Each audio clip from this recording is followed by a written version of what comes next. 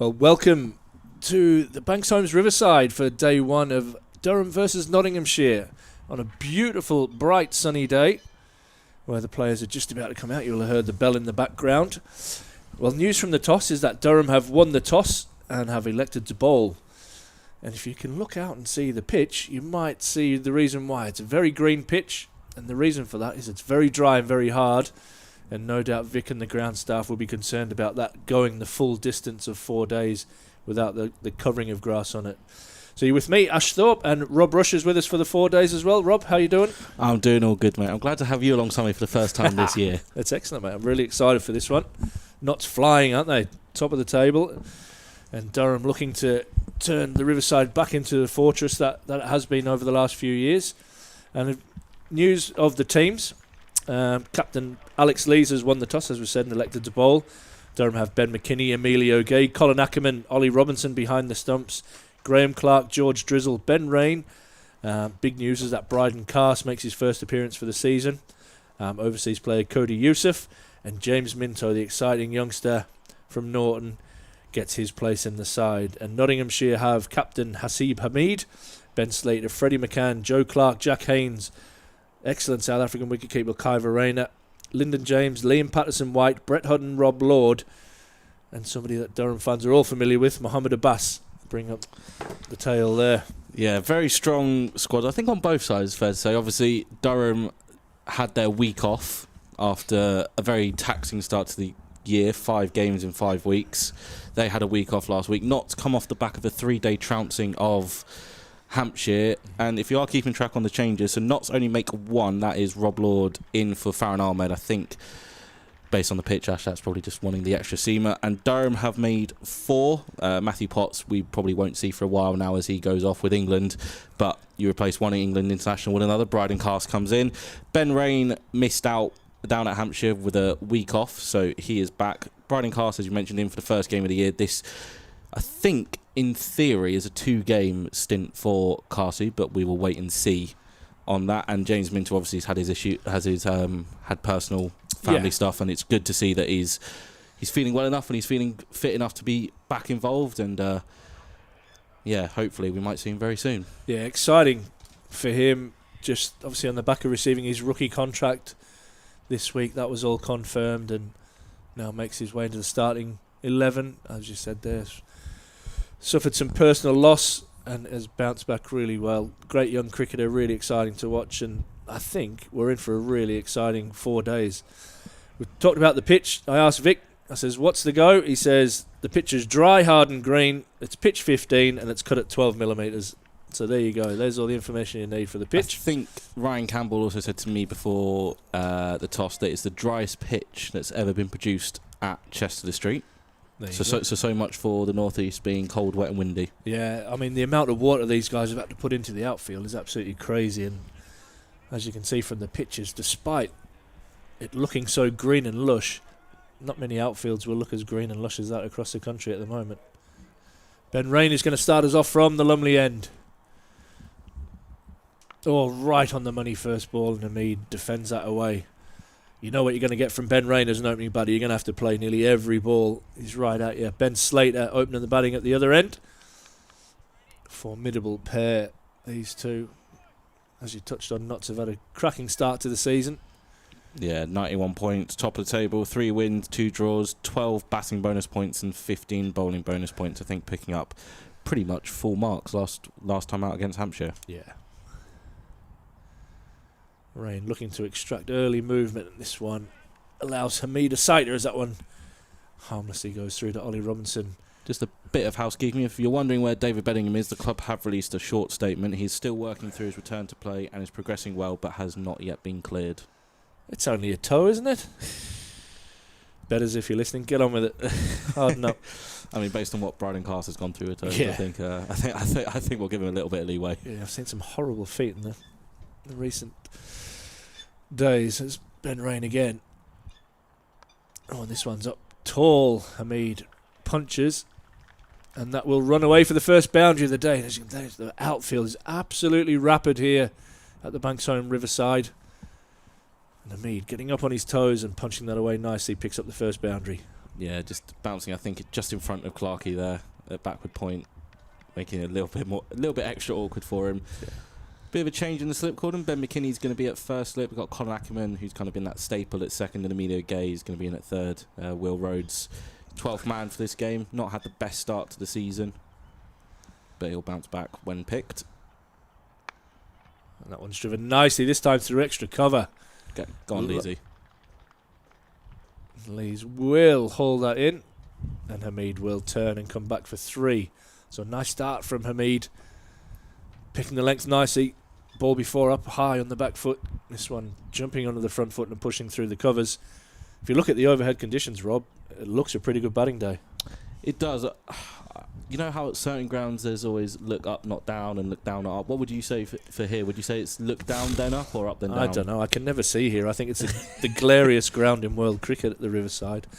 Like I said, it has been a great batting pitch, hasn't it? Pitch says bowl. Yeah. But overhead say bat. So maybe we'll see in time whether Haseeb Hamid isn't too fussed about losing the toss. I think it is a good toss to lose. It reminds me a bit of a New Zealand pitch where those pitches are really green kind of for the first day and then brown off. Rain around the wicket. It's a good leave that from Slater. First ball around the 5th stump line. It's one of those as a batter that you just breathe in and hope that doesn't jag back off the seam after you've already committed to the early leave. But yeah, glorious day. Blue skies. A little bit of haze. But I tell you what, I'll take this every day of the week. Rain on the money, and that one goes through third man. And that is racing away. And we'll go for 4. So an expensive first over from Ben Rain. That one goes for 11. Slater's off the mark with his first boundary. Hamid is on 7. And this is what can happen here on these pitches. A bit of extra grass on. The ball will slide onto the bat really nicely. So early wicket to the key when you win the toss. And you have a ball. And not to be very happy after over number 1. Will be indeed. It's going to be Cody Youssef to start from the Finkel end. Been a great late addition, really. I think recommendation of a certain Mr. Bedingham.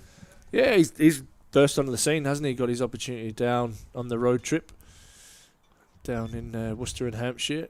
Seemed to hit the ground running there, especially in the second innings at Worcester. But we'll be looking forward to watching him bowl live for the first time. Absolutely, mate. I think just that little bit of extra zip as well. They has sort of perfect opening partnership combo. You've got the guile of Ben Rain, the tactical Nelson. You've got Cody Youssef, who's got that as well, but also got that extra pace. 3 slips.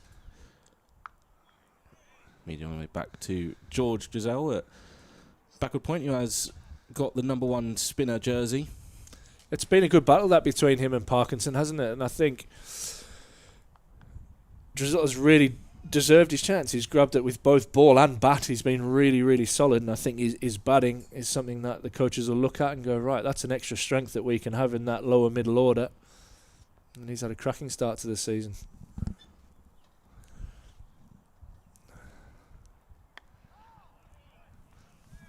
Watchful from Hamid.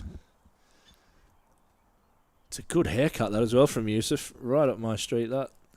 Maybe a bit too much on the top. But really sharp. Think he might have paid the barbers a visit yesterday. 100%.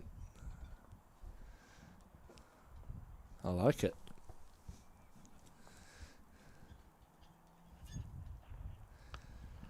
Flicked away, but straight to Graham Clark. He's at mid wicket. So George Gisell's at backward point. James Minto's now come to sort of an extra cover. Captain Alex Lees, I think he's going to station himself at mid-off pretty much every game.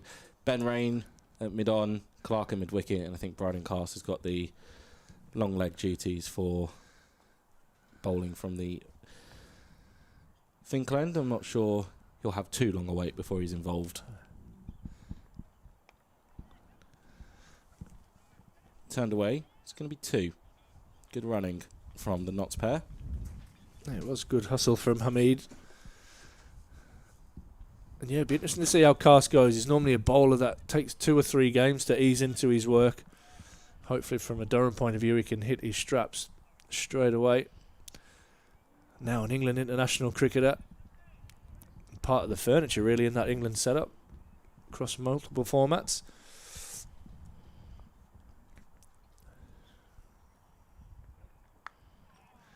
He's bowling lovely and straight, isn't he? Yusuf really attacking the stumps. Yeah, as you mentioned, him and Potts have just been named in the white ball squads for the T20s and ODIs against the West Indies. There is a chance that both of them could play here against the West Indies in the T20. Yeah, exciting, isn't it? There's nothing like playing at your own ground, especially for those two. Matthew Potts will have a lot of family around and friends, as will Bryden. Ooh. Caught in two minds there.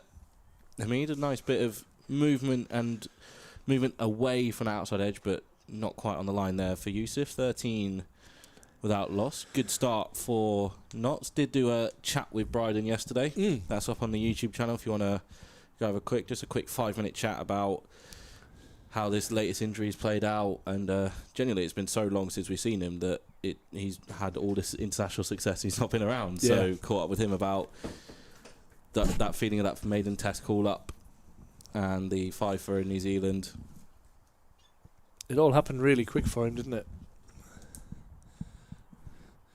Most important question of the day, Sam. I like it. Let's have a look.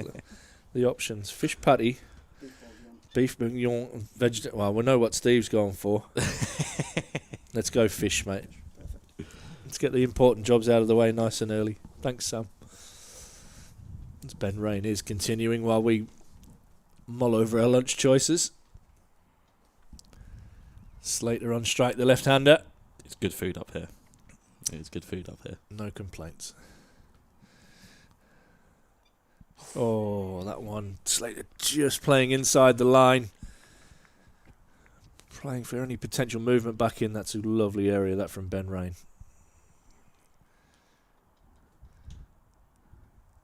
It's an interesting attack, isn't it, that Durham have as well. You've got young Minto. You've got the explosiveness of Cars, who's coming back from injury. And where everybody's just hoping and praying that he gets through this game with a lot of bowling under his belt. It's again excellent areas from Rain.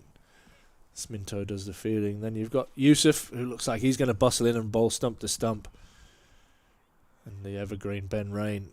Seems almost like if you could build like a perfect makeup of your attack, this is pretty close to it.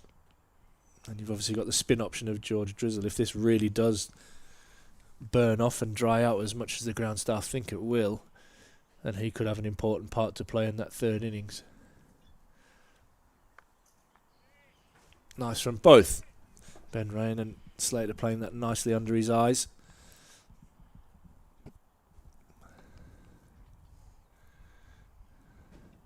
Three slips in place, as you can see on the screen there. The long one is McKinney, just to Robinson's right.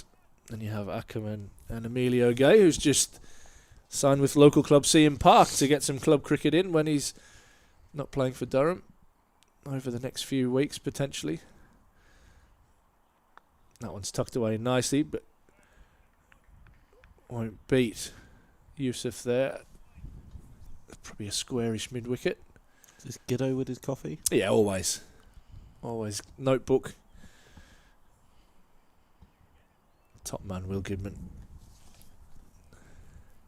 The king of the cap ceremonies now, by the look of it. I enjoyed the one he did for Brendan Doggett. Nah, mate, he's got good humour, hasn't he, Giddo, and understands what it's all about. Trying to keep Doggett on the pitch was the main objective, and that, again, didn't work, did it? And that ends the over from Ben Rain.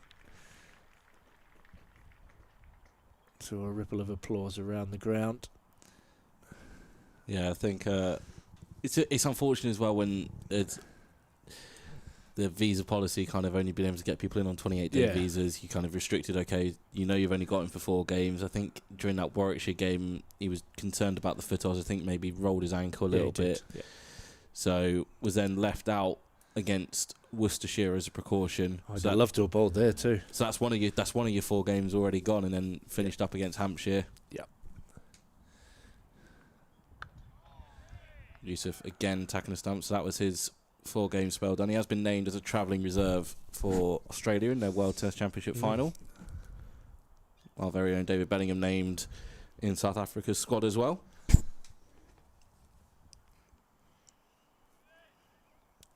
I think that kicks off right, and that starts around a month today. Yeah, middle of June, isn't it, ish? Been a few complications with the IPL and things. Loving this line of attack here from Yusuf, bowling really, really straight at the stumps. Just hoping that this ball does get some kind of lateral movement. This 12 millimetres of grass left on by Vic and the crew. It's a beautiful even covering of grass. Went out and had a quick look before I popped upstairs.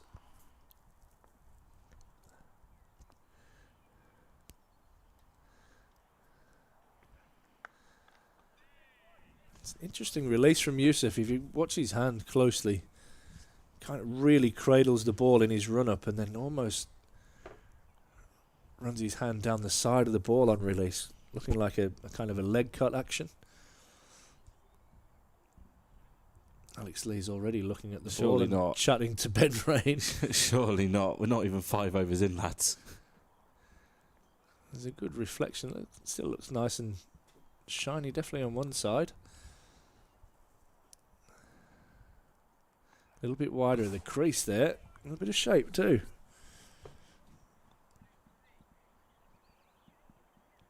What it was like for the slip corner when you have so many moving parts. That's kind of the way with Durham, having been so affected by injuries. But I think this is probably 4th or 5th slip combination that we got to see. The only constant has been Colin at second slip. Yeah, He's the only one. He's had everyone. Him and Ollie have had everyone else move around them. yeah, it is tough, especially. I mean, second slip is a key one. You can see they're actually pretty tight together there.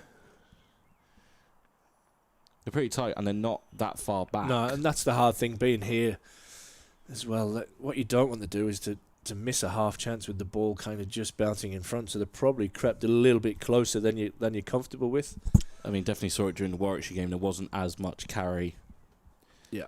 To the slips from edges, and you did have a couple that dropped. I think Emilio had a couple drop just short of him. Colin, I think, had one in front of him as well that kind of just went through his body and went for 4. Yeah, it's hard. Ben McKinney, very natural slipper.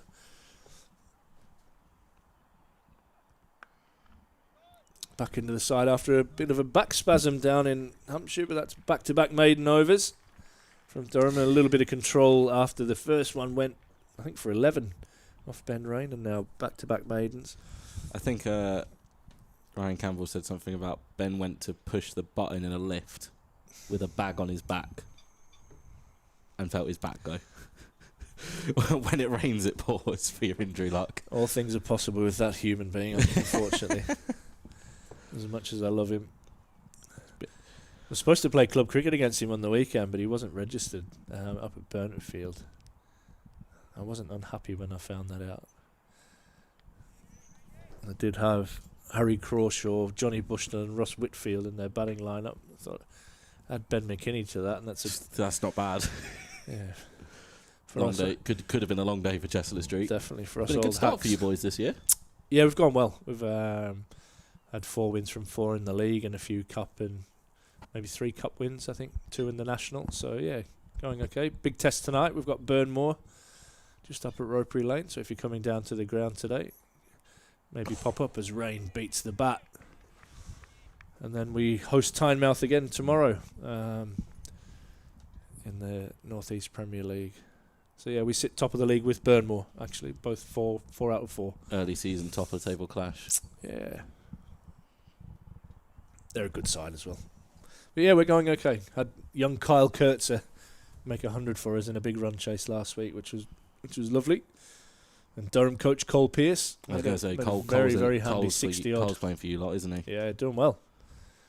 Oh, how has that got through? A little bit on the walk there that time, Slater. And that one really challenging the off stump. goes into the category of you're glad you don't nick it. Yeah. It's almost as if, that ball was too good. It's a beauty from Rain. Not far away from the off stump or the outside edge. And that will be the channel that he will threaten all day.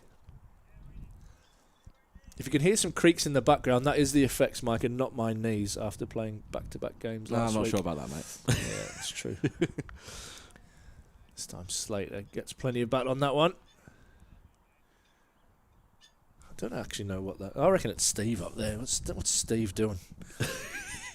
Getting his barbecue ready, probably. Of what, halloumi? Yeah, halloumi. Mate, I had some halloumi on the barbie the other night. It was absolutely outstanding.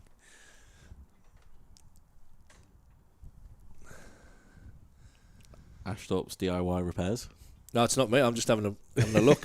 Nice little crowd in. I'm just having a look along to our right-hand side. That one's driven, but won't beat Cass that extra cover. Got the LNER stand away to our right from our commentary position. Bathed in sunshine. And the pitch is over towards our side, so if you're in the members' side, you're quite away. You are quite far from the action. But yeah, it's a beautiful day here.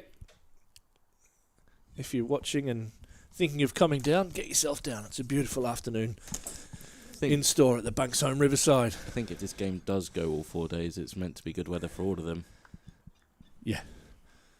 And that's 3 maidens in a row from the Durham opening pair. Just wrestling back a little bit of control after a good start from Notts. 13 without loss after 5. I think we are underway everywhere else in Division 1 and Division 2, but something has caught my attention, Ash. Oh, talk to me. So Somerset are currently batting against Sussex down at Taunton. Sussex won the toss and choosing to field. Somerset have had a bit of an issue with opening partnerships, so decided to go completely the other way. They have Josh Davey and Lewis Gregory opening the batting for them. Yeah. That's like the old pick them out of the hat. Josh Davey. Love it. It's like having your dessert before your meal. Yusuf continuing to...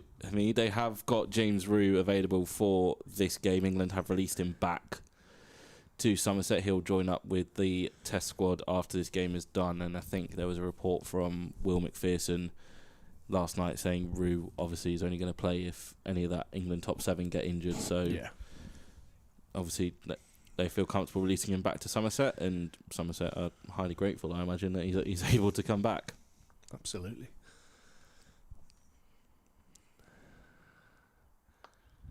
That is a gorgeous shot. Lovely on drive from Hamid.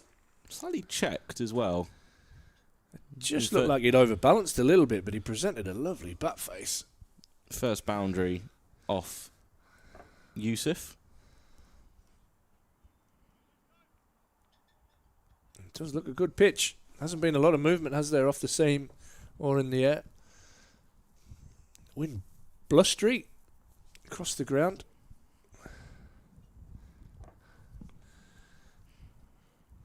From your right to left on the screen. Good leave. So yeah, I'm quite shocked by that Somerset opening pair. Are they just thinking that, okay, we're going to get out at some point, so we might as well... I don't know what the thinking is. It'd be awesome to get the thinking of the coach.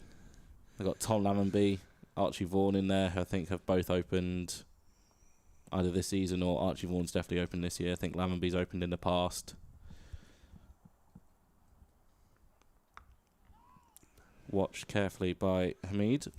So they are currently 12 without loss down at Taunton. It's working. Yorkshire have been put into bat by Surrey at the Oval. They're currently 15 without loss. Hampshire won the toss, chose to bat, but have lost an early wicket at Edgbaston. Warwickshire striking only. Hampshire currently 11 for 1. And Worcestershire v Essex. Essex obviously without Sam Cook. Essex won the toss, chose to field. Worcestershire currently 15 without loss, and Worcestershire do need a result very quickly. A positive result. Been a tough start for those boys this season. Div 2, Kent are 2 for 1 against Gloucestershire. Gloucestershire inserting Kent into the middle. Lancashire boosted by Jimmy Anderson returning. They are currently 7 without loss after being put in by Derbyshire. Middlesex 15-1 against Leicester. I think Ian Holland has picked up that early wicket for the Foxes, and Northamptonshire 23 without loss against Glamorgan.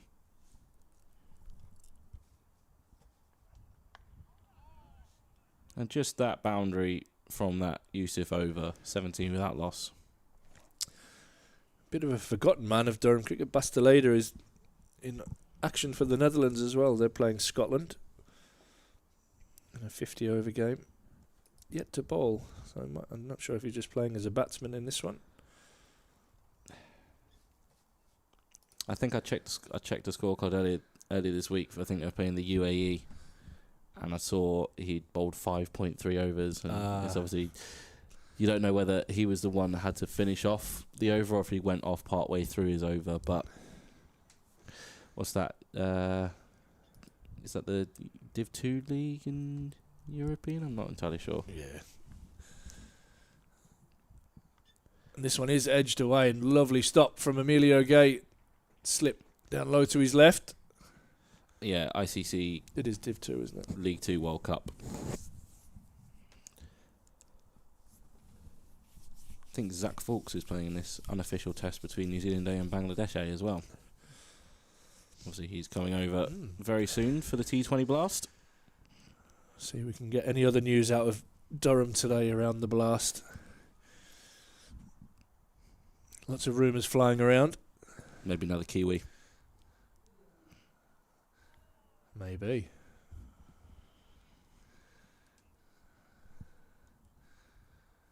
Watchful Slater, 4 not out.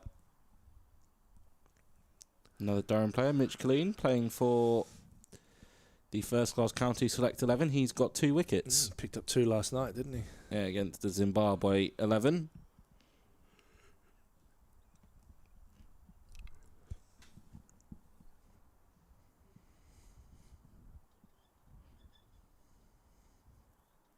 Oh, a little flirt and some interest from behind the stumps. But none from the keeper or the bowler. And more importantly, the umpires. Who have we got umpiring today? We've got Steve O'Shaughnessy and Peter Hartley, the men in the middle.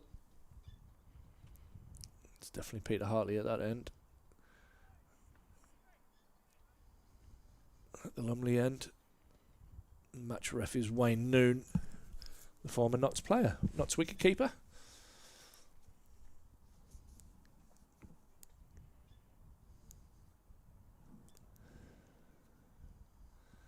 Oh, it's a good area from Rain again. Probably could have got a single there, but good fielding from Yusuf.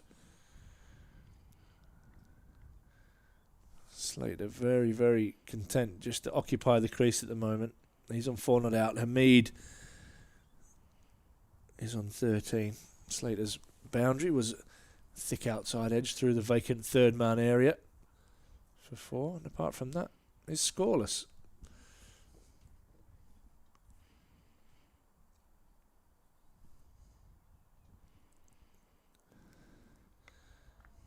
Rain right on the money again.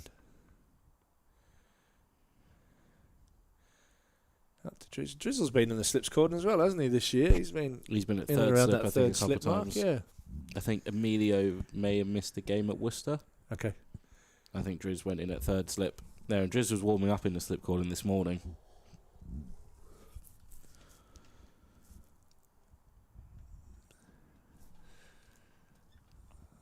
Last ball of Ben Rain's 4th over.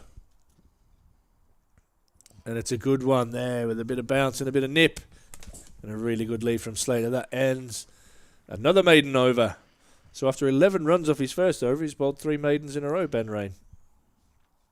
17 without loss, Notts after 7.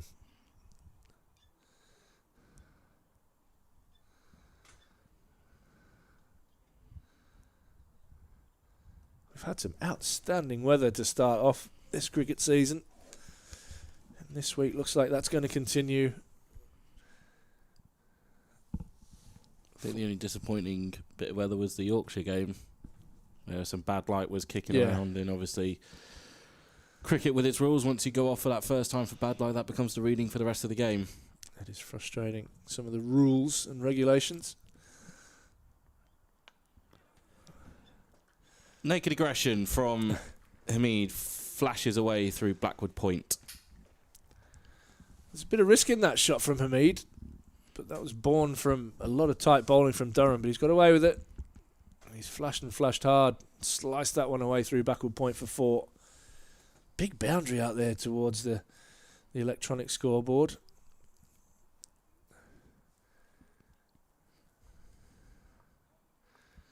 That reached it comfortably and quickly.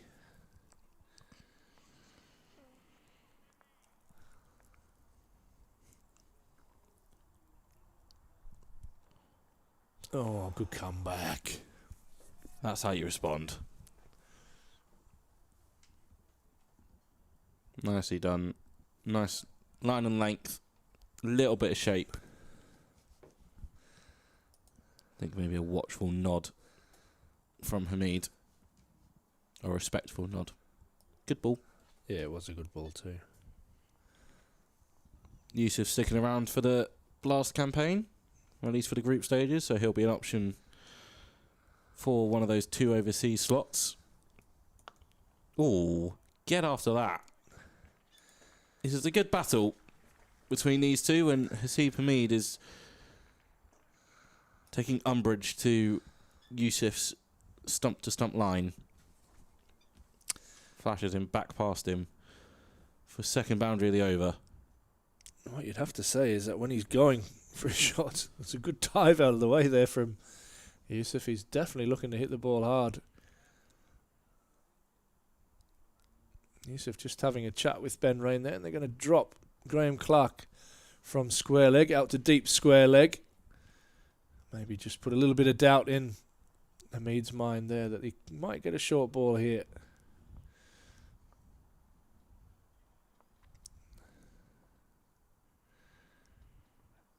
Whee! No ball. Just overstepped.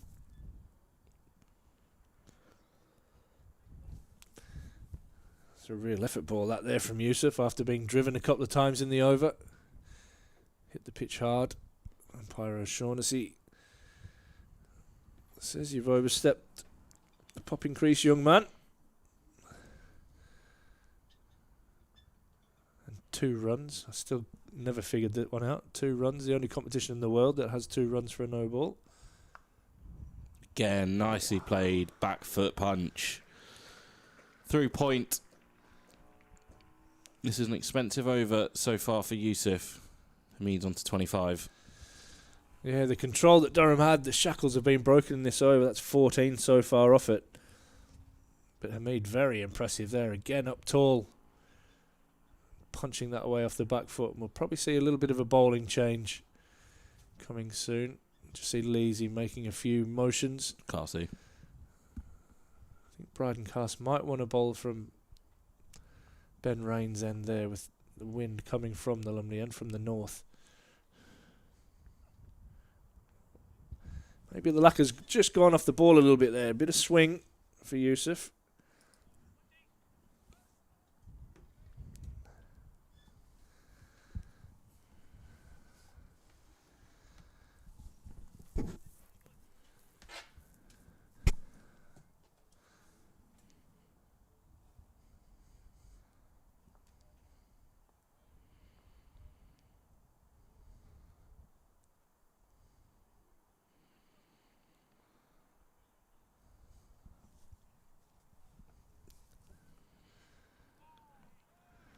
Good last ball, but a good over for Notts. 31 without loss. Yeah, Hamid looks really active at the crease, doesn't he? Looking to pounce on anything full or short. We are going to see Cass come into the attack. We might see a switch of ends for Ben Rain. Get him to bowl up into the breeze. But Bryden Cass will join us from the Lumley end. The England international had such a breakout winter with England. Looking forward to seeing him. It's his first bowl in competitive cricket for a while after a pretty horrendous foot injury. It just would not heal. An open wound that just every time it looked like he was ready to go, it just split back open. So it's obviously been prepping in the nets quite a lot, as is Ben Stokes. They work hard, the pair of them. And a deep square leg out immediately for Bryden Carse.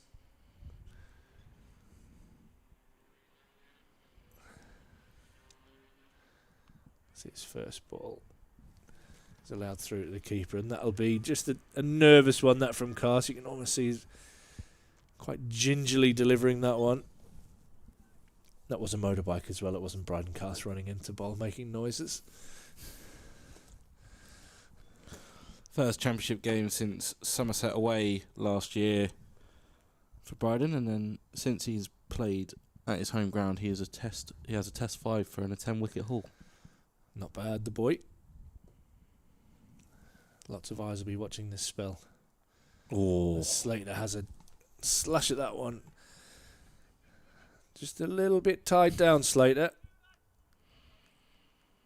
It's 4 from 23 for Slater. Someone just angles it across from Carse. Looks like he's going to come immediately around the wicket, which is interesting. Those first two balls angled across the left-hander quite nicely.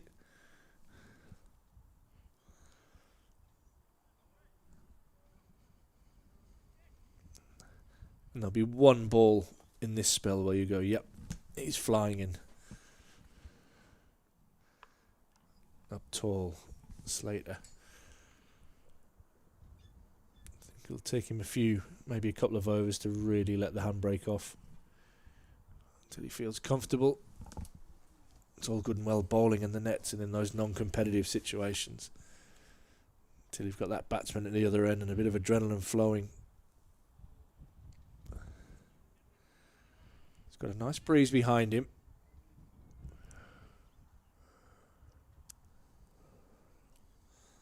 Number 99 on his back, and that's a really nice delivery from Carse and well played from Slater.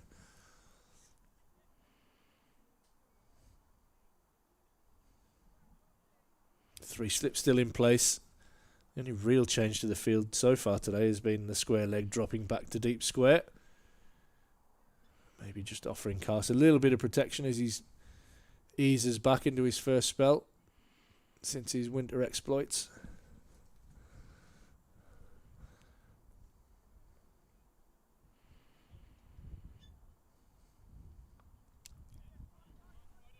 That gets Slater up and off the love handles down to fine leg. Nothing worse than that one. That just above the thigh pad under the armpit. As a left-hander, just gets very uncomfortable. But nicely negotiated from Slater and gets him off strike. Brings Hamid back on strike. Hamid on 25. Slater was under 5. And Notts 32 without loss. One ball remaining in the 9th over. So far, so good from Carse. Just starting to accelerate a little bit more in his run-up with each ball. That's a beautiful take from Ollie Robinson as that one flies. We're talking about under the armpit. It's really risen quickly. welcome back, Bryden. Yeah, that might be just the first one that he's kind of let the handbrake off. 32 without loss after 9. Carse ends his first over, just the one off it. Looks like Yusuf is going to continue. Yeah, maybe a couple more. He bowled 4 so far. Yeah, maybe a couple more for Cody. That gives Ben Rain a rest, and he can probably come back a little bit from this end. If you're looking at a bowler who's probably going to bowl some of the longer spells, it probably is Rainey. Yeah. Well, Minto will still be restricted with his age, so he'll only be allowed to bowl a certain amount of overs. Yeah, last thing you want is a stress fracture. He's a pretty strong little fella, Minty. What, 17 years old? Yeah, he is, 17 now. Does he make you feel older than you are? Mate, there's a lot of things make me feel older than what I am. Yusuf over the wicket to Slater. Not sure how much he's really bowled at Slater, if at all. Slater's been stuck down the Finkel end of the ground. Yeah, mate, there's a lot of things that make me feel old. I turned 50 the other week, and I think it's an average between my brain feeling 25 and my body being about 75.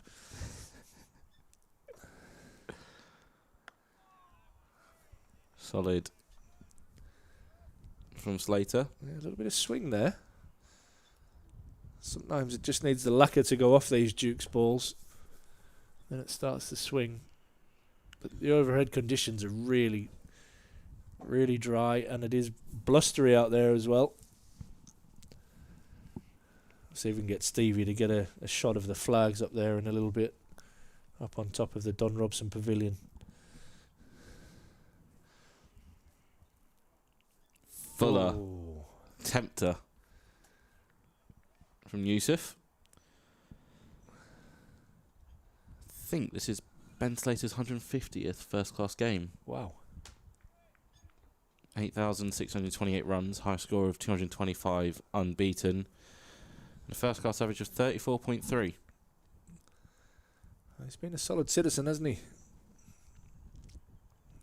Yeah, definitely falls under the... I almost feel like it's doing his disservice calling him a solid county pro. Yeah. But that's what he is, and that is a solid cover drive for 4. Wow, talk about your lead-ins. That was perfect, wasn't it? Gorgeous shot. The one before was a little bit wide.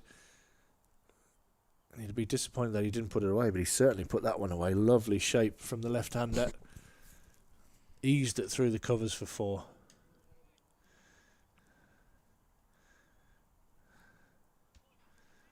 I mean, I am biased, but there is something about a left-hander's cover drive that is just different in cricket. Left-handers union stick together? Yeah, definitely. Seen a little bit of variable bounce today. Obviously, a couple from Carson that last over really rocketed up. That one there from Yusuf stays a bit lower. Umpire O'Shaughnessy just having a look at the front line again from Yusuf. Might pop out at lunchtime and just have a look at the foot marks and everything and just see how dry this pitch is.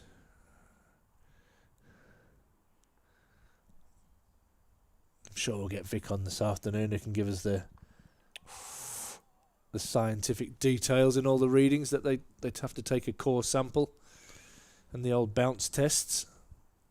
36 without loss. Oh, Stevie, what a guy. There you can see the Durham flag proudly blowing in the wind. It's actually died down there for a little bit. But you can see probably from the trees behind. I'm not lying, you know. It is pretty blustery out there. I can confirm. There we go. Thank you, flag. Stevie, top man. The best laid plans and all that, Yeah. Ash. That's probably what's making the racket out there, the flag poles. It's going to be cast to continue from the Lumley end. Notts 36 without loss after 10 overs.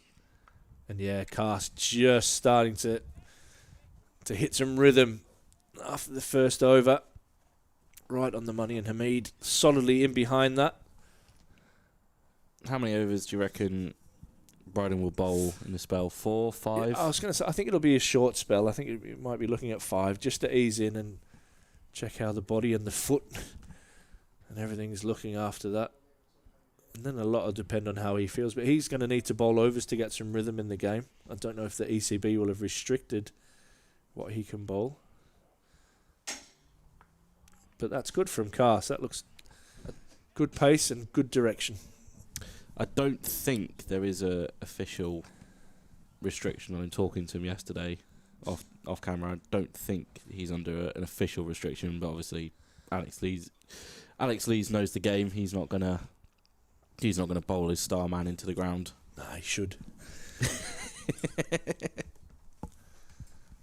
I'm excited. There's nothing like watching genuine fast bowling, and There's no substitute for it. everybody gets that adrenaline rush. There's no substitute for it. Like I said, there's a little bit of, again, slightly biased good take from Ollie Robb. What is McKinney doing there? He's an idiot. Have you seen the video of him at Worcestershire where there's a ball? So I think it was Jake Ball. He bowls the batter, and then Robbo dives across to take the ball, and then Ben's just flailing around everywhere and ends up on his backside. I definitely didn't teach him that.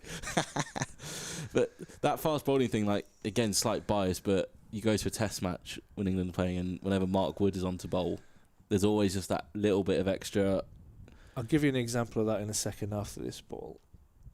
That's nice from Cars. There's always just that extra like ooh and ah and Barmy Army get going. 100%. So I went down to watch a couple of days of the West Indies test, and everything was West Indies were looking decent. Good pitch at Trent Bridge. Mark Wood comes on, and the first time that the big screen puts on the speed, I'm sure they put a bit of mayo on it as well and up it by a few miles an hour. But it was like 150, and the crowd all of a sudden's gone, oh. And then the whole crowd's engaged on it, watching every ball as he's flying in and tripping over, and he's followed through. And nice from Cars. I feel like it's almost like a rite of passage that he's passed that down almost. Potsy's done it a few times. Carsey's done it a few times over the past few years. I feel like it's just kind of it just passes down by osmosis almost.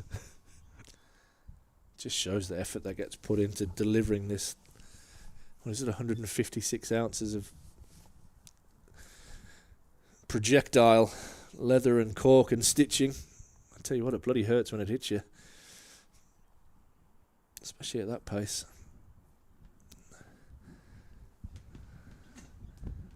Last ball of Cars's second over. Good breeze behind his back. Number 99 on his back as he bounds in. Nice from Cars. Good hands as well from Robinson. There. It is probably a little bit after it. It's Once it's gone past the stumps, maiden for Cars. You can just tell, like you say, just that zip. You can almost feel it up here in the commentary box. I mean, we're kind of sat almost directly behind the bowler's arm from the Finkel end, but you can see that there, just how it just late skids tail on. I had one yesterday.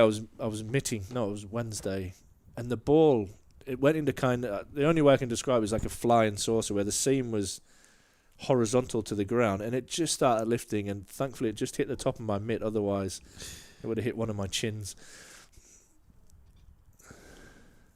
Yusuf's going to continue here. I would imagine maybe last one. Him, long opening spell, 6 overs. I mean, he's more than happy to do it. Soft hands from Slater. He's going to move into double figures with a pair of runs.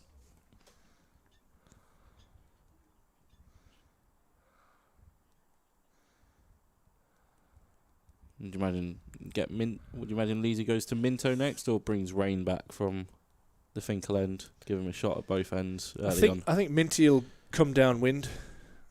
So what, follow Cars? Yeah, and I think that Ben Rain will follow Yusuf, and that short, it's uncontrolled in the air, and it's not going to carry. Maybe not picked up very well out in the deep by Drizzle, but probably a little half chance for Durham. First real short ball we've seen from Cody.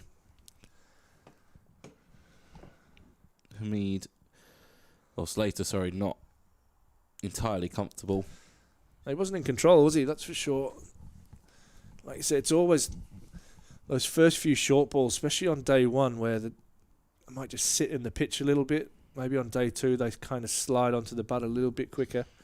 That's what you're saying. No hook shots before lunch, or something along those lines. I'm compulsive, so. Well, I was.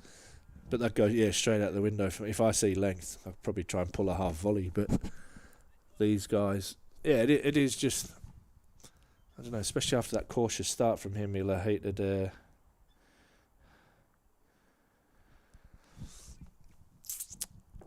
After a cautious start, just throw that away with one short ball. Well directed, though, from Yusuf.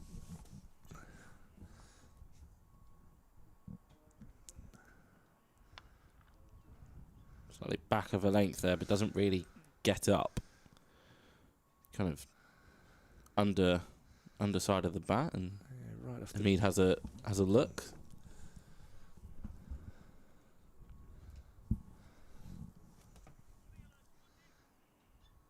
Good start from the visitors here, showing why they are currently leading the way in Division 1.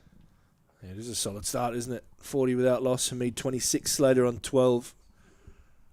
Day one here. Durham v Nottinghamshire. Live from the Banks Homes Riverside. This spell under the watchful eye of Graham Onions, who would be standing in a long-on position. He's trying to walk a wicket, isn't he? He's probably just made everybody else annoyed in the change room and having a wander. Grumpy Graham. He's not really. Honestly, he's just one of those people that always looks grumpy, but he's actually a pretty good fella. It's always like he's always in thought. Yeah, pensive. Yeah.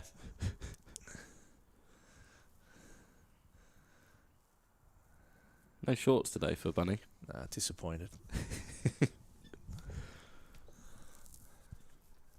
Disappointed Vic's not in his deck chair. The boys were out early. I don't know if they've disappeared for lunch early. That's a shot. Lovely off the back foot from Slater. He looks like he's a bit more settled at the crease, and that ends the 12th over. Not 44 without loss.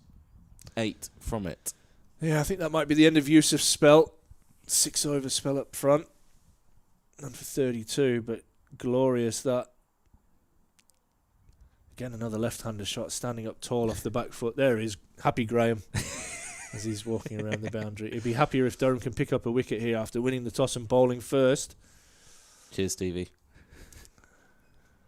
Have we got a new cameraman up there? Because he's like following orders and instructions and stuff. Watch Ross this afternoon, not listen to anything we say whatsoever. Ross is looking forward to getting up there in the sunshine for a change. It's normally -3 up there. What have we got here? Leg slip? Yeah, I'm not against this. I think I've seen Hamid get out like this maybe last year here. Carter's really going to angle the ball in at Hamid. Just there. And give Ollie Robinson some fun behind the stumps. That's his cap. Keep you interested, Ollie. Surely he's had to take a few steps back for Bryden compared to everyone else. Oh, I would have thought so. Yeah, he's probably that strike bowler, that quicker bowler. One in the slips that you're quite happy. It's not a great catching ground as a slipper here. Always catching balls around knee height.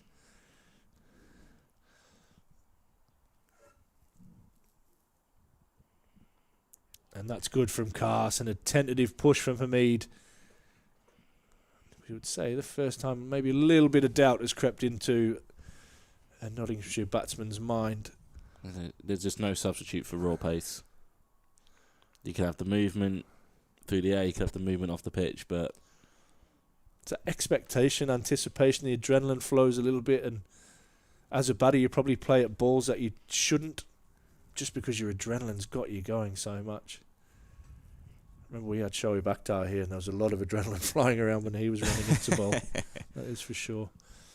Steve Harmison and the likes. It's tucked away and flies away. That's what Durham were looking for, but geez, that went quickly off the bat. If Driz had taken that, we're talking one of the best catches I think I've seen it live at a cricket ground. That would have been ridiculous. He's flinging himself away to his right hand side. As you say, that ball's got to be north of 90 mile an hour from Cars. That would have been ridiculous fielding from Driz if he managed to hold on to that.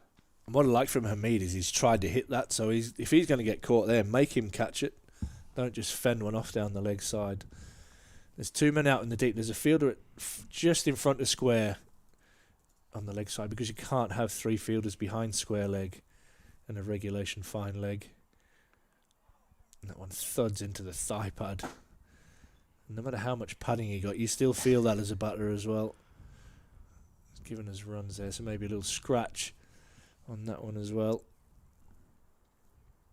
And the best place to face fast bowling is from the non-striker's end. Get down there as quick as you can, sit on your bat handle, and go, you have a go at that Ben Slater. An average of 37 for Hamid in first-class cricket.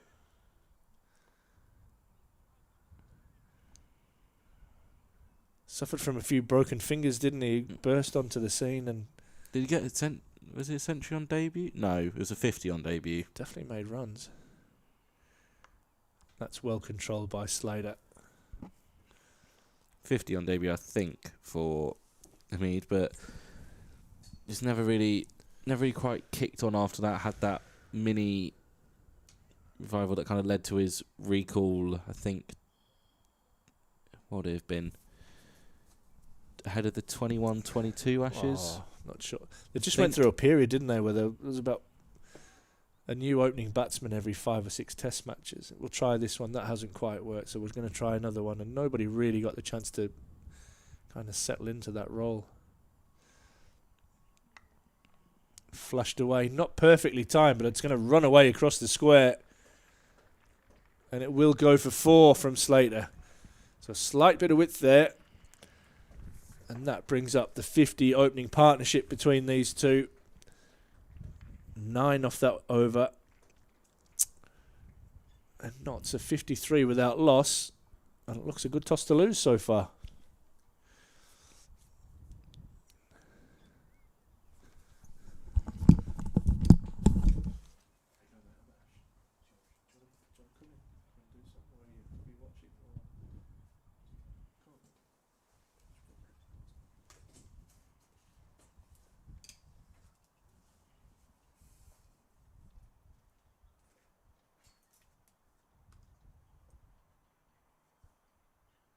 Going to be at least one more for Cody Youssef. I'm surprised at that, Rob. Yeah, a little bit. I think maybe it's very unusual you see opening stints being more than 6 overs. This will be his 7th for him. He's not going to shirk the workload, but just wondering what Alex Lees is thinking.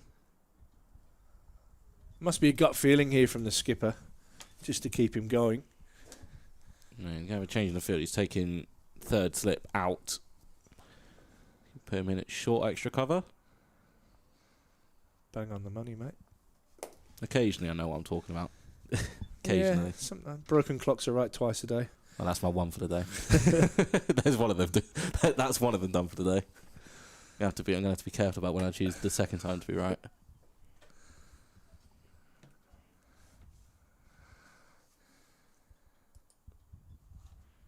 Right, we've got George in from Durham Uni, mate. Welcome. Yeah, thank you very much for having me. It's been a steady start. Good toss to lose, with your words. Yeah. Durham having won the toss, yet to take a wicket, 53 for no loss. Durham have bowled some challenging areas, but the Notts batters, mainly Hamid, and now probably just a little bit of late Slater, have shown some good intent when they've got opportunities to score. They've cashed in. Need my binoculars to see who's that doing 12-man duties. Is it Rhodes or... It's a proper gangster walk. See, that makes me think it's Coughlin. I feel like that's Coggers. Just seeing how long he is. He does look long as well. Maybe Connors? Could be. Ooh. Oh, you're kidding me. That's exactly what happens. Soft hands. Soft hands. Drops it just in front of Colin Ackerman at 2nd slip. No chance of a catch, but had Emilio Gay been there, doesn't run for 4. It's frustrating, isn't it? I quite like the field that they've set there and the length that... It almost feels like they're just trying to get Hamid to miss time one and try and chip one up to where Emilio's gone into at short extra cover. They have packed the offside. You've got Driz at backward point. Minto's at your traditional cover. So maybe just trying to get one to sit up and offer a catching opportunity. That one just dabs down into the leg side, but still got the 2 men back on the leg side. Just putting that seed of doubt. There could be a short ball. Obviously had that half chance a few overs ago from Cody Youssef. Ben Slater not quite getting hold of the short ball, but dropping just in front of deep backward square. Going to come around the wicket here? He is indeed. I said I was going to be careful about when I was going to be the right for the second time, and I'm done now for the rest of the day. That's it. Put your pen down. Put your mic down. Oh, I love that. Oh, he's been done by the bounce there. Straight out the footmarks. That was racing away towards the point boundary, but it's just clipped the wicket end of a previous pitch. Sat up nicely for Graham Clark to just drop on it.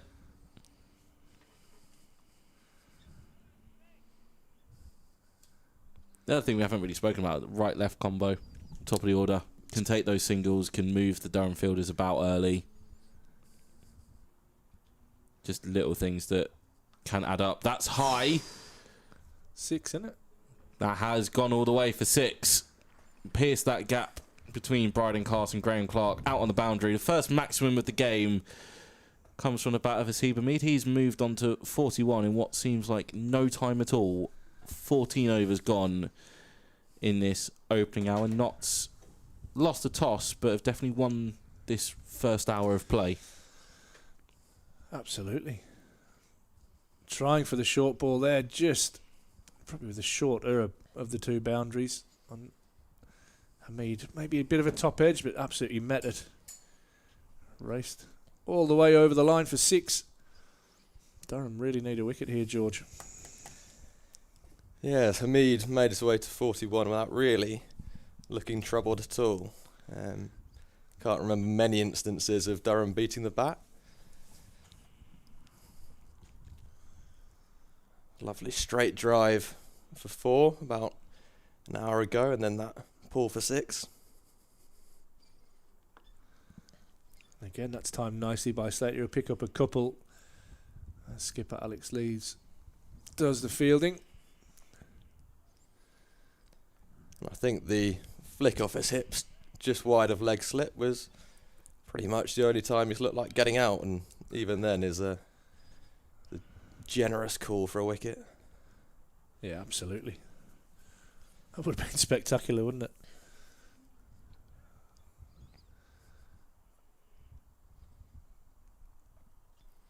Tough work for the bowlers and the home side so far. Oh, Slater, probably with his weight a little bit back there, guides that one through third man. Maybe defeated a little bit on length, but still cashed in and got another boundary using the pace of Cars. Comfortably reaching the Toblerones down at the once again vacant third man area. And I suppose that is the other side of the coin with the extra bit of pace. Yeah. Doesn't always require the most textbook shot or the best connection. Just fly away to the boundary.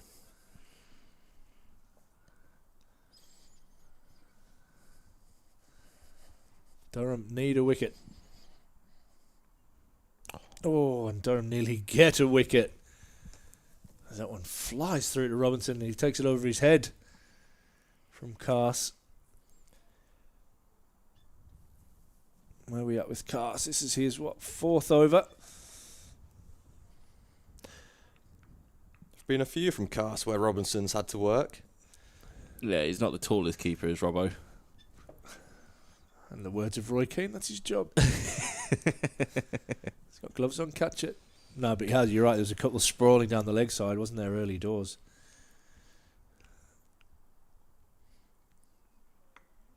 It's good areas from Cars. I think the positive signs for Durham there are that the ball's really flying through. Yeah. Just need to create that energy now, don't they, in the field, Durham? That's been Notts' hour. Absolutely. 71 without loss. Durham, even with the quick sun, have got through 15 overs in the first hour, which was pretty good going.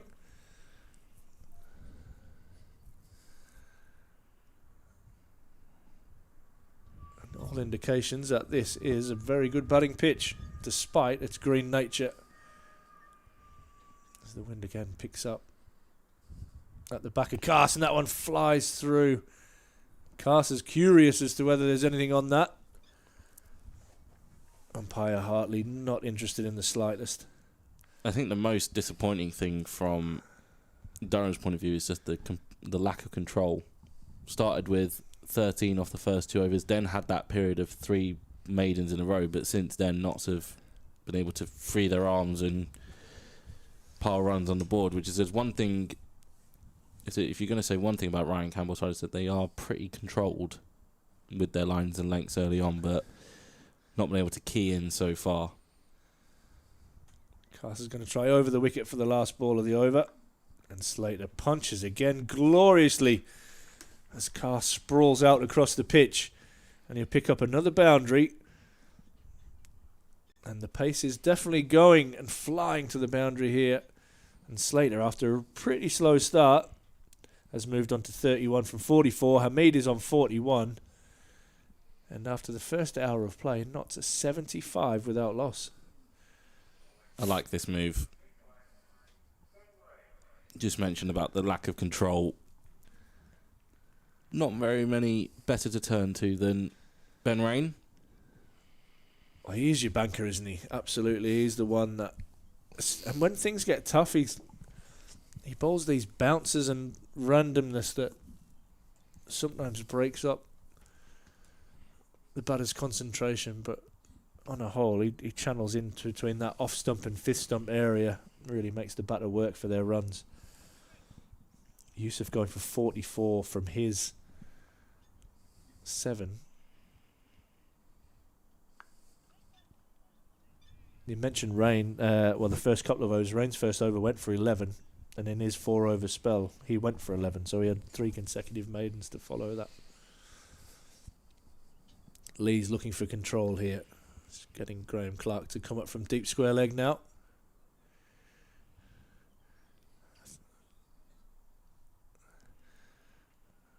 I don't think it'll be long before we see James Minto into the attack. He might replace Cast from the Lumley end.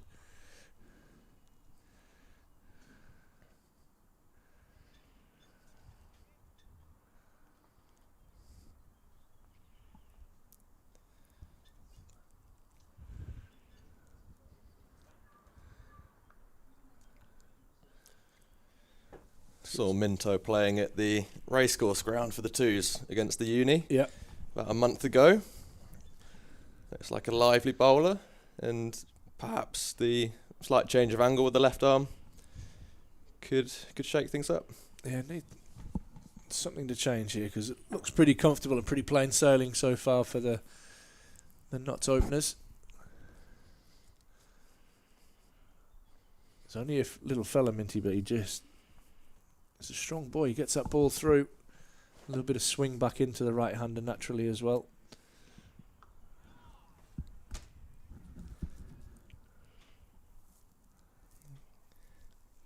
Going well, these two. Slater struggled a bit at the beginning. It was 5 off 20 odd, whilst Hamid at the other end was going almost at a runner ball. But he's on his way to catch up here, 31 off 44. Hamid 41 from 50.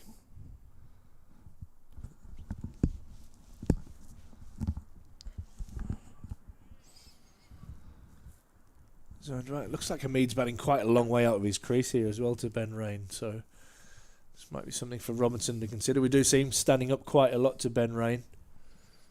You see it a lot in the blast in particular, Robbo, Yeah. I think almost exclusively, maybe bar the opening couple of balls of Rain's spell. When he's opening the bowling in the blast, he almost immediately has the helmet out. For maybe tad too early. The ball still relatively new, getting into a 16th over.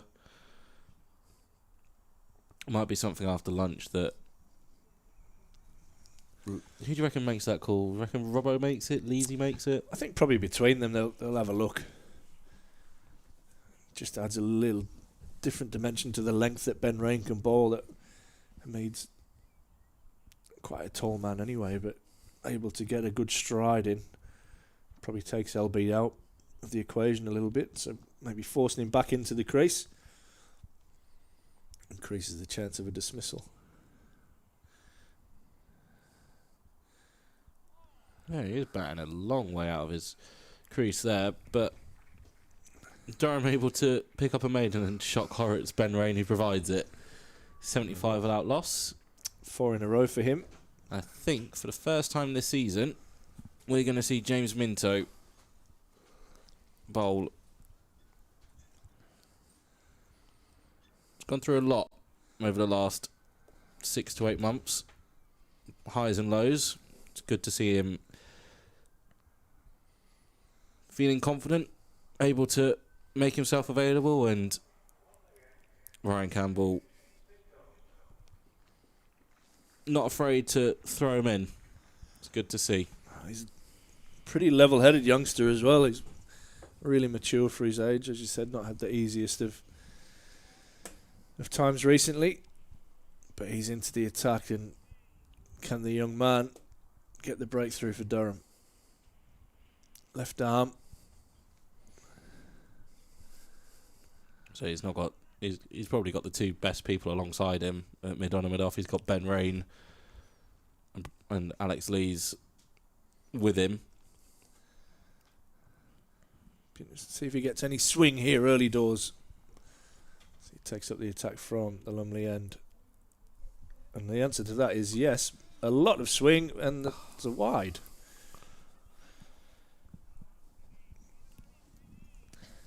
Too much swing, perhaps. Don't mind saying that. It did start wide, didn't it? And went further. Durham looking for consistency, turned to Ben Rain, who delivered a maiden, and they'd love for Minto to back that up. Not an ideal start, but there's a bit of shape there from the young fella. I think the umpire's just going to warn him about, just watching his follow through there on the monitor.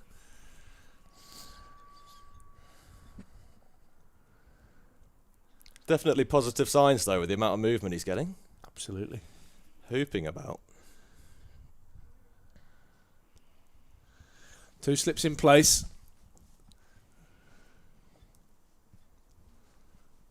Oh, none of them can do anything about that one.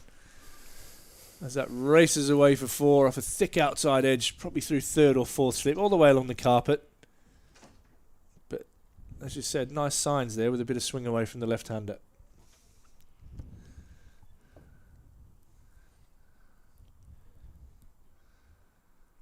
Alex Lee is having a chinwag with the umpire. Discussing the follow-through, do you think? You might be right. You might be right. Umpire definitely had a word with Minto the ball before.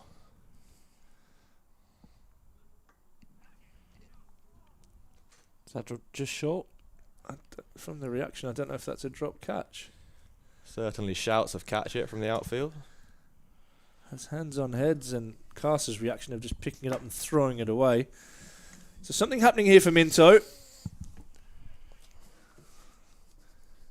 The first time we've seen any real movement all day, especially through the air. He might have just created Durham's first chance there. That it's gone to Carter at backward point. And is he going to create another chance here, or is that going to drop in no man's land? And it does drop in no man's land. Just things happening here for Minto. A little bit of X factor. The left armour. The youngster, just 17. Recently signing a rookie contract here at Durham for a couple of years. And you're right, the umpires and Lees are well and truly in discussion. The two Yorkshiremen, Peter Hartley and Alex Lees.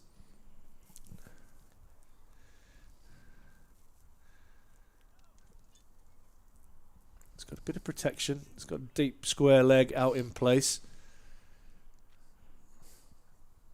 And a deep man out on the offside as well, a sweeper.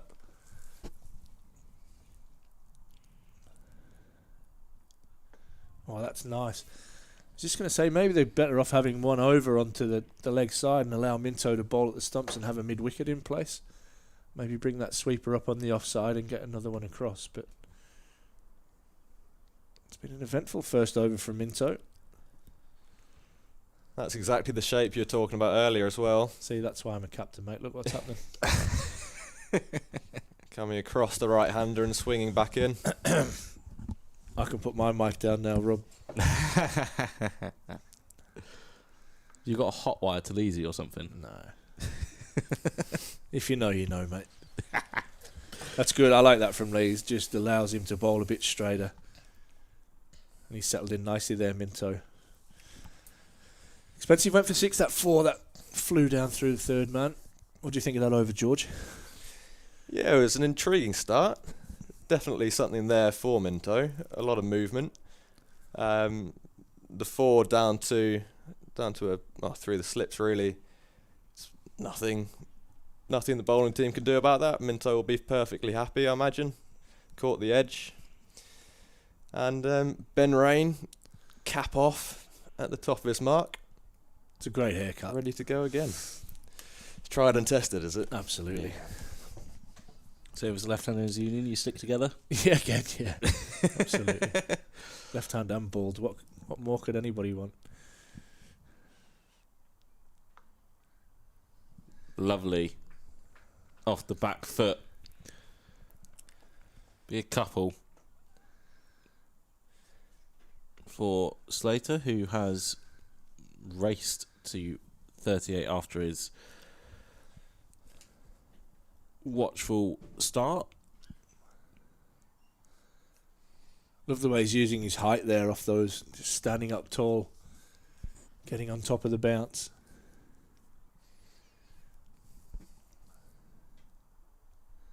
Oh, Shout for LBW. I heard an edge. I think 2 noises as well. So what happens if we're both right again, Ash? Do we have to... Is the commentary just done for the day? Yeah, that's it. George, you're in. That's a great area, that from Ben Rain. Just a little bit on the walk, Slater, but saved, I think, by a little inside edge. Mixing up the length as well. First ball slightly back of a length. Slater stood up tall, punched it through the offside. That time stuck in the crease slightly for the fuller ball. And that one pitched up again. Left alone by Slater to go through to Ollie Robinson. Slater again a little bit out of his crease with his trigger just taking him back, probably onto the popping crease.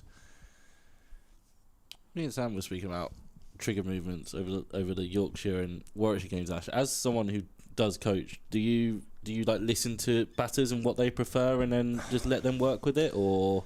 I think it is a preference for a batter. That's not Ben Rain's preference. No, that's lovely. That again from Slater. He moves into the 40s. He's overtaken Hamid, and Durham under a bit of pressure right now, not cruising. It's probably not where he intended that ball to go, but because he was in a good position, that thick outside edge took it behind point. I think as a coach, as long as it's still on release and able to move, I think it is the most important thing. You don't want your trigger getting either your head outside the line or your feet. Oh, no feet there at all from Slater. Literally playing from the crease. So you wouldn't recommend a forward alarm sort of back to the bowler? It's bizarre. You look at all the batters over the years.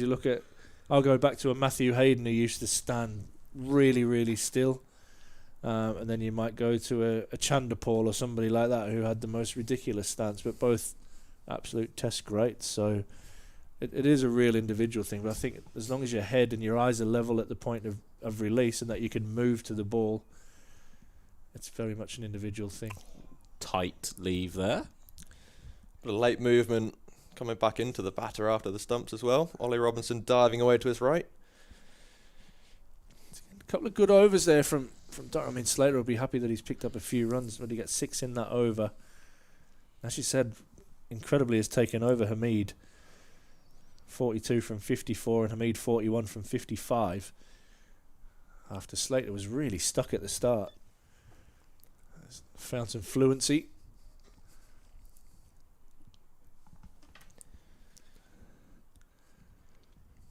Minto to start his second over. Bit of a warm-up in the first. Wide on his very first delivery of the day. And then 4 off the edge. And here he comes for his first ball of his second over. It's short. Wow. That's raced.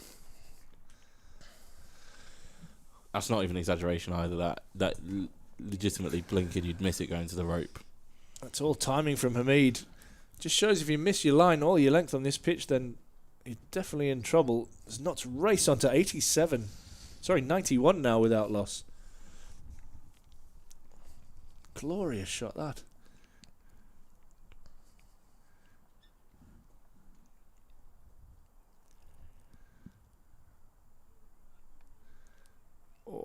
right on the bottom of the thigh pad, and that will be fleshy, that, I reckon. Just looking at Hamid's reaction as he's just standing there. Yeah, no doubt that hurts.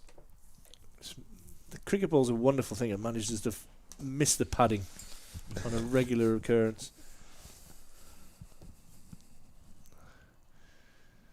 Durham desperate for a breakthrough here. It's not absolutely flying.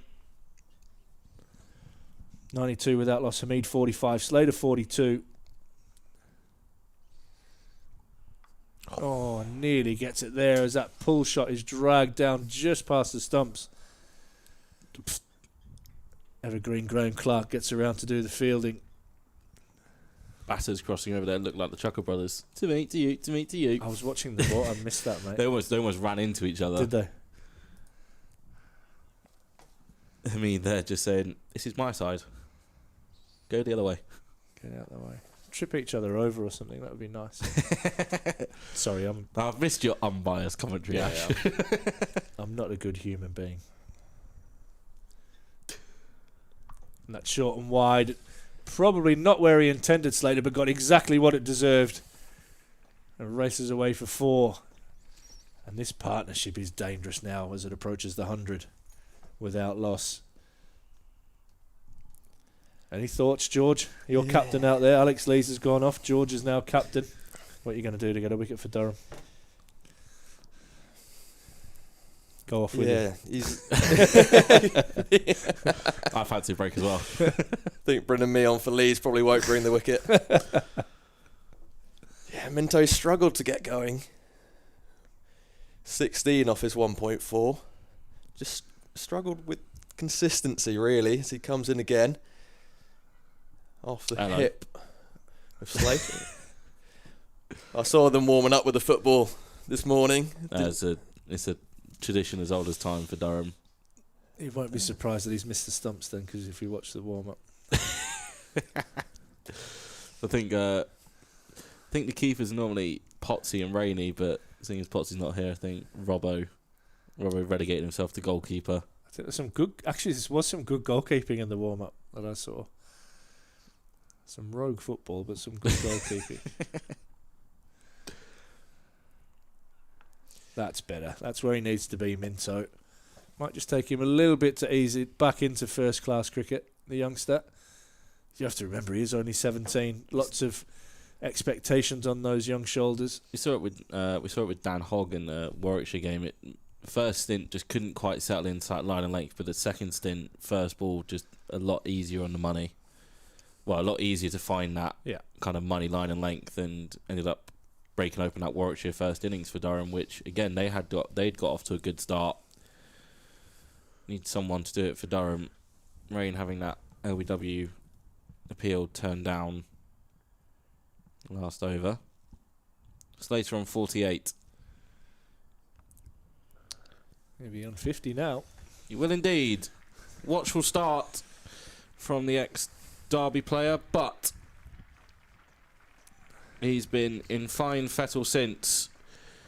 Also brings up the 100 partnership for Notts. Just tuning in, you'd have thought they'd have won the toss and so bat. They haven't. They were put in by Durham, and right now they're making light work of this attack. 103 without loss off 19 overs and 1 ball. Slater 52 from 58, strike rate of just under 90. He looks so chilled out there as well, doesn't he? So relaxed and in control.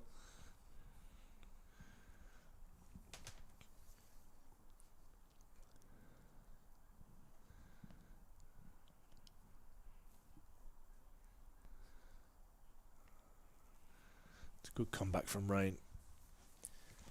He's just his body language. He looks like he's there for a long time. Slater at the striker's end, just leaning on his bat. Looks as comfortable as anything at the minute. Surprised this morning to see Ben Rain warming up for the football. He was in goal and had a couple volleyed at him. That's a good line of length there from Ben Rain. 2 dots following the boundary. Yeah, it was a standard goalkeeper warm-up. He was just in between the sticks with the gloves on, having some volleyed into his chest, warming up for the warm-up. Very, very serious business, that. He's now fully warmed up. 6.3 balls into his second spell now. Knots, 103 for no loss.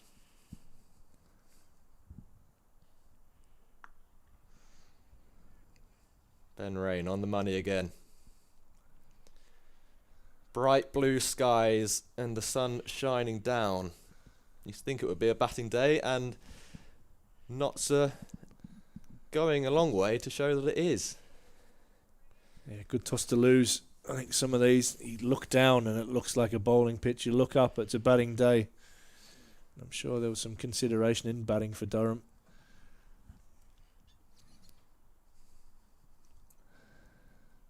Oh, good areas from Ben Rain. Just every now and then Slater a little bit on the walk. Almost looks so relaxed out there that he could just get through anything at the moment.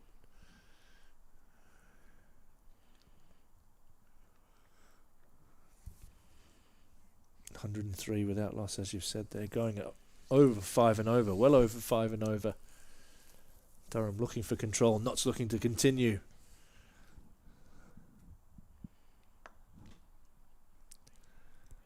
So you need a good bit of fielding there from Minto, preventing any runs from Slater. A lovely clip that ends another over. Just the 4 off that one from Ben Rain. He has none for 21 from 7. 103 without loss after 20. Hamid 45, Slater 52. There's still 76 overs remaining in the day's play here at the Banks Homes Riverside. As you said, George, a beautiful blue sky day here. Blustery. Breeze coming in from the north, so that's still that little bit of chill in the air. But on a whole, it's been beautiful weather up here in the northeast. Probably for the best part of a couple of months. Don't say that. Why? That's going to rain now. Nah, I don't believe in that rubbish. I've seen the forecast. To just illustrate how dominant this opening partnership has been for Knots, it's the first opposing 100-run opening partnership against Durham in first-class cricket since Sussex in September 2023. There you go. Good stat. Thank you at Durham Stats for that one. Minto starting his third over on a good line in length, finding fourth stump, pushing it away from the right-hander and moving it ever so slightly back in. As you can see the flag over to our left, still waving as it has been all morning. The wind on the back of Minto as he turns at the top of his mark. Begins his run in, 2 slips waiting. And it is a flash from Hamid. Genuine play and miss. I see now mimes what he should have done, cutting it away through the offside. Definitely a batting day. Somerset 56 for 1. Your ploy is working. Josh Davies still at the crease, 16 from 56. Lewis Gregory is out for 15. And Lamberby has come in. Is 15 not out for Somerset. Another play and miss from Hamid, this time going to the leg side, trying to pull it. Maybe didn't quite get up as much as he anticipated. And again, practices the shot. Yorkshire 58 for 1 at the Oval. Hampshire 53 for 1 at Edgbaston. Worcestershire 49 for 2 at New Road against Essex. Into Division 2. Northampton 74 for 1. Kent probably having the worst of it so far with about a 59 for 3 at Bristol against Gloucestershire.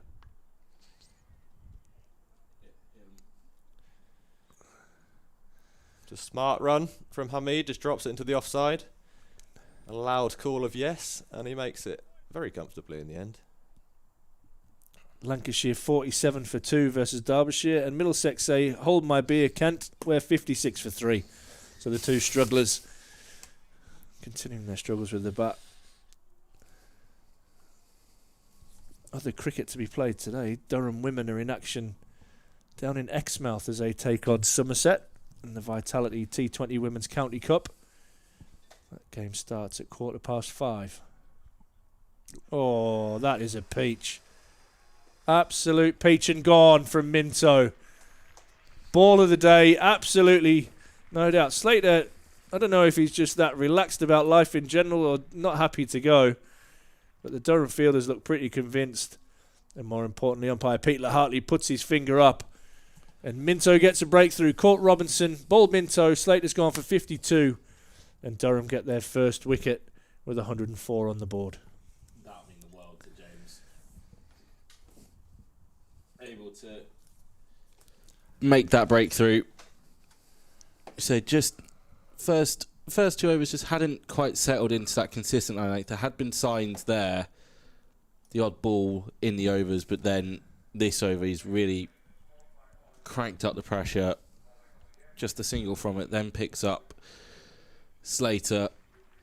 Peter Hartley wasn't totally convinced straight away, but eventually agreed with the fielders. Slater walks back for 52, and Freddie McCann walks out at number 3 for the visitors. Yeah, just had a look at the replay there on the stream and couldn't really tell if that was edge or maybe flicked the back pocket on the way through, but Durham fielders were convinced, and like I said, the only important man to convince was Peter Hartley, and he raised his finger, much to the disappointment of Ben Slater, who has to go for 52. Took a while. There was less of an appeal from Minto, more of a formality, really. It's a celeb appeal, isn't it? Again, it's just travelled through us. You can tell Potts played with Stuart Broad towards the end of Stuart Broad's career, because Potts celeb appeals for everything, and I think now there's just going to be a constant trend. We're just going to see it passed all the way down. Did Broad not accept fines by doing the celeb appeal? That wouldn't surprise me. I've read that he got fined every time he did it. By his dad, I believe. Chris Broad is the match referee. I mean, Ben Rain is fine master here, so I don't know how strong that his and Potsy's relationship is for that celeb appeals. But Freddie McCann is going to have James Minto in this side. It's got George Giselle just coming in at gully, just off screen. We were saying how Slater looked comfortable out in the middle, but he was dotted up by Ray in the previous over, and then a couple of dots from Minto, and then the single from Hamid, and it was the next ball that Slater went, so he probably went 4 or 5 balls without scoring. Pressure building with every dot ball, perhaps. Yeah, not still sitting pretty comfortable, though. Run rate at 5. Hamid's there on 46. Oh, you'd take this start every day of the week. After being put in, absolutely. This is where Durham now need to go bang bang and pick up a couple. Hamid still there on 46. The other opening partner, Freddie McCann, yet to get off the mark.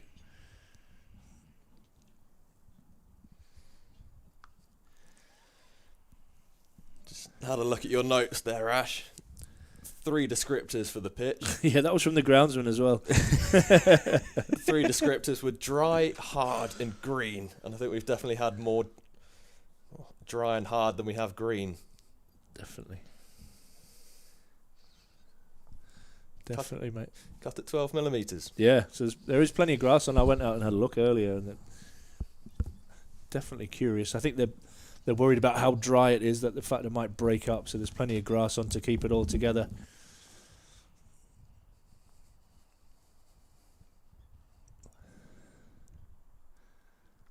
This is good. This is where Durham can just put a bit of pressure back on, as you said, George, back onto the Notts side. As Freddie McCann's just getting his bat to go through the gauge. So they'll get tested now. Yeah, this is the opportunity for Durham. New bat at the crease. Just build a bit of pressure. Make Notts work for the runs, which at times they haven't had to do, but this is a lovely little passage for Durham.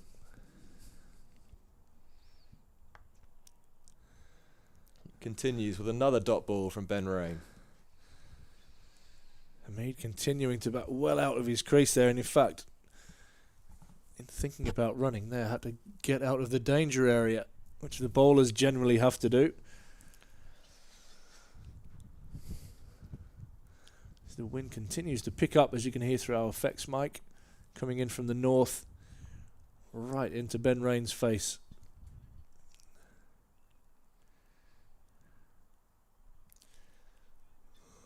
Pushing a man out deep into the leg side to a deep square. And a fine leg in as well. And it is short. Right off the cue end. He does make something happen with his short balls, Ben Rain. They look so innocuous. Well, we've had the 1-6 from Hamid from this end, but apart from that, we've had 2 top edges / miss hits, and then that cue end as well. Yeah, bang on. And last time it was the short ball followed by the fuller one, which caused Slater some trouble. What's Rain going to do here? Is it going to be short again?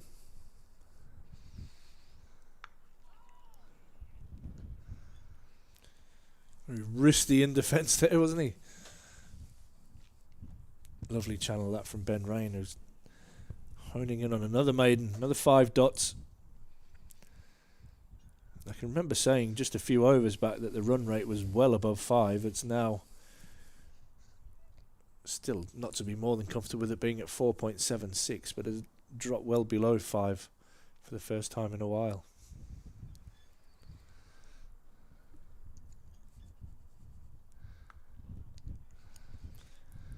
Solid defence from Hamid, a big stride out to the offside, and that is another maiden for Ben Rain. Not 104 for 1. Rain, 0 for 21 off his first 8. Yeah, and 5 of those have been maidens. 11 off his first. Really zoning in there. Bowling in partnership, these two. The experienced in Ben Rain at one end and the youngster, a really exciting youngster, in James Minto at the other. Minto picking up the wicket in his last over of Ben Slater. Freddie McCann now on strike.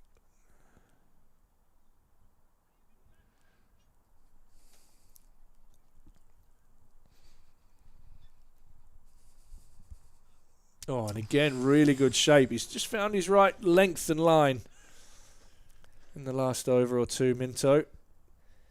He's really grown into this spell. The wicket, no doubt, giving him some confidence as well. That's exactly what you want from your left armour, isn't it? Started on maybe off stump, swung away a touch. It's not what you need early doors when you've just watched the opening pair put on 100 without really any fuss, and you get out there and all of a sudden the ball's starting to move around a little bit. McCann just collapsing a little bit into a drive there. No power and no run.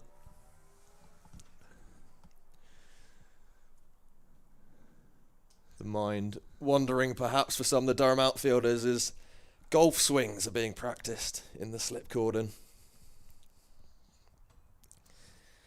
There's definitely hand warmers in pockets too. Minto just testing the middle of the wicket a little bit there. McCann comfortably in behind it.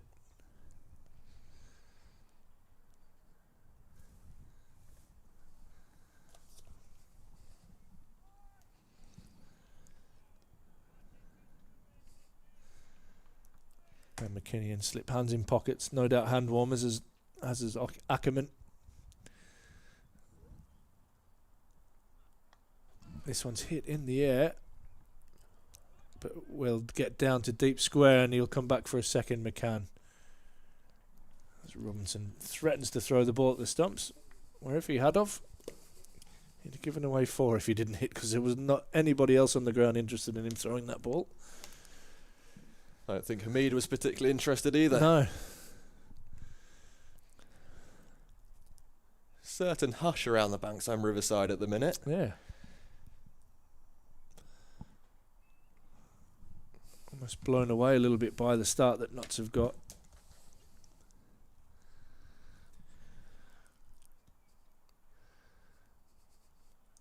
Yeah, I like that length from Minto. Let the ball swing. He's definitely got the most movement out of anybody so far this morning. Blown away, perhaps, as much literally as it is figuratively. The flag's still, well, perhaps flying more so than it has all day. Yeah, it's a very blustery day. Wind coming from the north, right at the back of Minto as he turns from the Lumley end. Lovely area there, and a nicely taken single from Freddie McCann. As soon as that hit the bat, he was aware that that was a run. Without hesitation, Hamid trots through for a comfortable single. That ends Minto's 4th over. He has, what's he got there? 1 for 30, I think. Is that right? Let's go back. Sorry, 1 for 20, not 30. After his 4. What have you made of Minto's return? A shaky start and then a wicket? Yeah, it was a bit nervy, wasn't it? I think he got some pretty excessive movement early doors and didn't really have the control that he wanted. But has settled more and more into his spell as it's gone along. So, good signs from the youngster. Tough place to learn on the job out in the first class arena. 17 years old.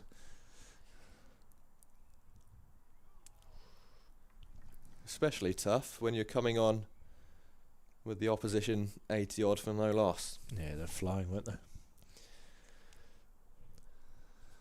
Ben Rain, however, well into his groove now, into his 9th over, and bang on the money yet again, passing the outside edge of McCann.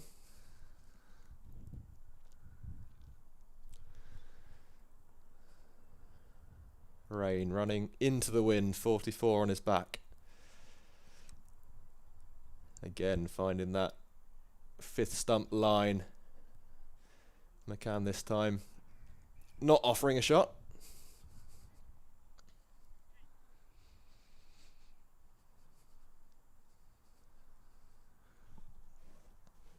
A few of the Durham Brains Trust just down to our right in front of the LNER stand, having a chat.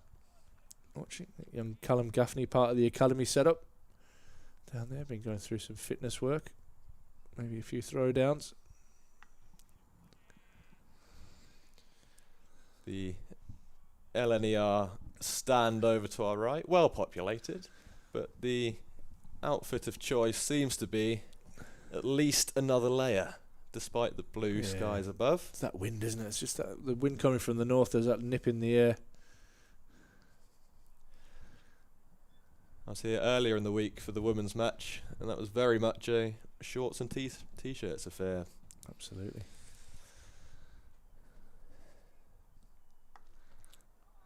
Well, Ben Rain adds to it and tries to style out his fall from grace, his fall on the floor and his follow through. Seems to be a technique which is well worn around these parts. Yeah, it must be a Durham thing. Must be. I wouldn't advise it. Their pitches are like concrete that they're absolutely flying into. Guess it's perhaps more excusable for Mark Wood when he's sending it down at 95 miles an hour. Yeah, no doubt. Ben Rain, though, running into the wind, putting in a good amount of effort himself. Again, on that spot. A dot away from maiden number 6 for Ben Rain in his 9 overs.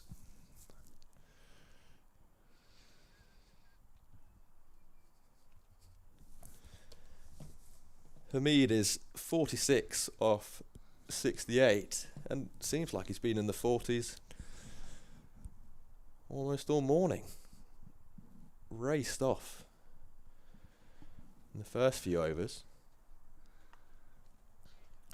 Really slowed up. Oh, and there's a misfield at point. Oh, that'll ruin the maiden over from Ben Rain. A little double teapot on there for a moment. Be thinking, come on, man. Just need another dot, get out of the over. But he's gone for 22 now from his 9. Seemed like with the 5 maidens. The knees of Bryden Castle almost dug into the surface. Yeah, a little bit. They're having to water this outfield so much to keep it in such good condition. We're about 80, 100 metres away, and you can see the divot from here that he made. Yeah, the ground staff will be onto him. He's going to have to go down and stand in front. Oh no, that's Cody Yusuf, isn't it?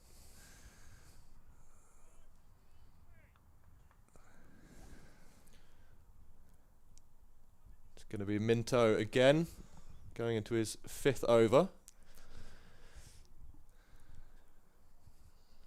Wind on back, 2 slips in the gully. A little flirt from McCann. Just followed that one. And a nice little bit of shape from young Minto. 2 slips and a gully in place, eagerly awaiting an opportunity to grab this second wicket after a fantastic start from Notts. Put on 104. Hasib Hamid and Ben Slater. Ben Slater out a couple of overs ago, caught behind off the bowling of Minto for 52. And again, shape away, even from back of a length from Minto. That's a lovely delivery from the youngster. It's almost an identical shot from McCann. As you said, just a little flirt. Yeah. Nothing too serious. But encouraging signs nonetheless for Durham and for James Minto, looking for a second wicket. What would another wicket before lunch do? Oh, I think it just settled Durham down, really. That one's definitely heading down the leg side. 17 minutes to the lunch break.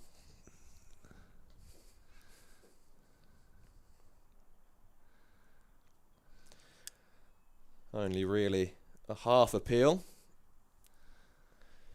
from Robinson and his slip cordon. Nonetheless, any noise puts a bit of pressure on the bat. And McCann now 4 from 16 and 3 dots in a row.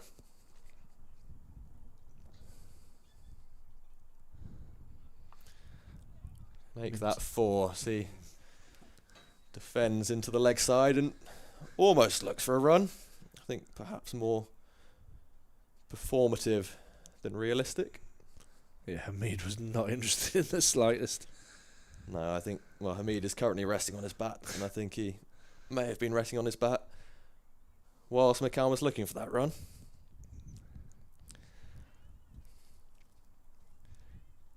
Not so long ago, the run rate was comfortably above 5. It's now 4.38.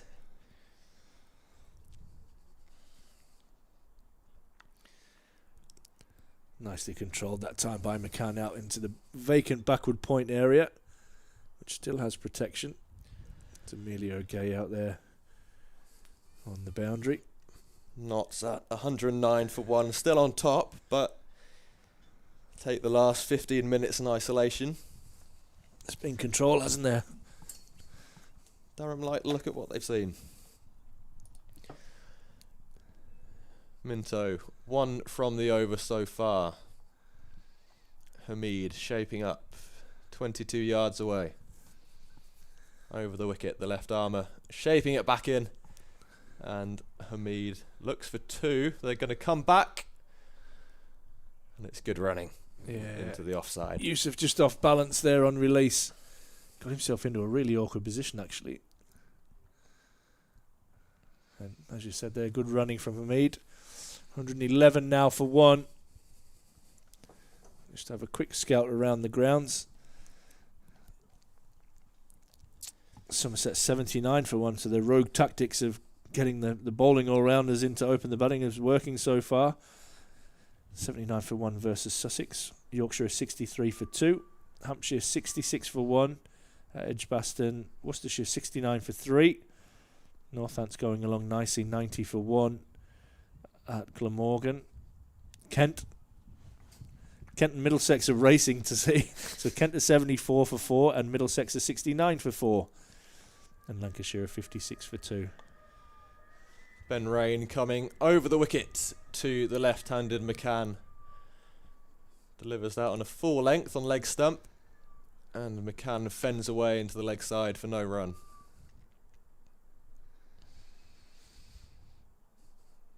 So Zimbabwe are playing against the PCC Select 11. Select 11 were all out for 330 yesterday, and Zimbabwe are currently 152 for 4. with Williams 68 not out at the moment. As the wind really picks up. And that is a glorious shot.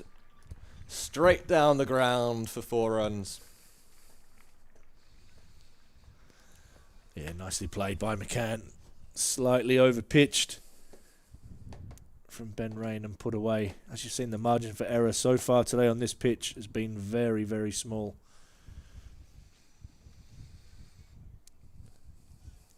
Yusuf comes to collect the ball, but there was no need to chase after it. Raced away for 4. That must be the first run that Ben Rain has conceded in 3 or 4 overs. Well, yeah, he had that single, didn't he, the last over of You're right. Cast, but yeah, first boundary for a long time. William Dobson, the scorer. Durham scorer, will be getting RSI from the amount of dots that he has to input.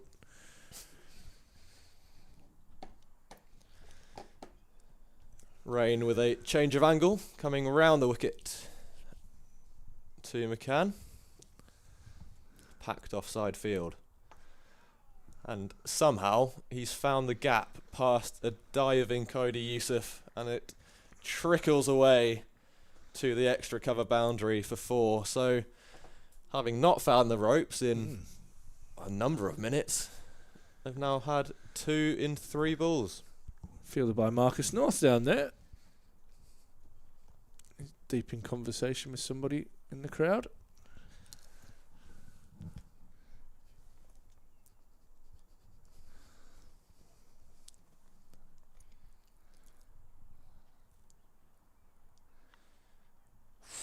Just dropped short of second slip. Ben Rain caught the edge. It's a good comeback from the Durham opener. Just angling into the left-hander. Slightly squared him up. Caught a faint edge and just dropped short. Encouraging signs nonetheless. 11 minutes till lunch. Durham would love another. 119 for 1 at the minute. Ben Rain coming in. Driven again by McCann, and he's not running for that one. Yeah, lovely batting. 3 boundaries in the over from Freddie McCann. Oh, lovely drives. 1 straight, 2 through the covers. Gets him really moving now. He moves on to 17. And that scoreboard that had just kind of eased up a little bit has now got a little boost as they move on to 123 for 1 now.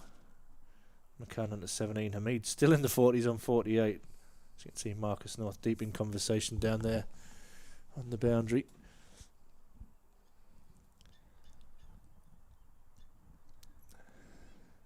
Some bright blue shorts from that man in the crowd. Summer has well and truly arrived in the northeast. I tell you what, Stevie's earning his money upstairs today. This has never happened before. What a guy. Not that you may know it by looking at the fielders. Ackerman, hands in pockets, long sleeve and a jumper. Yeah, hand warmers in the pockets. Going to see Cody Yusuf back into the attack. He's on the money first ball. He'll pick up a pretty easy single there. That'll disappoint Durham a little bit. How easy that was for Hamid to get down the other end. He moves on to 49 now, just 1 away from a half century.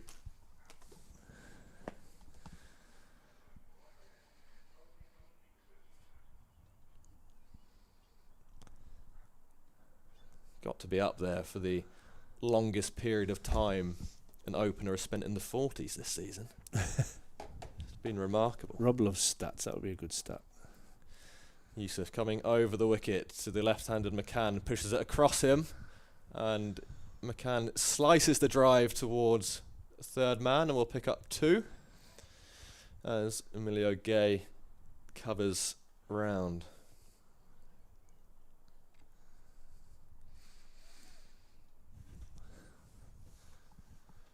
Scoreboard just moving again freely for McCann, isn't it? Got himself away now, 19 from 25. Yusuf's going to have a crack around the wicket. Interesting to see if we get an over or two of spin before lunch. Not long now to go to the break. It's Will Rhodes and Will Gidman head around just below us, around to the nets.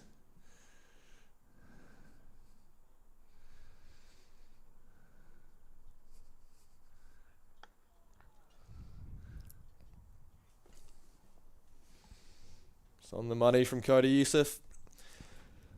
Running in with intent. He does bustle in, doesn't he? Not going to say that McCann looked hurried necessarily, but certainly made to think.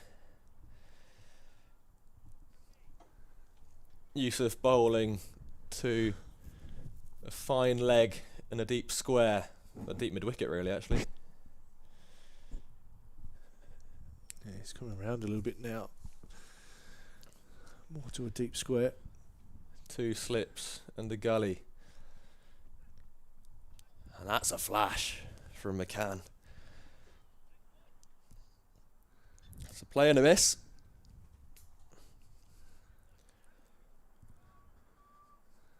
Looking almost to sort of crouch down into a cover drive. Wasn't quite there for that shot. Cover on the offside as well. Emilio Gay at a deep point.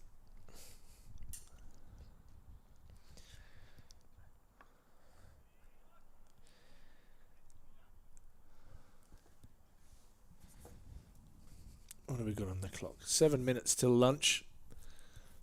So far, Nottinghamshire's session really motoring along at 4.5 plus an over, 4.7 and over. Let's jump back up to now.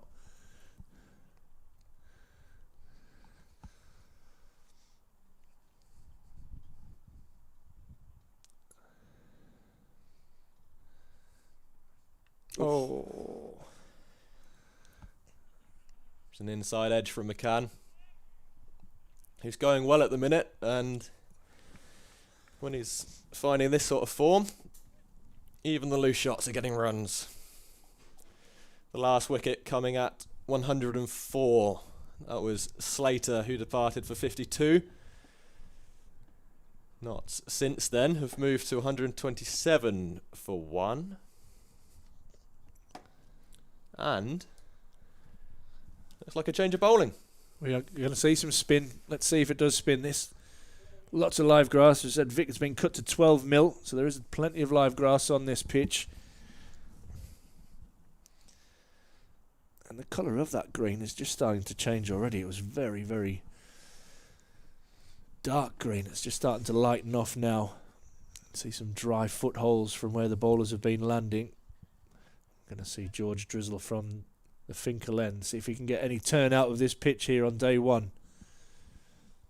Just before lunch. He's given it some air and it's punched through the offside. And McCann will pick up a couple. Just a little bit of width to start there from Drizzle.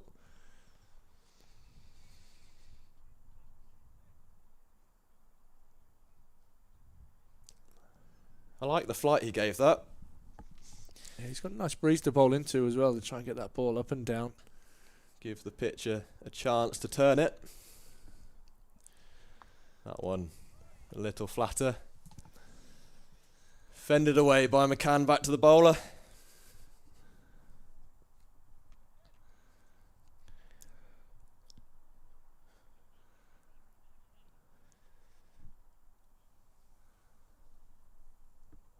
Yeah, nice. Good leave as well. Both teams will be really interested to see how this goes. Liam Patterson-White in the Notts side. Probably the most curious from the men in green.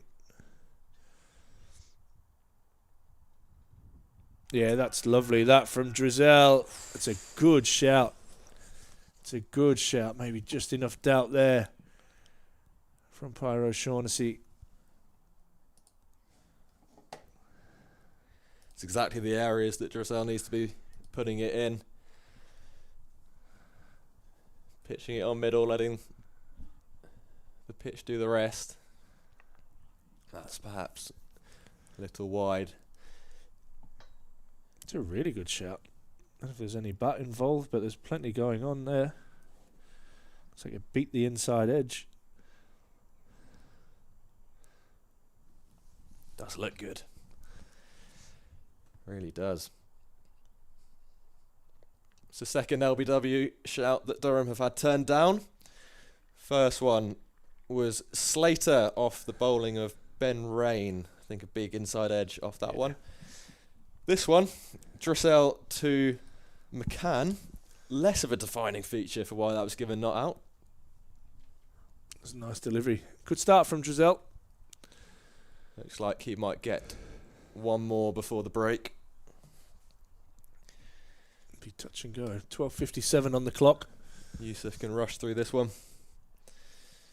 Hamid still sat on 49 off his 70. So they bring across a fielder from mid-wicket into the covers. Very unguarded leg side. Fine leg and deep square. That's 50 for Hasib Hamid. Not skipper. Raising his bat to his teammates. And to a nice crowd here. 50 from 71 balls.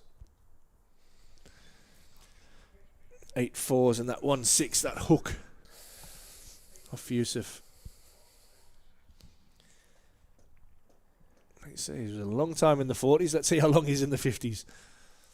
There's going to be plenty of time because it's going to be lunch probably after this over. It's a bit straight from Yusuf and tucked away off the hip by McCann for an easy single. 130 for one now. It's been an assured knock. Sorry. Assured knock so far from Hamid. Well worth his 50 runs. A couple of lovely shots down the ground.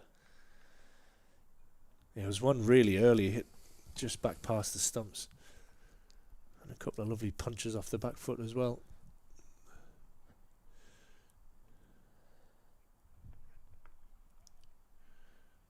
And there is an easy single into that vacant left leg side.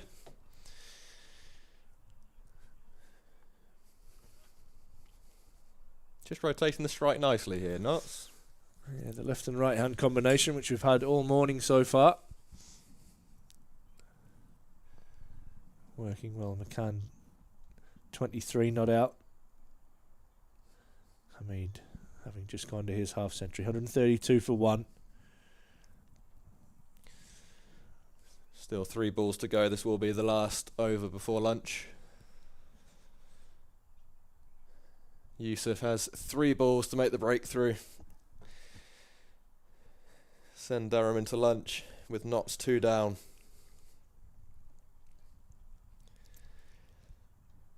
That's the aim at least.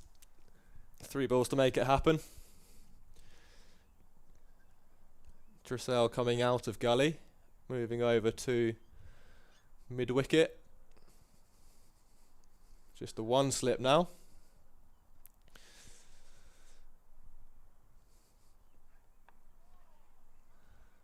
And it is 2 Dressel for the concession of a single, however.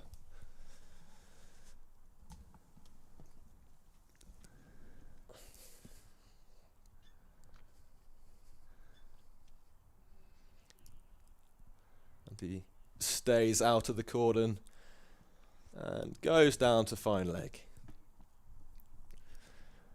2 balls before lunch.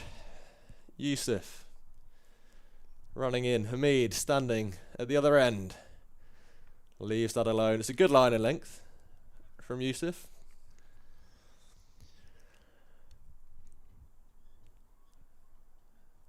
And Hamid now surely will just be seeing this through to the break. Knots 133 for 1. It'll be 29 overs this session. And you got to say, it's been a batting day. Yep. Lost the toss, being put in the bat. This is the way to answer that from a Knots point of view. 133 for 1. Ooh, and that cut him in half last ball. It's a good leave. It's a really good leave, and that is lunch. It's a good take from Ollie Robb as well.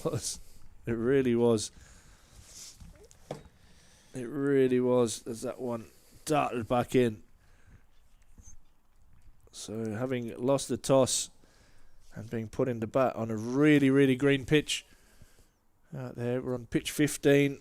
Like we said, described by groundsman Victor Main as dry, hard and green. It's cut to 12 mils. And the two openers have done a fantastic job for Notts. Ben Slater, the one victim to fall in that session. He was caught by Robinson off the bowling of Minto for 52 after having put on 104 for the first wicket. Since then, Freddie McCann's come in and really took over the scoring. He's on 24 not out. Hamid is on 51 not out. And at lunch on day one of this Rothesay County Championship game at the Banks Homes Riverside, Notts are 133 for 1. And we'll be back in just over half an hour with session 2.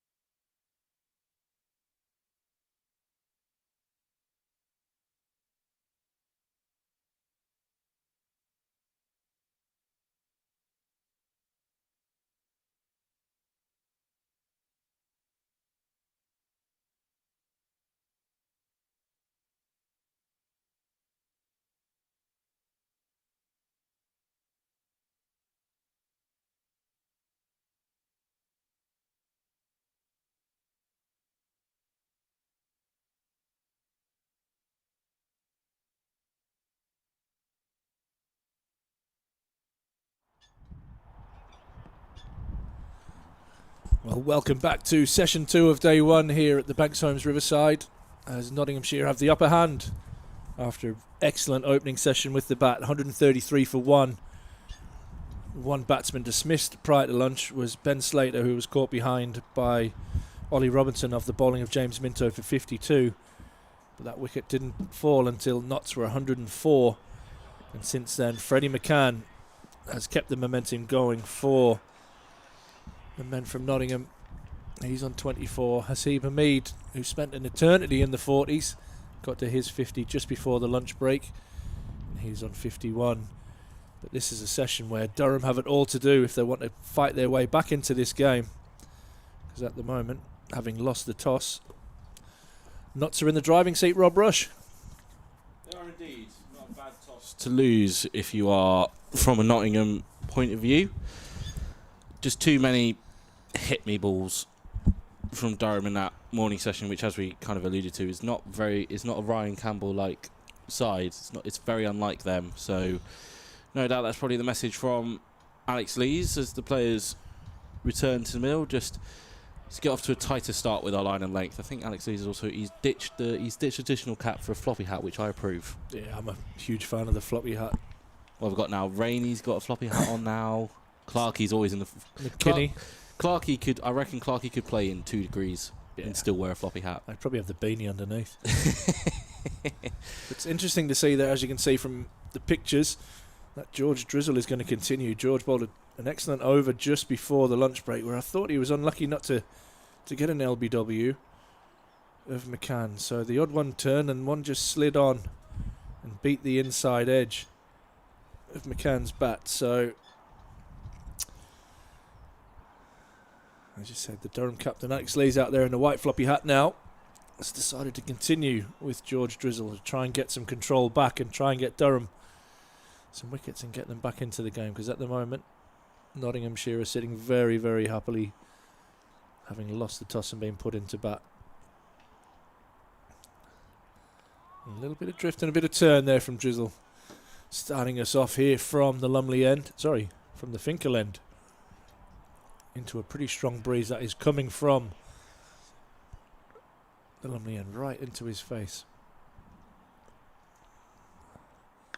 A good bit of flight and a lovely drive out into the offside by McCann,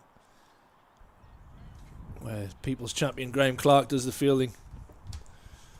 I've just watched that appeal back as well, Ash. I'm surprised the finger didn't go up. Yeah, I'm just wondering if there was a little scratch, but it was a good shout. Height's not an issue. No, I think it's hit back pad as well. Anyhow, game's moved on. They did. They've all had a nice feed. And back out there for the afternoon session.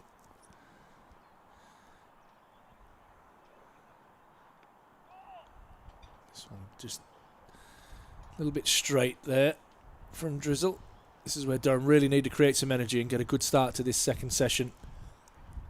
Just setting up on off stump, facing George Drizzle, who almost cagily approaches the crease before delivery. A bit like a cat stalking.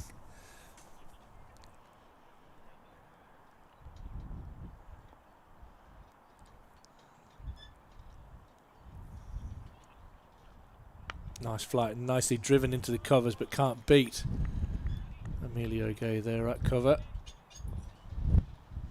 I like this field from Alex Lees. He's giving Driz the protection and still being aggressive as well. Just defeats a little bit of a leading edge there, and Alex Lees on the wrong foot gets around and prevents a single. So just the 1 run off the first over after lunch, as the boys are trying to work off their lunch by racing through in between overs. Ollie Robman. The short and the long of it, Ollie Robinson and Ben McKinney racing to get into position first. I like this start as well, who he's going to at the other end. Yeah, it just started to come out nicely, didn't it, at the end of his spell?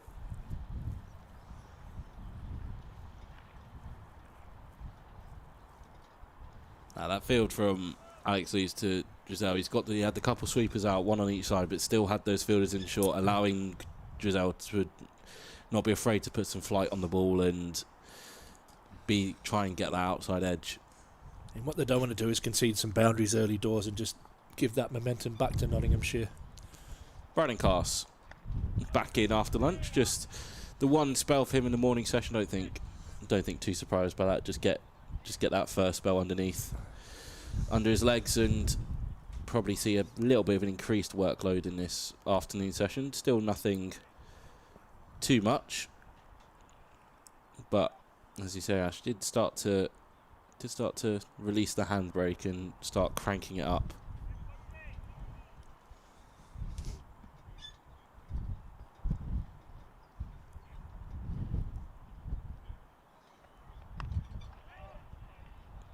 Good running. Good fielding from Cody Youssef as well. It was an excellent run, that. If I was bowling, I'd be disappointed, actually, that they've got a run there. That was pretty much hit straight to him. They got through very, very comfortably.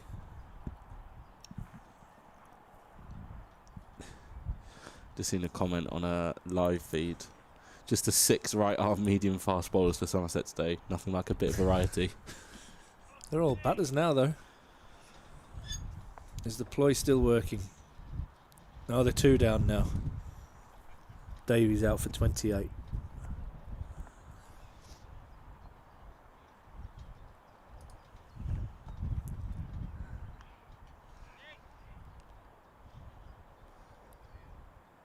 This will be a good test for Cast. Checking on the body in those second, third and fourth spells of the day. Yeah, in his own words, nothing quite replicates being out in the field for 96 overs, bowling for about 20 of them. You can do all the nets prep that you like. 100%.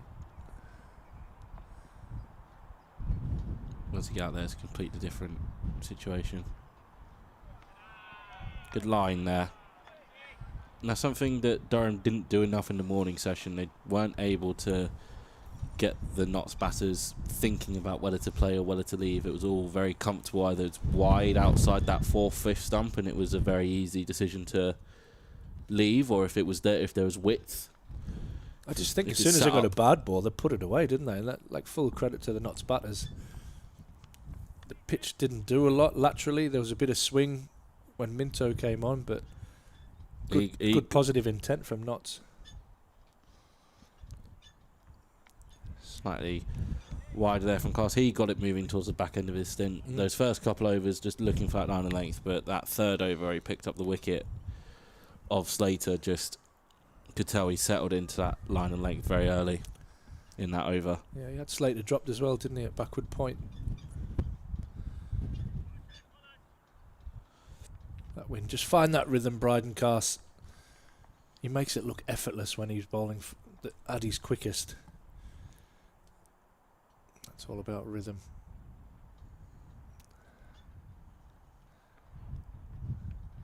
Almost looks like he's just searching for a little bit in his run-up. Not quite got there yet, but it did take him 2 or 3 overs probably to get to his quickest in his first spell. But he'll be happy with that.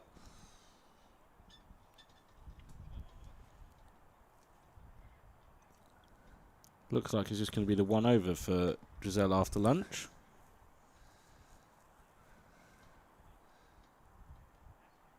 Go back to Youssef. There's your favourite flag. I didn't even ask for that. What are you guys doing? Just getting ahead of yourselves there. But yeah, you can see that the flag has literally wrapped around the pole 3 or 4 times, but it is blowing quite hard. Thanks, Steve. Thanks, Ross. 2 legends behind the scene that make all this work. Yusuf's going to come around the wicket. It looks like to McCann. 26 off 41. He's had a very positive start to his innings. Lee's just moving Graham Clark into mid-wicket, sending Emilio Gay to deep backward square, and Bryden Cass is going to come in at a backward point for Cody Youssef.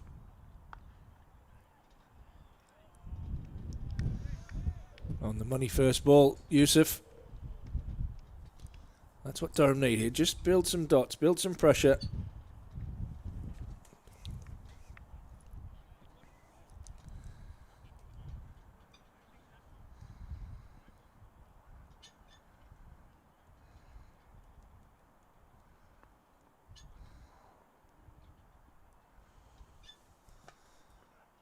Ooh.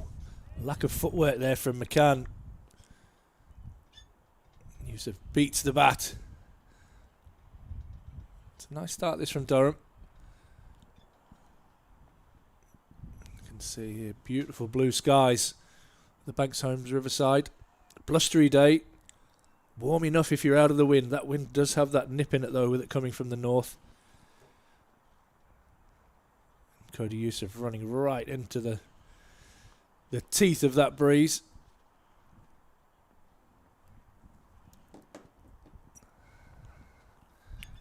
And he's gloved that down the leg side and he's gone. The short ball has worked. Didn't get up probably as high as Yusuf wanted, but McCann trying to hook that away. Gets nothing but glove through to Ollie Robinson, who moves his feet smartly and takes a catch to his right. And Durham pick up a big wicket after lunch. Freddie McCann goes for 26. Caught Robinson, bowled Yusuf. And Notts are 135 for 2. Yeah, big for Durham to dismiss McCann after he made 133 last week against Hampshire. Batter in good nick, been on the Lions tour. Just didn't move the feet, didn't quite get his head in the right position. Kind of a waft, really, not really a solid attempt at the pull. Unable to get himself set properly, and Yusuf with that extra bit of pace. As you say, he didn't bounce up quite high enough, but it's that pace off the pitch that still did for McCann. All glove, and Ollie Robinson with a regulation catch away to his right-hand side. That's the start Durham are looking for. Third over after lunch, they break open the second wicket partnership. Bring out Joe Clark to join Haseeb Hameed. How they would love to pick up Hameed soon. Yeah, good reward. Yusuf bustled in his first spell. Probably didn't get it right, as you could see from his economy rate. I thought it was a little bit when he got his line length right, he was threatening, but as we mentioned, just wasn't there consistently enough. Agree. I thought he really challenged the stumps on a lot of occasions, but then just released the pressure. But that's a big wicket for Durham and a big wicket for Yusuf, hopefully increasing his confidence. The very talented McCann goes gloving one down the leg side. You could see the disappointment on his face. He knew this is a good pitch to bat on. And he's thrown away a start there after lunch. I think Yusuf's playing himself into a bit of a fan favourite here. Now he's settled into the northeast.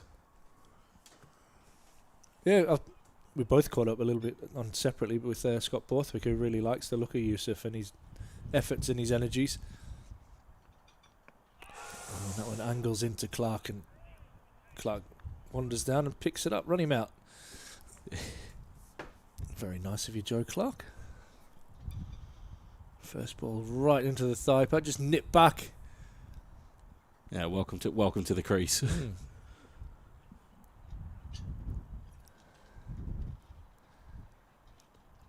So Durham wanted that early wicket. Where do you say Driz is at? Backward point? Gully? Yeah, gully. 2 slips. Gully / fifth slip. A little bit of swing there for Yusuf. That just shaping away from Joe Clark. Very wide though and allowed through. Pyro Shaughnessy again just checking the front line. I think he did bowl the one no ball so far, Yusuf. Did you wander out at lunch and go and I didn't. I got too busy bloody talking as usual.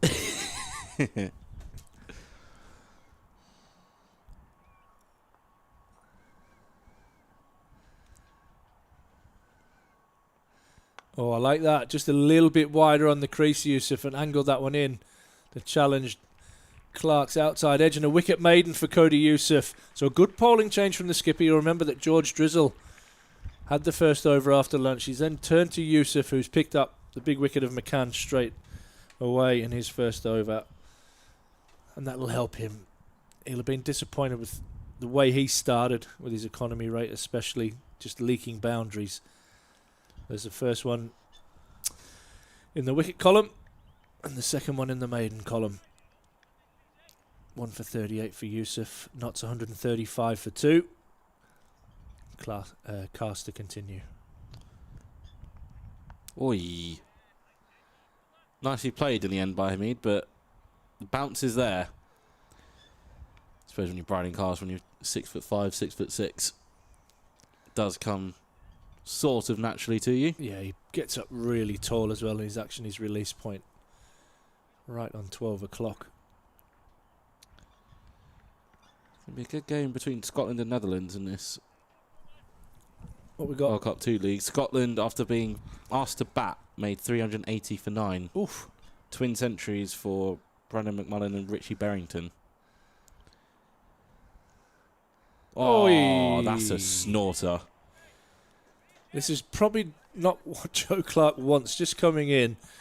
First Has just warmed up. First ball wrapped on the pads by Cody Yeah. Yusuf, then gets off strike, but he takes his thing off the first ball, and 90 mile an hour plus Bryden Cass. There you go. George Munsey, 80, opening the batting as well. Matthew Cross, 41 off 29. Big score, that man. Baz Deleda did bowl 5 overs. Okay. None for 30 for him. That's not bad in the context of that game. We're getting a lid. It's just absolute chaos out here. There's men running everywhere. I think they're going 3. Is Emilio moving back to slip? I was going to say 3 slips, I think. I was wondering whether we were going to get a weird leg side field where you got 2 people behind square and 1 in front. But it is Emilio into 3rd slip. Nicely played by Clark. No ball. Second one of the day. Umpire Hartley did have a long look at the line, just the ball before. I mean, there's a fair few familiar county championship names in that Dutch lineup. Paul van Meekeren, Fred Klaassen, Roelof van der Merwe. Is he retired now from first class cricket? Roelof. Van der Merwe? I think he's just left Somerset. I'm not sure if he's retired. Oh, So that's played down to Minto at 3rd. that's a fly slip there, Minto. I mean, with the pace Cass is able to bowl at, I don't mind it. Yeah, definitely interesting. So I think Roelof. I think there were talks about him going back to Somerset, but weren't able to make it work logistically. So I think he's currently just representing the Dutch. Maybe some club will pick him up if it can work.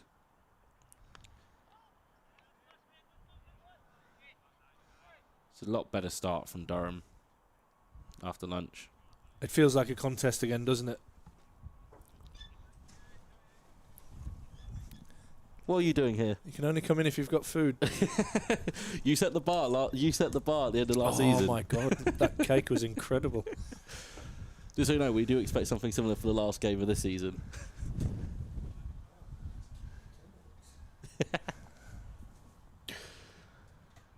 139 for 2. Full from Cass. Played out to skipper Lees. That just shows a little bit of the change in mindset that's happened. I think if that was in the first 3 or 4 overs of the morning session, Hamid would have put that away, but he's got a full toss there and literally blocked it to mid-off. So just the intent that he's shown there. A little bit more watchful, Cass, just building up a head of steam, and them flags are really blowing up there. So that breeze is picked up. As you saw from the great camera work earlier and the great director that we have. Good pace and bounce again from Cass.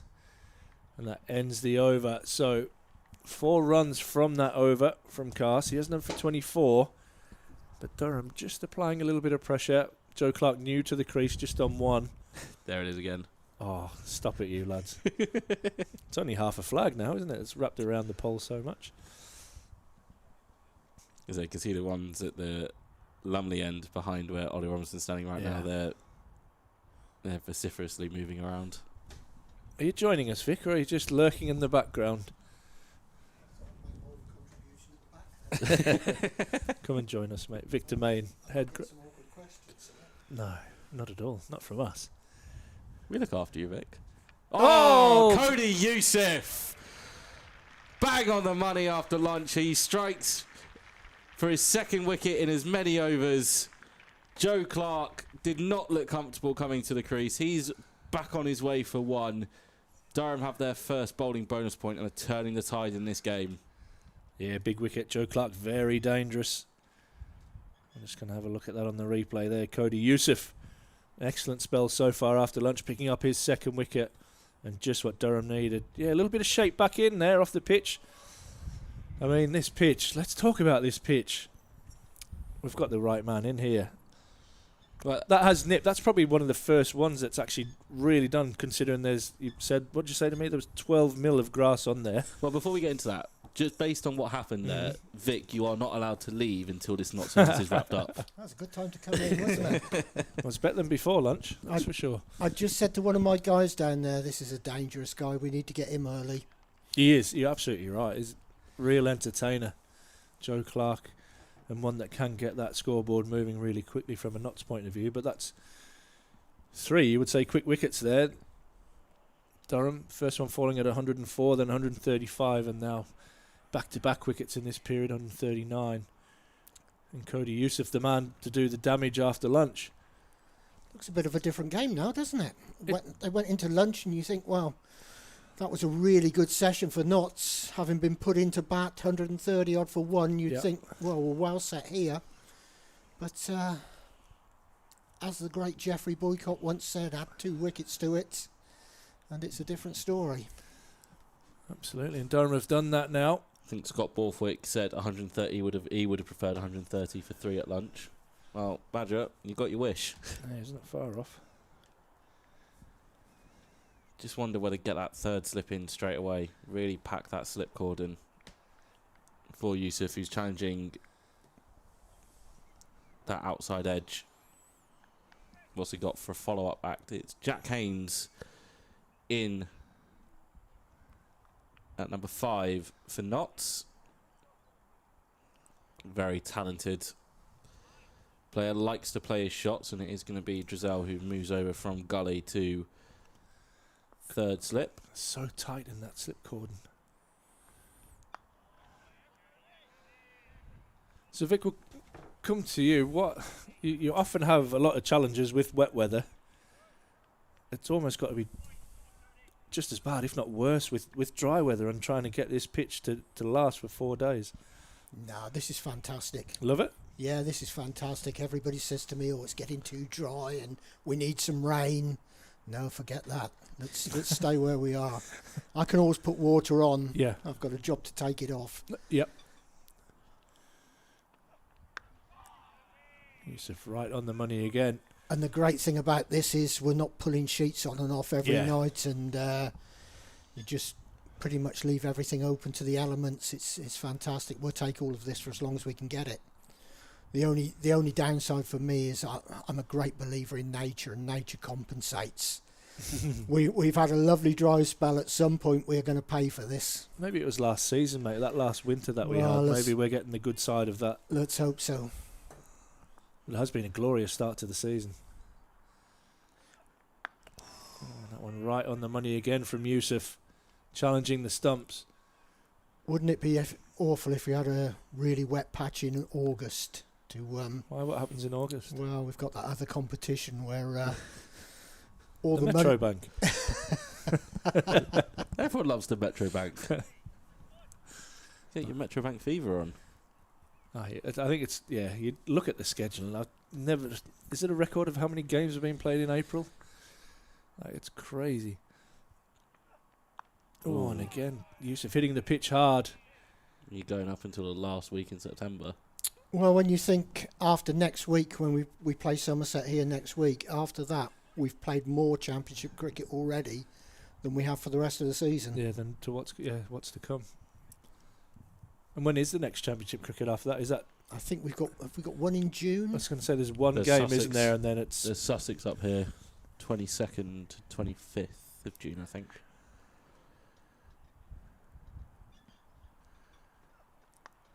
a little bit straight there and tucked away by Haynes down to Cars at fine leg. So how's the viewing been down from the deck chair, mate? Yeah, been The good. boys happy? Good. Yeah, I think so. John's not happy. What's John not happy about? Well, how many runs have gone down to third man? He wants I had a feeling that's where you go with it. should join Marty next door for that conversation. We had a wander round earlier on, John and I, and I saw. we got to Graham Clark, and he said, "We haven't got a third man. We must have a third man." He's waving to me now. Yeah, he's he does like his third man. But Right, he's got one here, so We see you, John. We see you. he's mate. got one here, so he can't complain now. he would tell you that it's 2 hours too late. There has been a few runs down there, hasn't there? Certainly has. The outfield's quick. Oh, Bridie Cars has his first wicket back for Durham. Not so collapsing, but Durham won't mind that. Jack Haynes goes for one. Mistimed, back up in the air. Bridie Cars athletic, one-handed catch in his follow-through.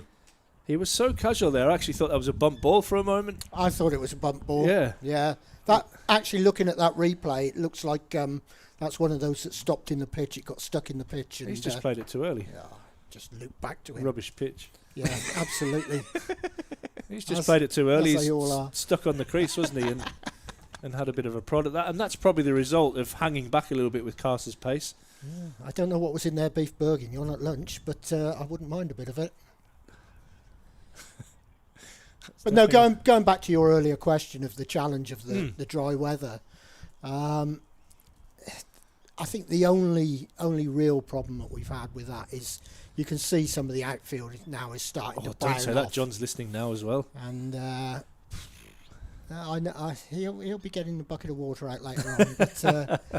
But time the Somerset game is finished, it will really have gone. These 4 days, they take a lot out of the wicket and the outfield. Yeah. And so the challenge now is to keep some colour in there until we do get that rain. How are the footmarks holding up with it being so dry? Is there any craters forming at the moment? No, they looked Footholds? okay at lunchtime. Yeah. Early days yet, but I'm sure we will have some. But hopefully we won't have anybody twisting their ankles in this game and missing games and what have you. See the one who putting his hood back up now, trying to stay inconspicuous. David Bedingham down in front of us. You can't stay conspicuous when you've got a figure like Bedders. Yeah, when you walk like that, yeah. He's got his Western Province teammate at the crease in Carl Verena. Gets off the mark straight away. I think Bedders left a nice present for Carl in the away dressing room. Can we talk about that? He left him a orange and he said for Scholesy. Just checking it wasn't anything else. No, you're all good. He does score quickly from the games that I've seen him play. Very busy wicket-keeper batsman. This is a situation that could suit him as well, being, knots are under the pump here, 8 for 3 in this session. I mean, it's not the easiest attack to do it against. Oh, it's a lovely shot. Wow. And that's what he did earlier, Hamid. Anything that he got the chance to score from, he really cashed in. And that is the sign. Oh, he's sitting next to me. It's going to kill me. I have a really good pitch. And this outfield is absolutely rapid. Do you know what was noticeable about Hamid this morning? I said to John about it. Was the amount he moves his feet. When he plays forward, he goes right forward. Yeah. It's none of this playing from the crease. He goes right forward, and I like to see that. Oh, good adjustment of length from Carson. That challenges Hamid. Just got his back hip through a little bit in defence there. Yeah, I thought he was excellent. Particularly that first hour probably belonged to him. The second hour a little bit to Slater. That anything he got either just short or too full and wide, he really cashed in on and put Durham under real pressure. Especially having lost the toss and being put into bat. Yeah, he was positive, that's for sure.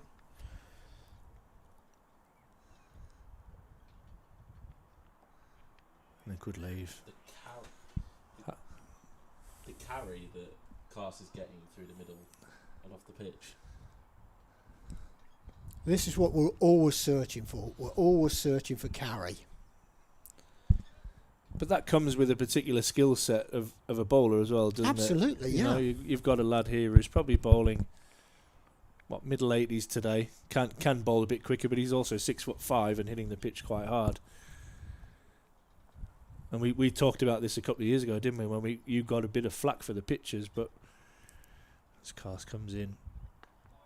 But you had literally lads who were running in, bowling 80 mile an hour, all run of the mill, pretty similar. And they're going, well, the pitch is flat. And then we got, I think, Matthew Potts and I think Carsey might have played the same game. And then all of a sudden, probably exactly the same spec on the pitch, but it looked like it started flying through. Yeah, it certainly helps when someone bends their back and hits the pitch hard.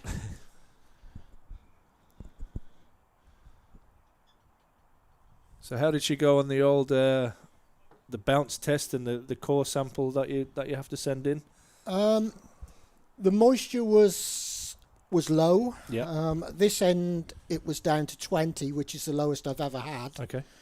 Centre of the pitch and far end was more around the 25. And then the hardness readings we've had a lot higher. Mid 200s I'd say average, which is fine. Mm-hmm. That's certainly allowed stroke play.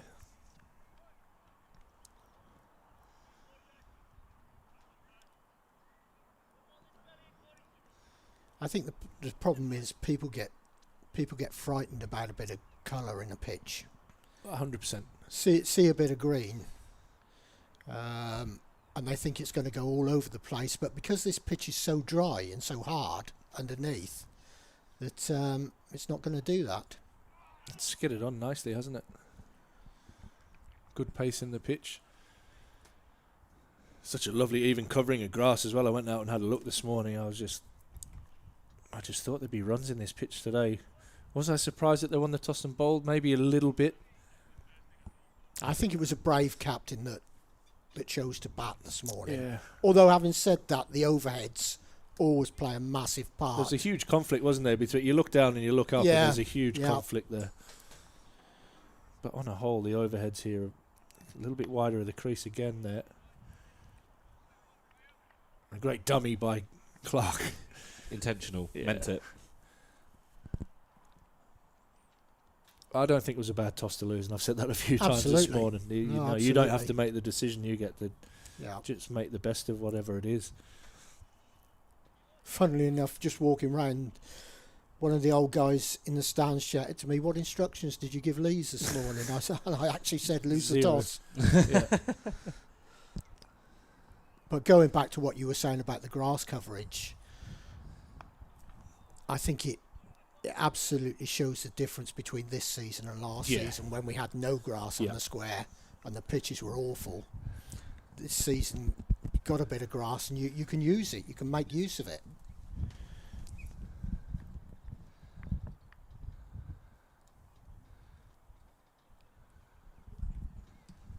Minto just going back to deep backwards square here, maybe trying to put the doubt in Verena's mind that Joseph could hit him with a short ball.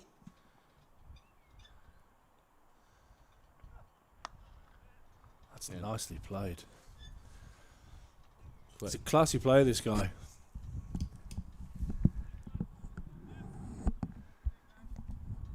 First time I've seen him, I've not seen anything of him at all. Yeah. Really good wicket keeper. Getting some game time in before the World Test Championship next month. Had a few problems with keeper last season, didn't they, Notts? Mm.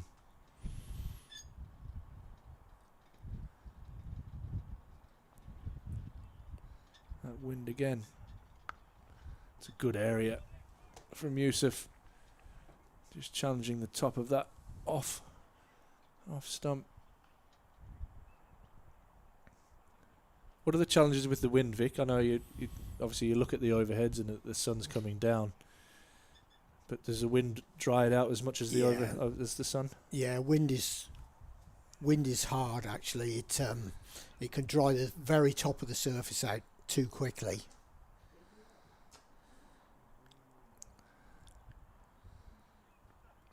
This is pulled away, and Ben Rain dives over the top of that one. He's going to have to chase it because it isn't going to go away for 4. And Verena will come back for a third. Be disappointed with that one, Ben Rain, as he holds his hand up and acknowledges his error. That brings up the 150 for Notts. 152 for 4 now. This is where they've had a couple of breakthroughs. Durham need to keep the pressure on. If it's not by taking wickets, it's by keeping the runs down. Yeah, that's going to be difficult today as well, just bowling maiden overs. It's been an interesting spread of... There have been a few maiden overs, but there's been a lot of big scoring overs as well. Once the batters have got in and got a bit of rhythm, there's been maybe 2 or 3 overs where 3 boundaries have been scored. Yeah. All to third man. Cast is going to continue.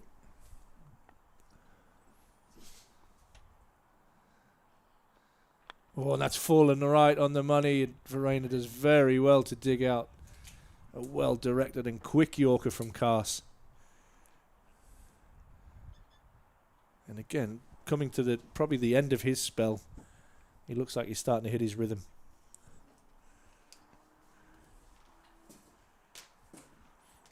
Do you think he'd be under instruction from the ECB as to how many overs he can bowl? Or I'm not sure. There'll probably be a bit of guidance. Maybe, I think he bowled 4 overs in his first spell, so it'd be interesting to see if this is another 4-over spell. Just try and see how many you can get through in a day. There's nothing like getting out there for the first time and getting the soreness of having to bowl multiple spells and spending hours in the dirt.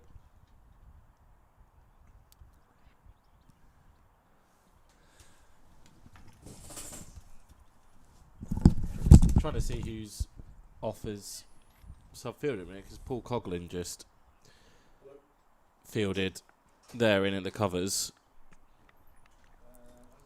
is Ackerman on? Might be Colin Ackerman. You might be right there, Vic. I've not said that often. Judging their media's in it. Second slip, another no ball. Yeah, I'm not sure I've ever heard that before. What, that you're right? Yeah. Nah, John definitely doesn't say you're right, does he?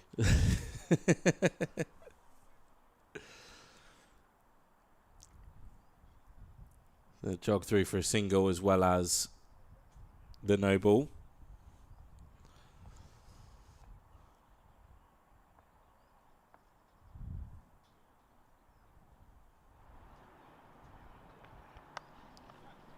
Flashed away from Hamid. He moves himself into the 60s.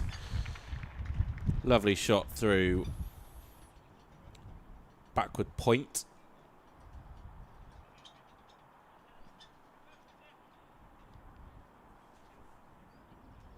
Not looking to try and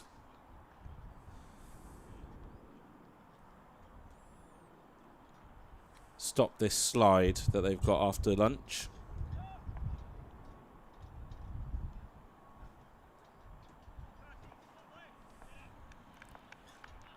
Seems one of those games where things are happening very quickly. Runs are coming quickly. A flurry of wickets. A beautiful ball there from Cass. That's a beauty. Turned the batsman around completely. Squared him up. Turned him into an S.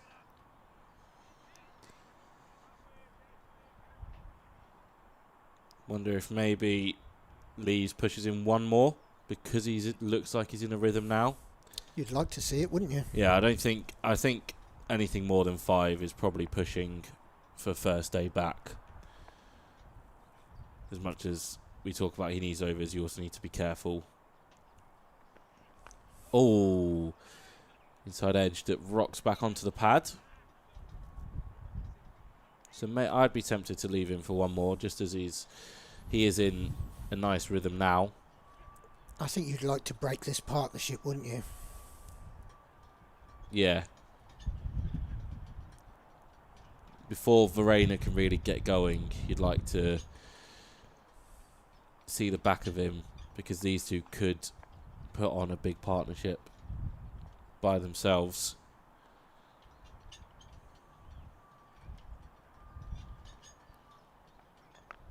Another inside edge back onto the pad. 37 gone, 159 for 4. Ash mentioned those tests. Are they? I'm guessing they're required by the ECB. You've got to send them off so they can. Or what? Why do you have to do these tests? Yeah, we have a form that we have to fill in for every game, and you put in the moisture readings. Do 3 moisture readings, 1 at each end, sort of on a spinner's length, and 1 in the centre of the pitch, and then we do 5 hardness readings as well across spinners' lengths, seam bowlers, and centre of the pitch again. They have to go in every game to the ECB, who then monitor everything, keep records. Everyone is so keen on data this day and age. You have data for everything. And now they're trying to get footage from the umpires' cameras and all the other cameras they have around the ground for bounce and sort of seam movement, spin. And that's all collated, and there's a history of every pitch across the square for the past 5 or 6 years now, I think. Turned away for a single.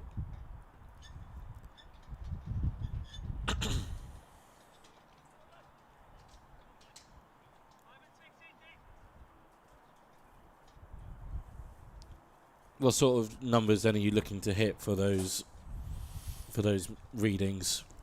It really depends. The challenge, not a challenge, but the directive was for this season that we wanted to try and go with drier pitches, which in a way we've been lucky because of the weather. That's certainly going to help towards that.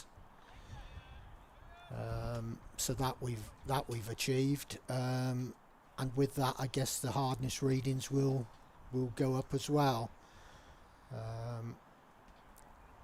It's always a battle. I mean, how much moisture do you need in a pitch for it to last 4 days? Is there the danger that the pitch gets too dry and then on days 3 and 4 it's going to start to dust up and spin and go up and down? Which isn't necessarily a bad thing, because you want the pitch to deteriorate over four days. But that's always the challenge, that you're looking to find the ultimate recipe which makes that great pitch. And for me, it probably had nothing to do with the pitch, but the Warwickshire game earlier in the season was fantastic. You get onto the afternoon of day 4 with both sides sensing victory. Yeah, and that's what you're looking for. The problem is you can never recreate that. It just doesn't happen.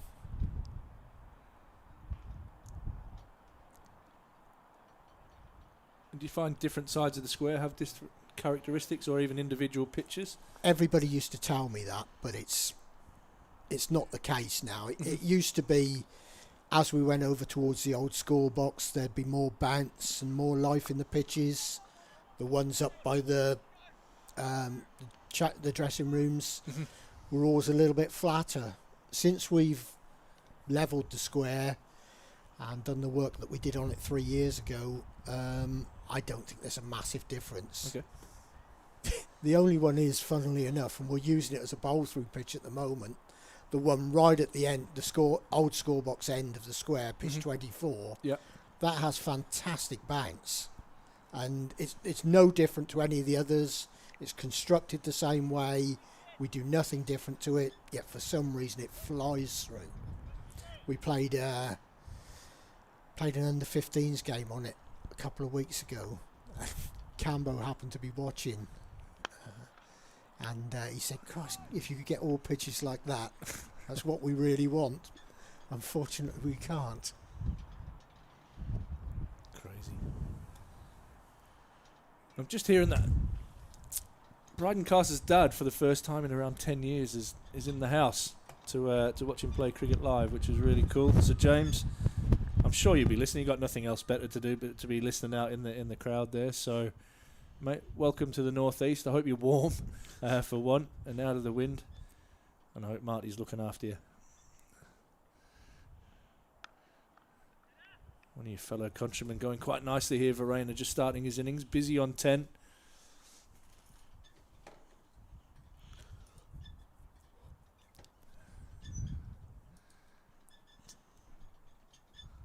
Hamid just slowed right down. 60 from 98, 162 for 4 on the board. A bit more battle of attrition so far after lunch. Durham picking up 3 wickets. Notts going into lunch on 133 for 1. So a good start to this afternoon session for Durham. Verena tucks that away and will pick up another single. I've seen Hamid play some really long innings here over the last few years. He's a decent player. He likes to dig in and go long. He does, but what's impressed me most of all is when he's played a shot, he's really committed to that shot. I think you mentioned earlier how committed he was to moving his feet into the ball. He's played some great shots off the back foot as well. Yeah, stood up tall, didn't he? Really elegant.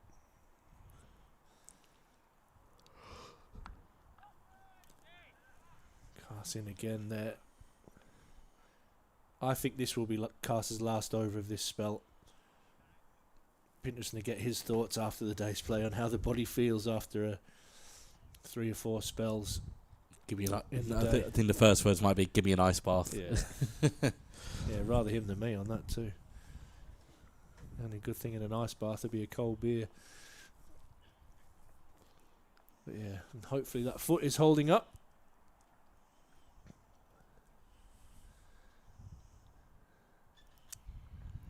Oh, beats the outside edge. This is what you want. Just at the end of this spell that he's still putting pressure on the batsman. Still bowling at good pace. He's certainly asked a few questions today. He's looked in pretty good form. Yeah, it's just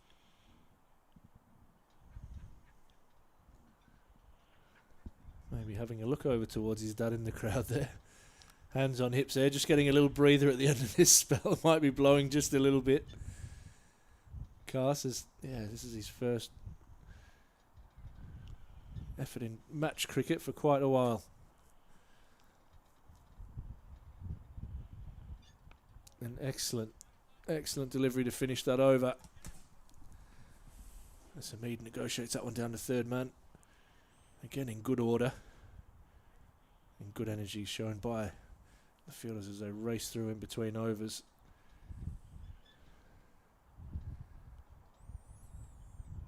Yeah, change, mate. Ben Rain's going to come into the attack. I think we're going to get a double change. So Alex Leaves give Carsey the pat on the back in the universal sign for young James Minto to get loose because he'll be coming in from the Lumley end. For that, we will see Ben Rain bowling at the Finkel end for the second time today. This is really important now. Durham have had a great start after lunch and they don't want to release that pressure from these 2 batters. Got Graham Clark there in a short extra cover.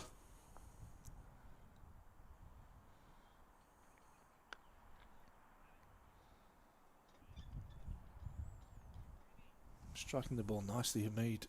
Looks in good order.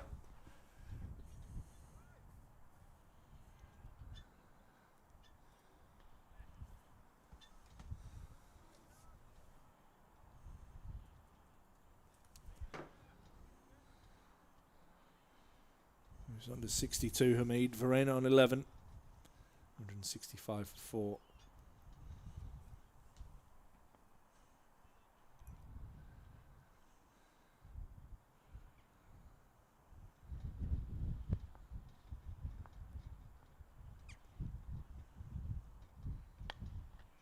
Isn't how heavy breathing on the effects mic either, I can promise you. It's the wind.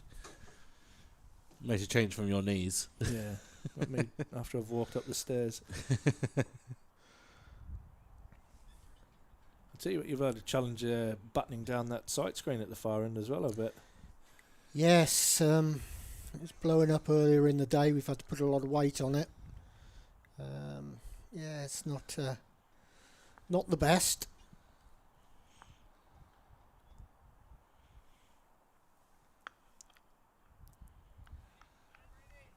Lovely sound off Verena's bat as he punches that. Can't beat Clark at short cover.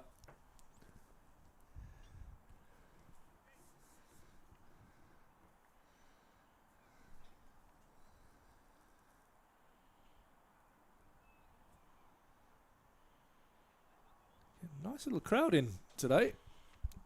Bit of sunshine bringing people out. A lovely Friday afternoon here.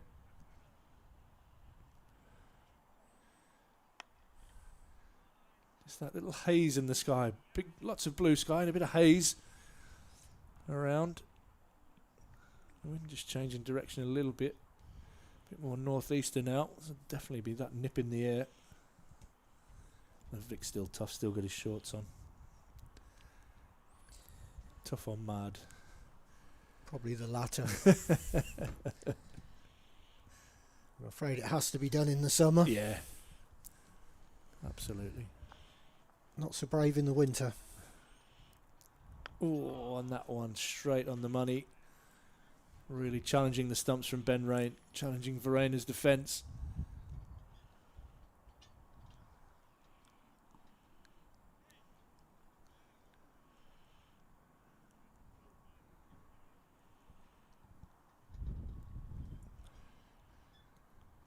Got some international coming up next month here, Vic. Yeah, international T20. Looking forward to that.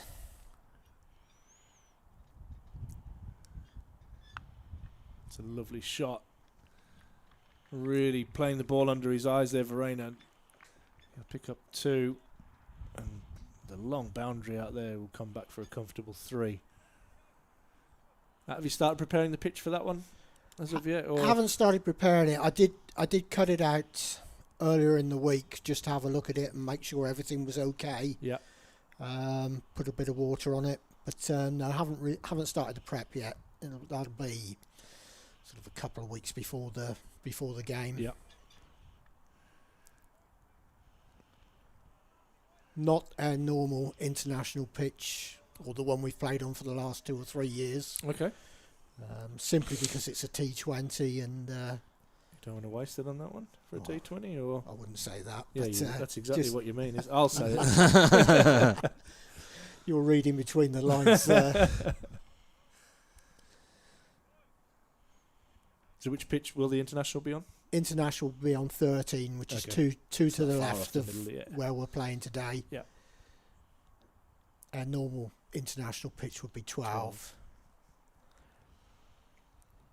13's been used plenty of times for internationals before. Was used in the 2019 World Cup. Was that New Zealand? England, New Zealand, yeah. Lots of runs scored then too. As you're right, Rob. Double change. Minto from the Lumley end. Left arm. See if he still gets a bit of shape. And he does get a bit of shape, but that one's down the leg side. Thought he bowled well this morning. Was really pleased. He came back nicely, didn't he? Yeah, really pleased for him. Particularly got his wicket. It was a big breakthrough, that.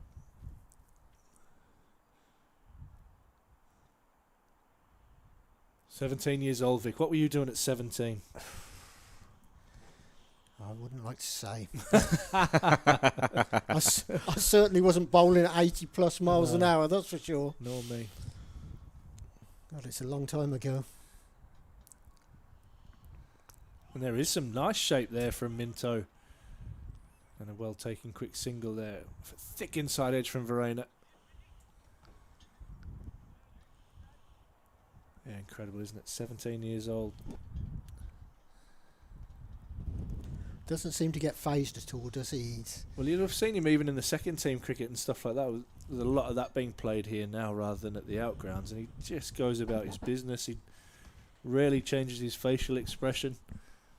Such a level-headed young man.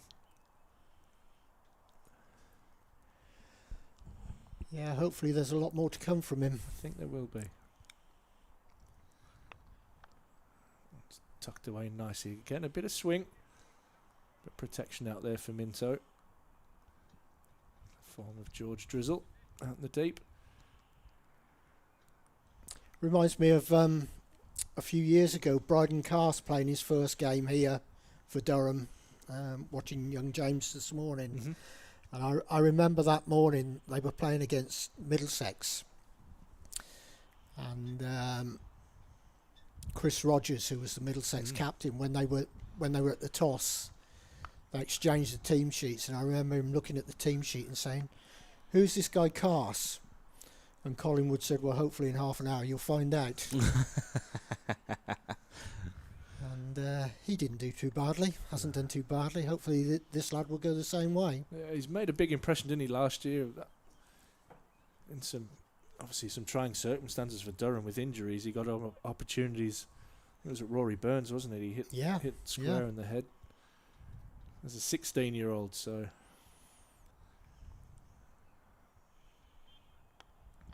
Nicely bowled, but nicely driven away. Square of the wicket by Verena, and he'll pick up a boundary.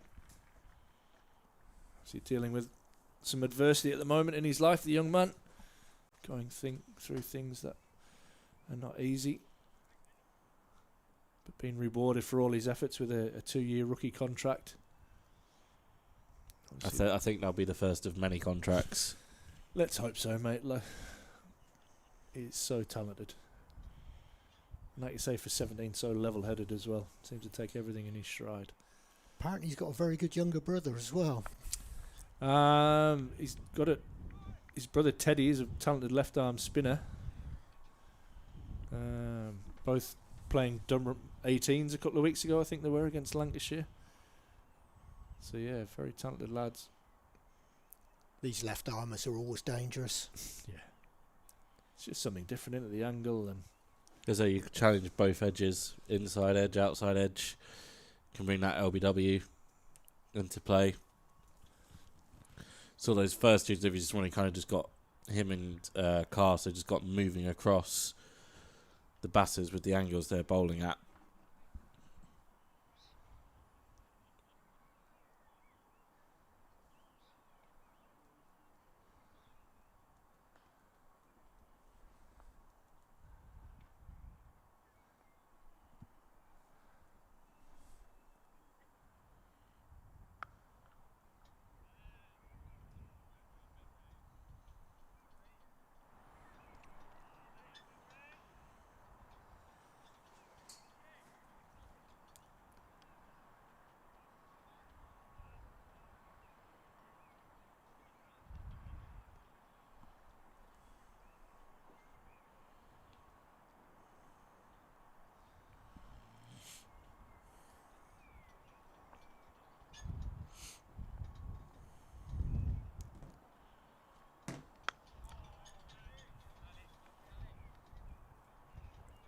The two slips got George Azell at kind of a backward point. Graham Clark's in at short extra, you can see there. Media Gay's in at a regular cover.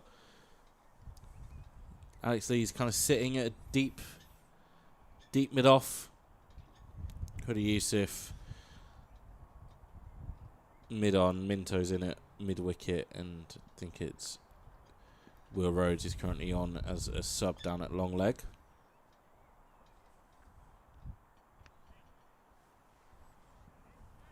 Good from Rain. Just be boring, I think, for a little bit. Just bowl. Try and restrict this scoring. Run rate down to 4.2 again. It was well over 5 and over before lunch.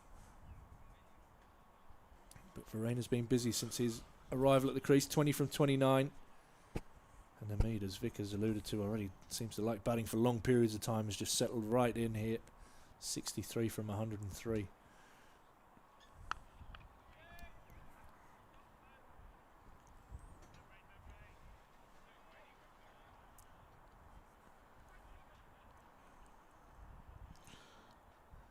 Just a bit of a holding pattern it feels in the game. There's a bit of a lull before lunch as well. Yeah, Ben's doing a good job, isn't he? He's bowling very straight. It almost looks as if the lad wants to play a shot to every ball. Yeah. And he's not giving him the room at the moment. Who's going to lose their nerve first of all? Pretty strong, like a league cricket field. Oh, not totally in control there, Verena, but we'll pick up a couple. That one squirts away out into the offside. Emilio Gay doing the fielding.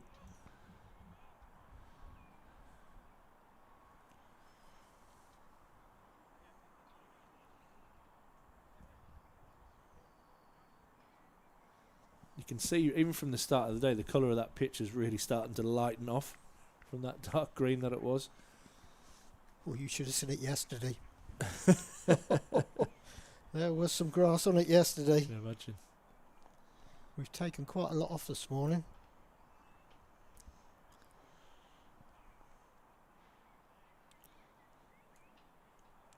Change in the field. Colin Ackerman comes out of slip. He's gone to a short point. Yeah, 2 catching men in on the offside. Will Rhodes doing a bit of a hokey pokey almost down at long leg as he moves round.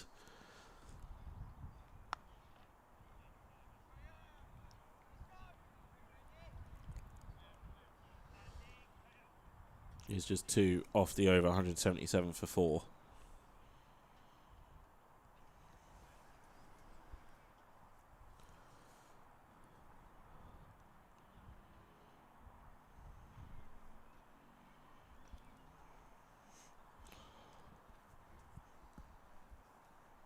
Be interesting to see how they use Drizzle this afternoon, just rotating their bowlers.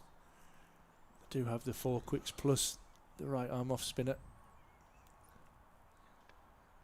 There was a little bit of turn there in a couple of overs that he has bowled. Thought he was unlucky not to pick up a wicket, actually. Very close LBW shout earlier.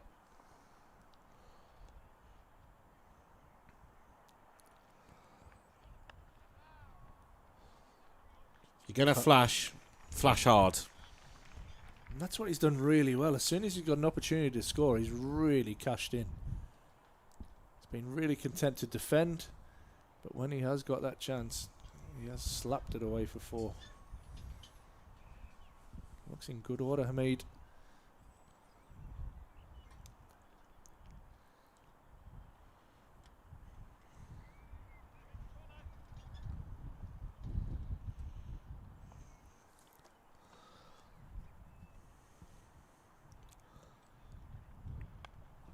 Oh, that one's in the air, down to Vic's third man. John Bland will be pulling his hair out. What's left of it? It can happen. Let's not judge anybody on their follicle challenges. He's thrown his hands up in the air there, shaking his head. He's distraught. We see you, John. We see you. He is distraught. We see you, mate. What's going on out there? And feel your pain.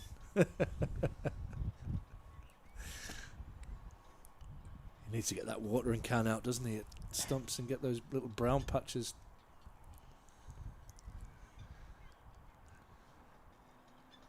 That shows how much water, I mean, does get pumped into this outfield.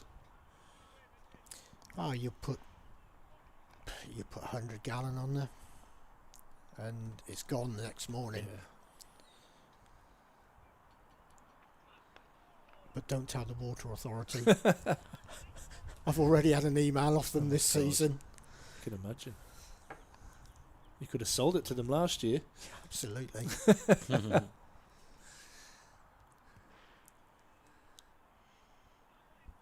I still remember sitting probably in a room a couple off here and just watching water sit on that square for months. Oh, it's all winter. Yeah, it just never shifted. All winter.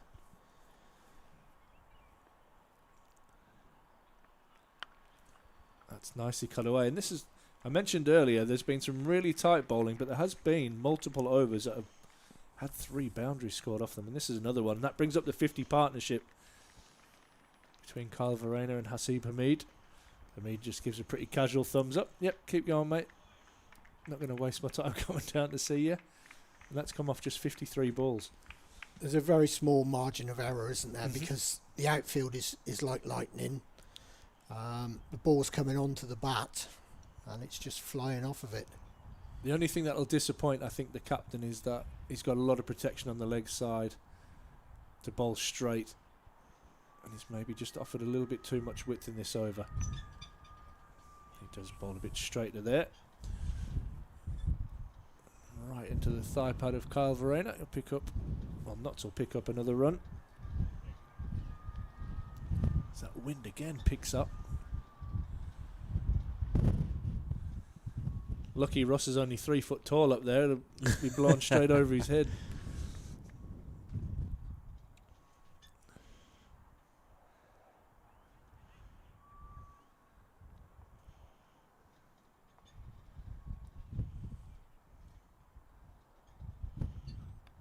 Oh, John. I can see you already, John. I can see you already. Another one down to third man for 4. And that's 18 off that Minto over. As his figures take a shift. 7 overs, 1 for 47. And all of a sudden, Notts are rattling along again. Durham can't afford to let this partnership continue on its path at the moment. But how is Alex Lees going to change that? There we go. We've got you, John, on the camera and everything, mate. Doesn't look happy, does he? No. How many? We should have 3 third men in. He said he was going to keep a book today.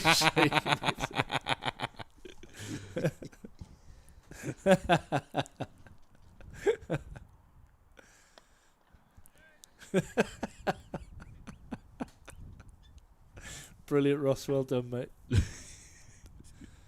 I tell you what, Ross and Stevie have been on point today. Mate, magic. Magic, the lads. I'll send him up in a minute. He can have a chat with Oh, him. Tell you all about it. Not sure anybody's ready for that. That makes you I'm busy. Ben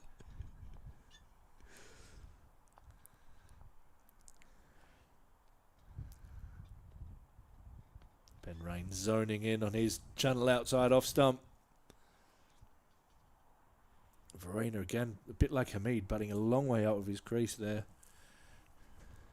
Do wonder maybe now is maybe an opportunity to stick Robinson up to the stumps, try and pen these batters back into their crease.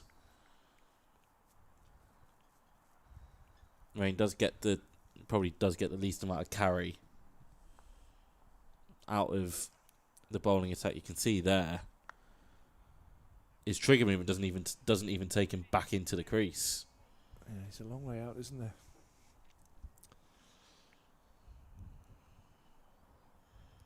What do you think, Vic? Keeper up or back? It's his choice, isn't it? It is. He's the one that has to make the decision and be comfortable with it.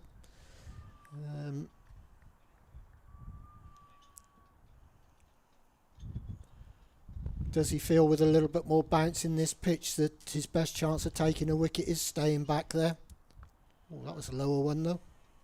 It's just nipped back a little bit, hasn't it? Yeah. Just played it quite awkwardly there, Verena. Not expecting that movement off the seam.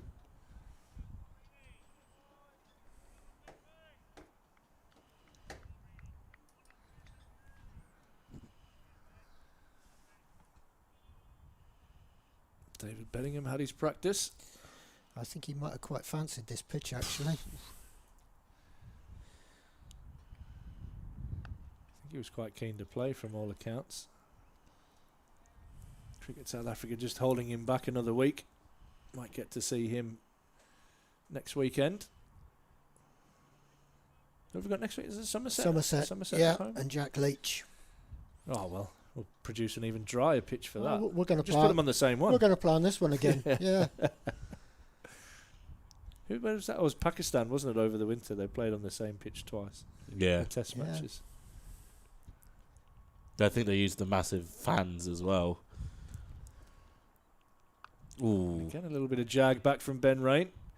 Maybe going a little bit wobble seam.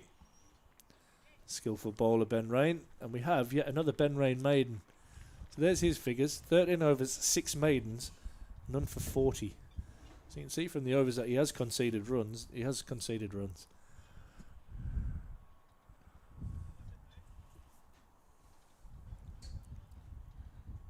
Getting a bit of stick from the lads as well. No doubt, Ollie Robinson.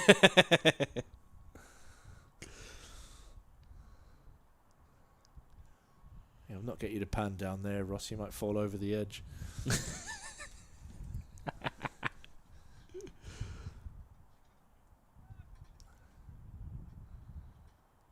Beautiful day here in Chesterley Street. Sun shining, a bit blustery, but we'll take this every day of the week. Minto is going to continue.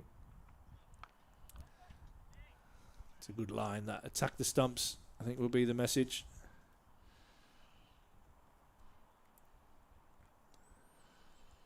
You get that natural bit of shape back into the right-handed batsman as well.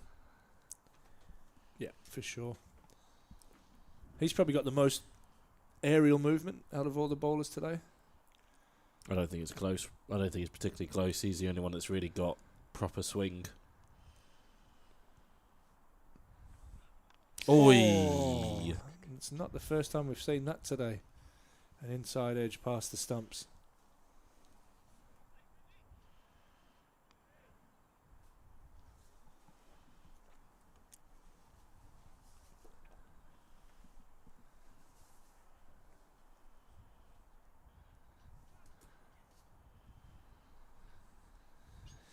Hamid survived 77 to his name. Verena on 26. Durham really need to break this partnership. Verena swivel pull down to George Drizzle on the deep backward square boundary. He apologises to Ollie Robinson. He has to scamper and dive to collect that ball on the full.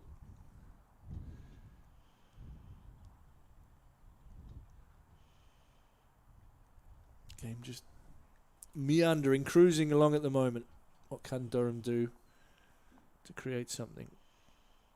Ollie Robinson, wouldn't be surprised if he's called for his helmet there after the over. Nice from Minto. Bit of shape. And an excellent lead from Hamid. Really good cricket.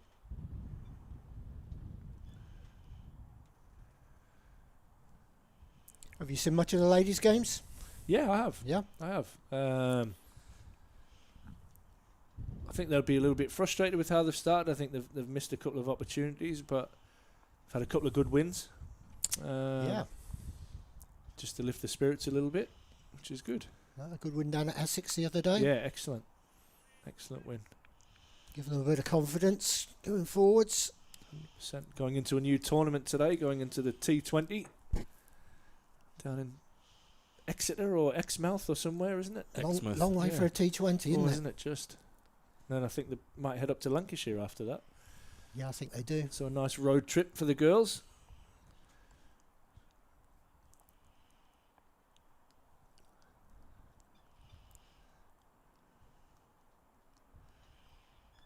Oh, and again. Inside edge from Hamid finds Yusuf down at fine leg. And that ends a really good over, that from Minto. Probably a little bit unlucky not to pick up a wicket. Couple of false shots in that over. But that does end. That from Minto, 198 for 4. And I think we're going to see Ollie Robinson stand up to the stumps. Or are we going to see spin? We are going to see some spin. Drizzle coming on. Not against it. A little bit of turn there before lunch. He bowled the one over after lunch.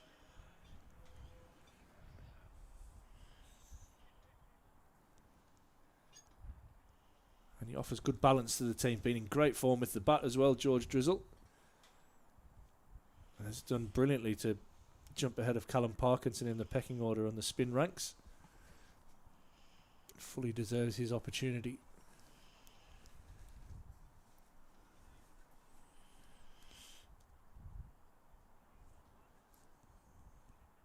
Love his stalking approach.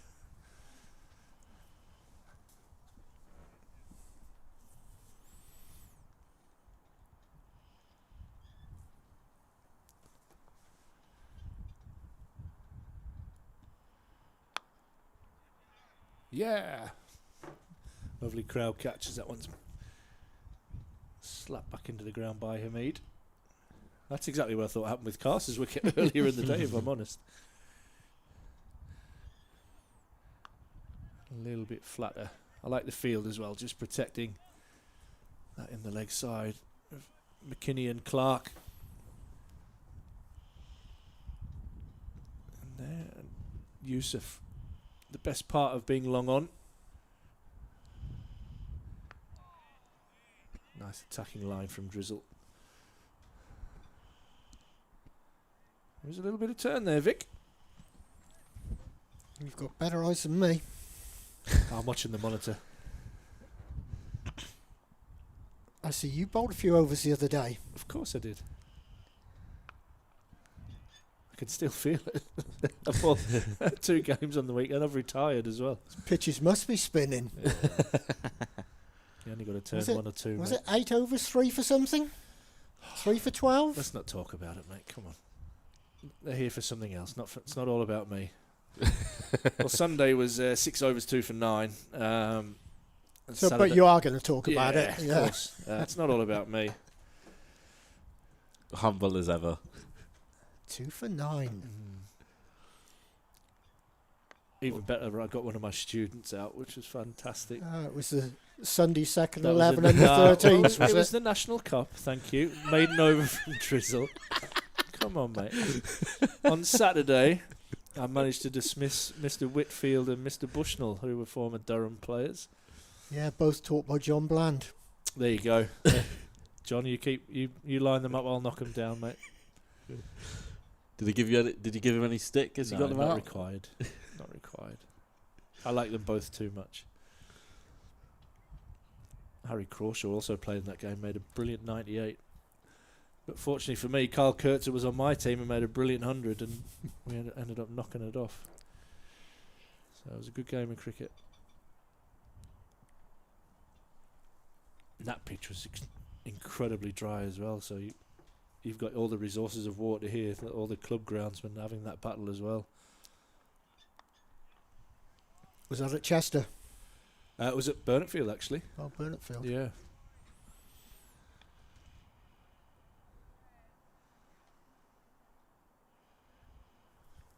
It was indeed. Outfield was so hard as well.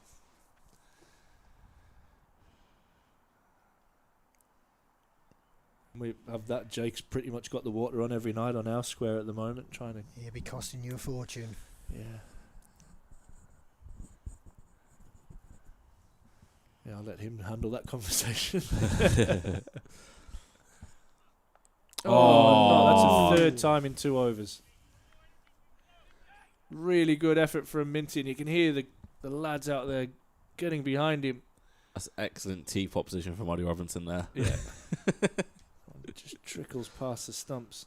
He jagged it into the ground and it bounced literally probably maybe an inch over. Oh, yeah, it's not far off at all, mate. That's a bit of Rob's tennis ball bounce, that. And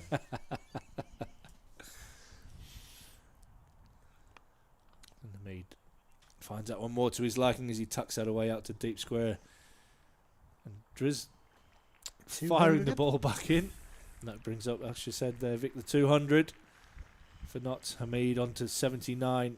Verena on 28. It's in the 47th over. And the run rate is at 4.3. As you can see from all the great graphics that you have on your screen in front of you. It's been a good last couple of overs from Minto. He went for that really expensive one and has fought back well. He's probably been unlucky not to pick up a wicket. With at least 3 inside edges I can think of, not far from the stumps. Oh. And again, really challenging Verena, having him hopping on the crease. It's easy to see why he's so highly rated. So easy to see. There's so much more to come from him as well. If you're looking at efficiency and effort as well, he's not sprinting in. He looks really in control of everything that's going. He's got good rhythm. Well, we're in a great position here, just looking over the top of first slip, and that's hard with Ben, isn't it? It is indeed. But nice boy. the curve that he's getting back into Lovely shape, the right-handed batter, really good. Lovely shape.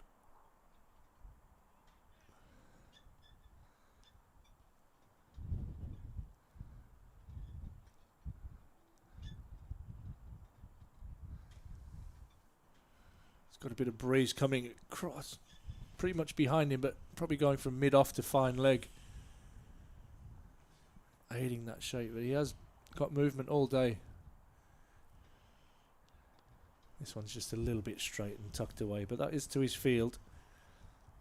And again, a really good challenging over from Minto. 202 for 4 on the board. I'm just wondering if that might be the end of the young fella's spell. I'd give him one more. How many's he bowled in this spell? 4. Yeah, he might be right. He definitely deserves it. He's on the verge of something, isn't he? He's creating little things. And if not, just creating a little bit of doubt.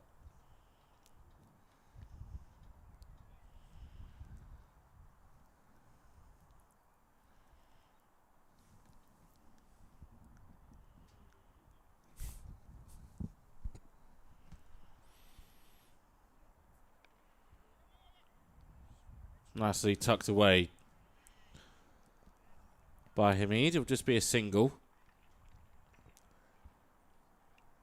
Just forcing Ben Rain to run round it a little bit.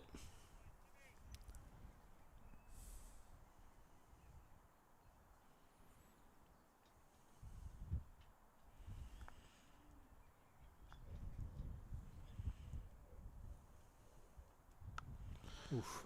A little bit short, but there is cover out there. Does well, Minto. I'd say George got away with one there. Yeah. Short and flat. That could have been in the nets. That was something I like a lot. That was a pie. Just drag down a little bit. That's a shot. That is a shot from Hamid. Uses his feet and hits him back over his head for 6. Glorious batting. He's probably thinking, I've had a little bit of trouble at the other end. I'm going to cash in at this end. Good use of the feet. Umpire's going to have a look. Yeah, token look. Yep, it's a cricket ball. Throw it back.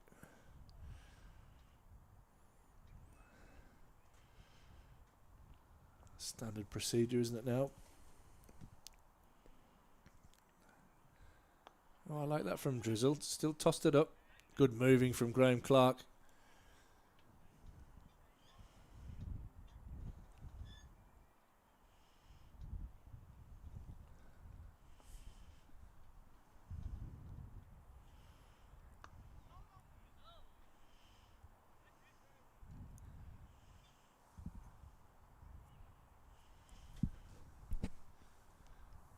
Captain Lee's just mulling things over at mid-off. Oh, well bowled. Just doing him in the length there a little bit, Drizzle. Hamid up to the task in the end. 210 for 4 now. Is it one more for Minto? It is. Yes. I'm pleased at that. I think it's a good shout. I think Lee's will be contemplating who's he's going to bring on. Maybe Yusuf back from that Lumley end.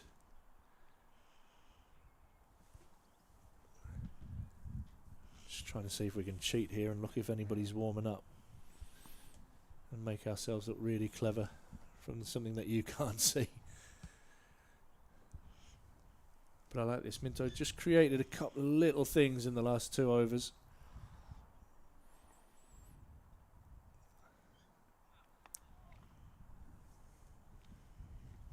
That's some really good rhythm and pace there. Let's see what we've got happening elsewhere.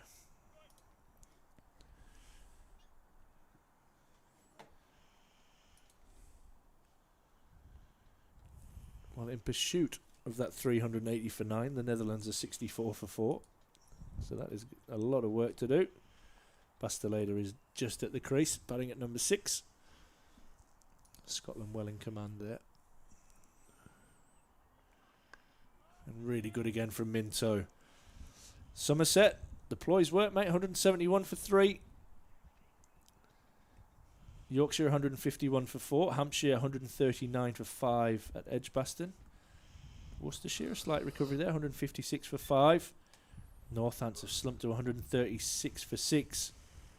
Kent also 6 down, 168 for 6. I'm going to hold the surprise. I'm not going to look at the Middlesex score just yet. They're in a battle. Nice again from Minto.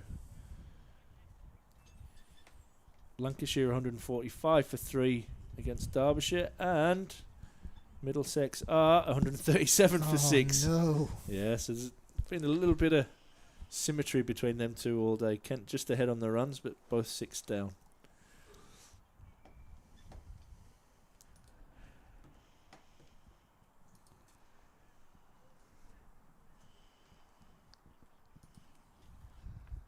Oh dear. He's had a crack at that one. Minto tried to hit the pitch hard, but it was a bit wide and left alone.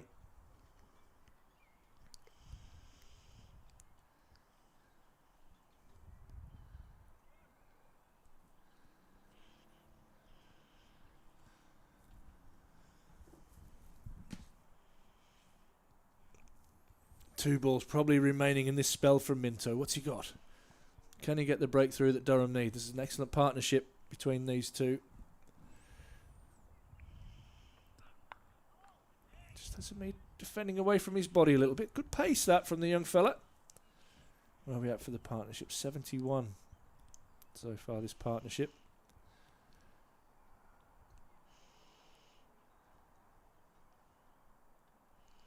They've gone in fits and starts, the batters, haven't they? Like, one of them's been in a rich glut of scoring form, then the other one's joined in after.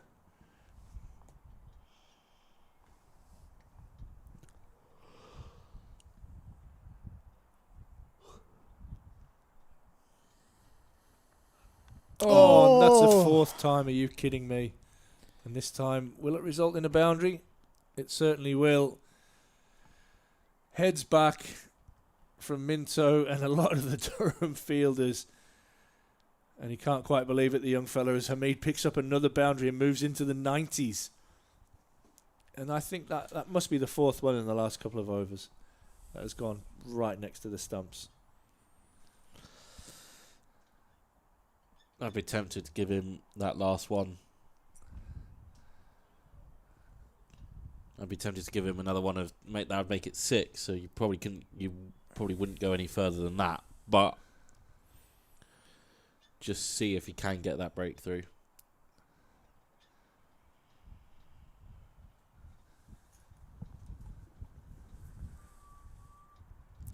Certainly deserves a wicket. Yeah, he's bowled well. There's going to be a lot of traffic through there, Graham Clark. I think you're going to be a busy man.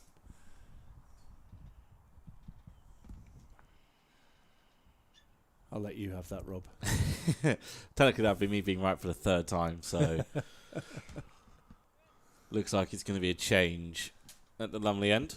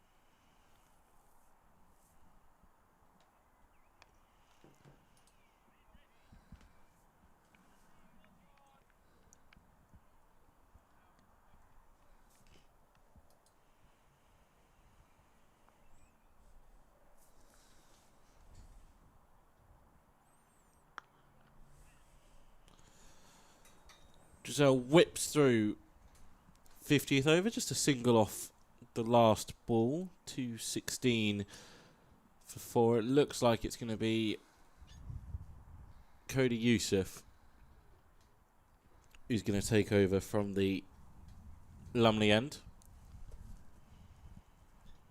I think first time bowling from that end today.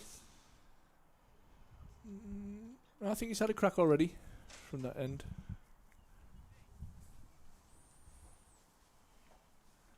Did damage after lunch from the Finkel end. Yeah, he did, yeah.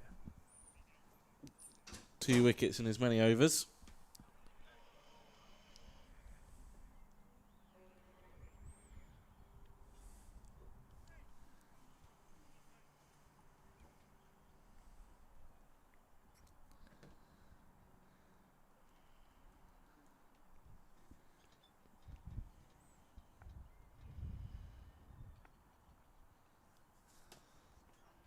Ooh.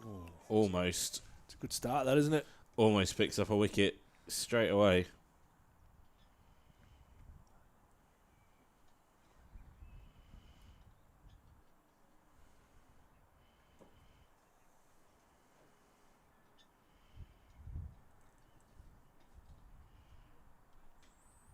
think Durham women's player Emily Windsor is going to join us shortly, which would be lovely.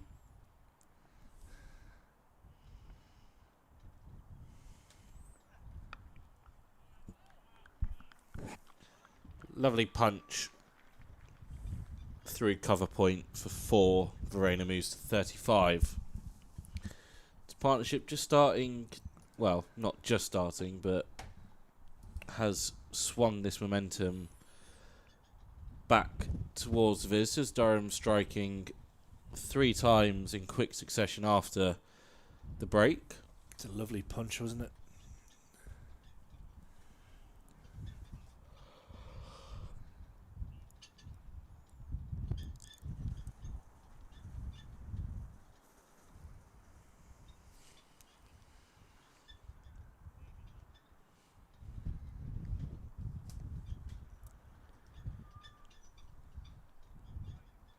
Browning Cast jumps across to reinforce the cover region.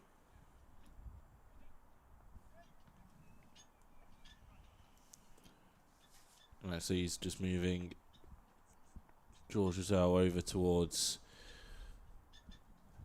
deep backward square.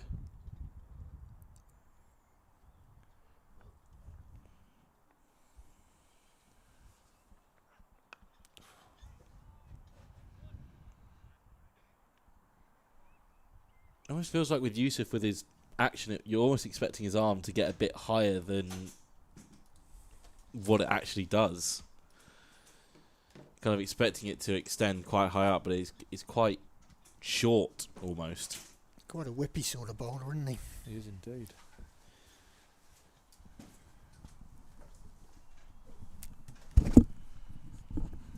That's not a hint, Vic.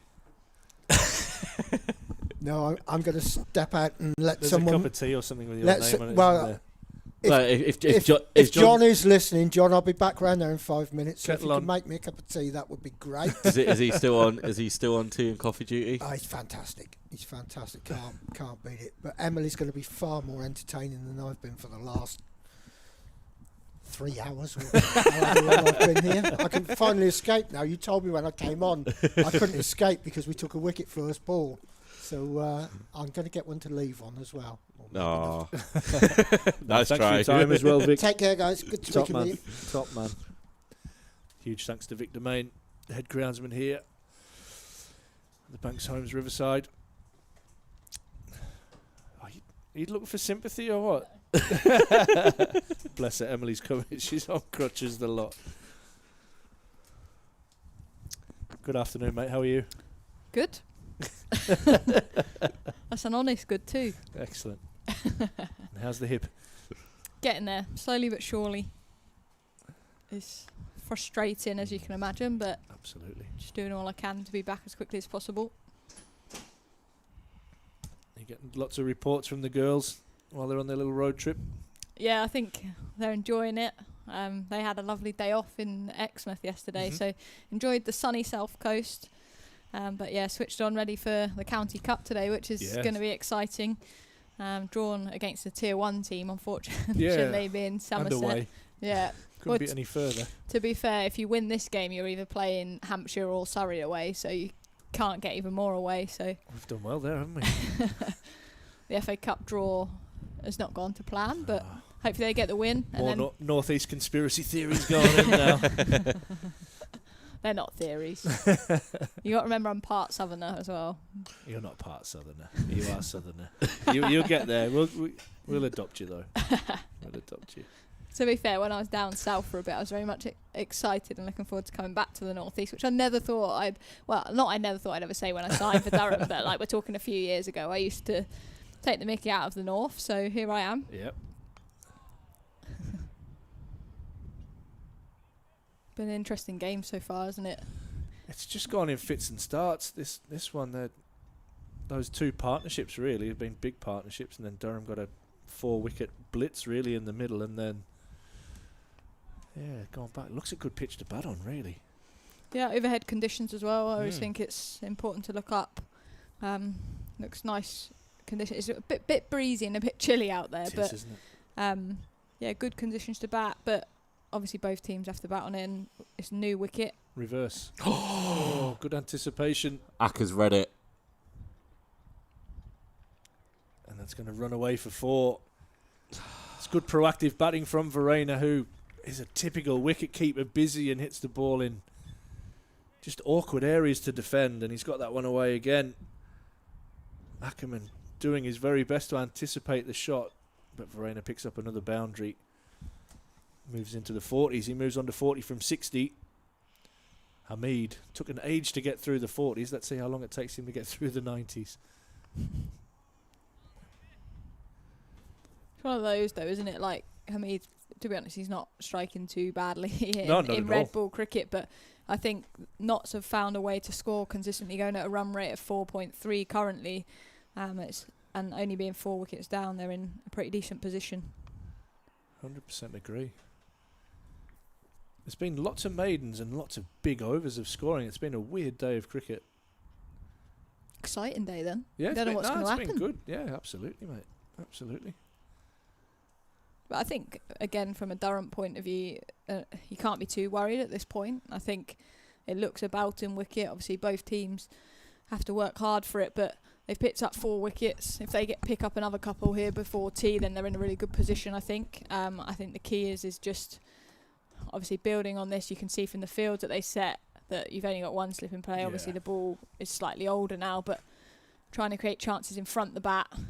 And I guess it's bowling your best ball for as long as possible to hope that they do something slightly different to create that chance.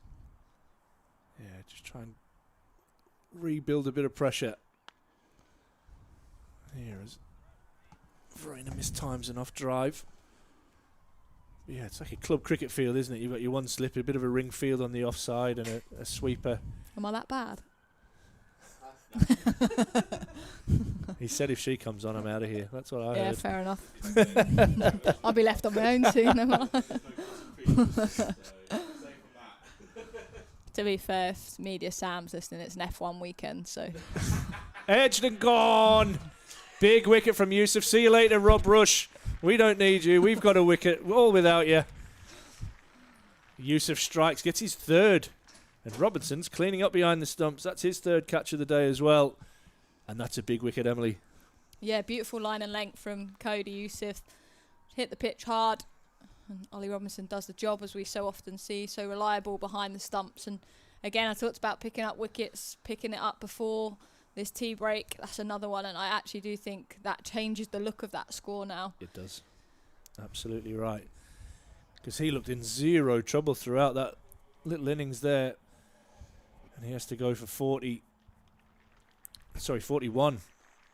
He goes for, and that breaks a big partnership. Yeah, so if they stick at it here, they're going to be in a good position in this game. Like, if, as I said, if a couple before tea, and you can even look to back end of the day, if you get the tail in, bowl them out in a day's play, which one looks a good wicket. Yep. See, it looks green. I imagine it's pretty dry out there as well it with is, the conditions that we've had. I wandered out just before the start of play, and look, there's such a beautiful covering of grass. but they're that worried. They've left 12 mil on, which is quite long, but I think if they took any more off it, they'd have been worried about it breaking up over the 4 days. So you're absolutely right. First inning runs are going to be really key. So if Durham can reduce knots to probably anything under 350, and then really what you're trying to do is to bat once. Yeah, definitely. I think they're in a good position, and it's now, isn't it, when you're in this, it can go either way. I think this is James coming in, but he's actually a good player. I've seen him score a lot of runs, but trying to pick up a wicket in clusters, as we've seen so far today, and Durham are right in with a shout, not let a partnership build. Big breakthrough, healthy edge there through to Robinson, who made no mistake. Healthy edge, I love that. It was a healthy edge. I don't want a sick edge. What is a sick edge? I don't know. I talk rubbish all day, mate. Ooh. And a bouncer first up, and Robinson. I don't mind that either. I like that. He's given wide, but again, I'm not bothered. It's worth sticking one up there. Wake up. Yeah. Welcome to the crease. Everything's looked really good, hasn't it, from over there? Runs have been flowing there. Get that into you. It's aggressive bowling, isn't it? And I think we know Durham are going to be attacking. Another slip comes into the new batter. 2 fielders are out here as well, so potentially a plan talked about prior to the game commencing. Right on the money from Yusuf. Good pace, bustles in. Got a nice breeze behind him. Yeah, I really enjoy watching him. I watched him down at the Hampshire game, and obviously that was a very flat deck and ended up in sort of a long thought out draw. But yeah, he's just got a bit about him, isn't it? Every ball you think something's going to happen, he's exciting, he's quick. He's sort of a skiddy, quick bowler. Yeah. There's energy in it, isn't there? Sets the tone. And he will keep running in for you. And another bouncer to big Lyndon James. Maybe upset him at lunch or something. Correct me if I'm wrong. I'm pretty sure he got some runs against them when they played him. Was it first game of the year at Trent Bridge? Yeah, he did. So an important wicket. And looks an obvious plan, doesn't it, to be challenge him early with short stuff, try and get him to take it on. Yeah, and they'll look at they're trying to get him on the back foot and then maybe trap him on the crease with something fuller and attacking the stumps, which Yusuf does really well. At the head, then at the toes. Yeah, love it. I don't. When I bat. I love watching it. It's great from here. Yeah. I'll stay up here then.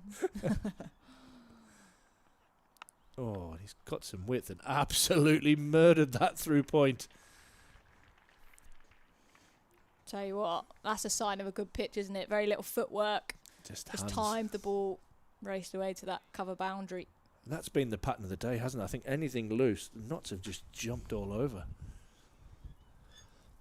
Belting pitch, well done, Vic. Yeah, he's gone now. He's not listening. So. I was hoping I'd get a cup of tea on my way back, right? Be cold by the time you get there. Oh, nah, you can't be saying that.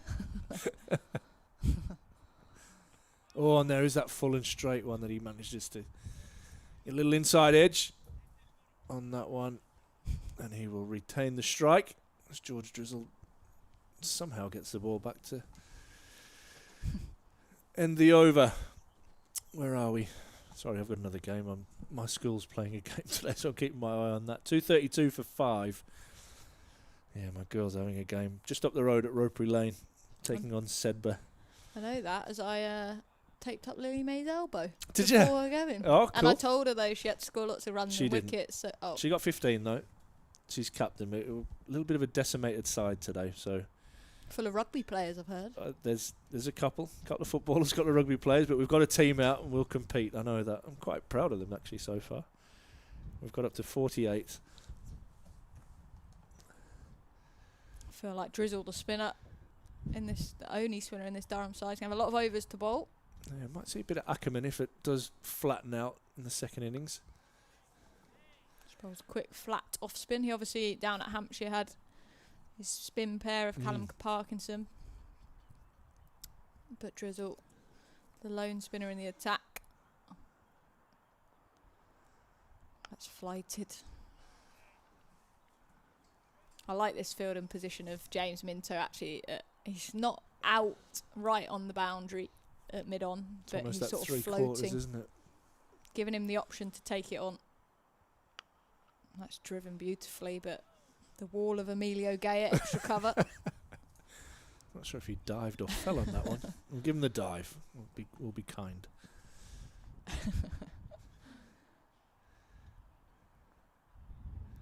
Quicker, flatter. That's same result to the wall of Emilio Gay, but he dived again. That was a dive.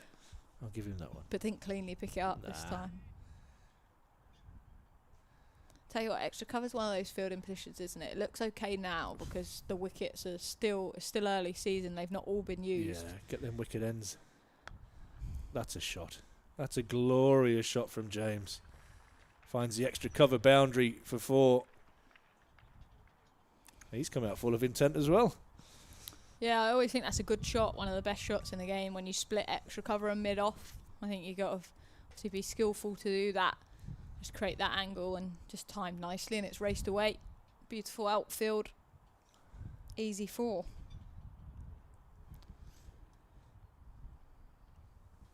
He's a tall man, isn't he, James? He's a big man, yeah. Long levers. Reminds me a bit of Bo Webster from Australia when I look at him. There's 4 from the over so far. That just defended to mid-wicket to finish it. James is on 9, 236 for 5 knots. So how have you found your time in the Northeast so far? Obviously, be really frustrated in getting your injury at this time while the girls have kind of started and got into the run of the season. But yeah, in general, how have you found it? Yeah, loved it. I think it's a great club. It's a great part of the country as well.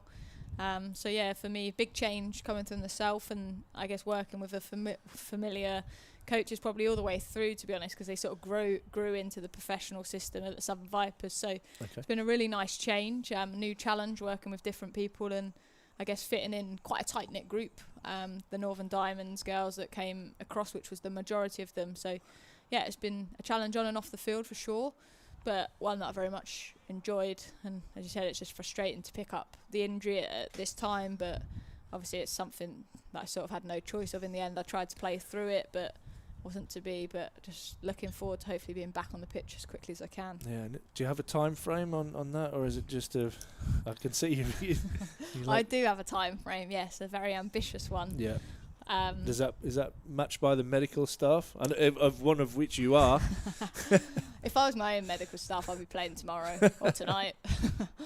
So you can't use my knowledge when it's me, unfortunately. I'm probably up there with the worst patient and the physio's worst nightmare, if I'm honest. But yeah, I'm really hopeful that I'll be back for our next 50 over block, which is in the towards the end of July. Right. But this is me putting my physio brain on. I'm very well aware that obviously along the road there can be setbacks and things that are going to have to go pretty well for that to be the case. But I'm pretty determined, which is good. I'm pretty motivated at the moment, so hopefully I stay that way. Just in the meantime, trying to find ways to, I guess, keep into the game and keep busy. But well, you do plenty of that. James again, full of intent. Slaps this one through cover point for 4.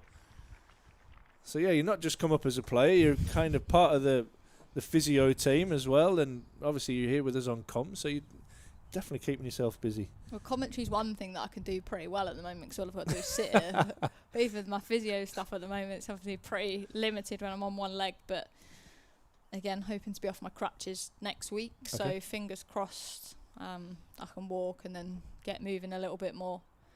And the key is a little bit more not what I'd usually do, and probably go for a 10-mile run if I could. At the moment they're slowing me down quite nicely, but hopefully not for much longer. Good stuff. They've just reinforced the offside field a little bit. Third man's come up to backward point, and we do now have a fielder in that cover point region where he has hit 2 boundaries, James. Again, standing up tall. Yusuf just having a little stare and maybe a little word. Just letting him know he's in a contest. Yeah, that's what I like about him. He just has that character, doesn't he? And you can see that when you watch him. He wears his heart on his sleeve and is very happy to run in. He provides energy, doesn't he? I think as a captain, when you just need something, you think you're looking around and you just throw the ball to him and you might just make something happen, which he has done in his last 2 spells. He's picked up wickets. Yeah, 3 wickets out of the 5 so far. He's going for a few runs though, and that one beats backward point and races away for 4 more, and he's off to a flyer. James. Yeah, it just seems, doesn't it, if you give any width on this pitch, it's easy to just time the ball and it race away.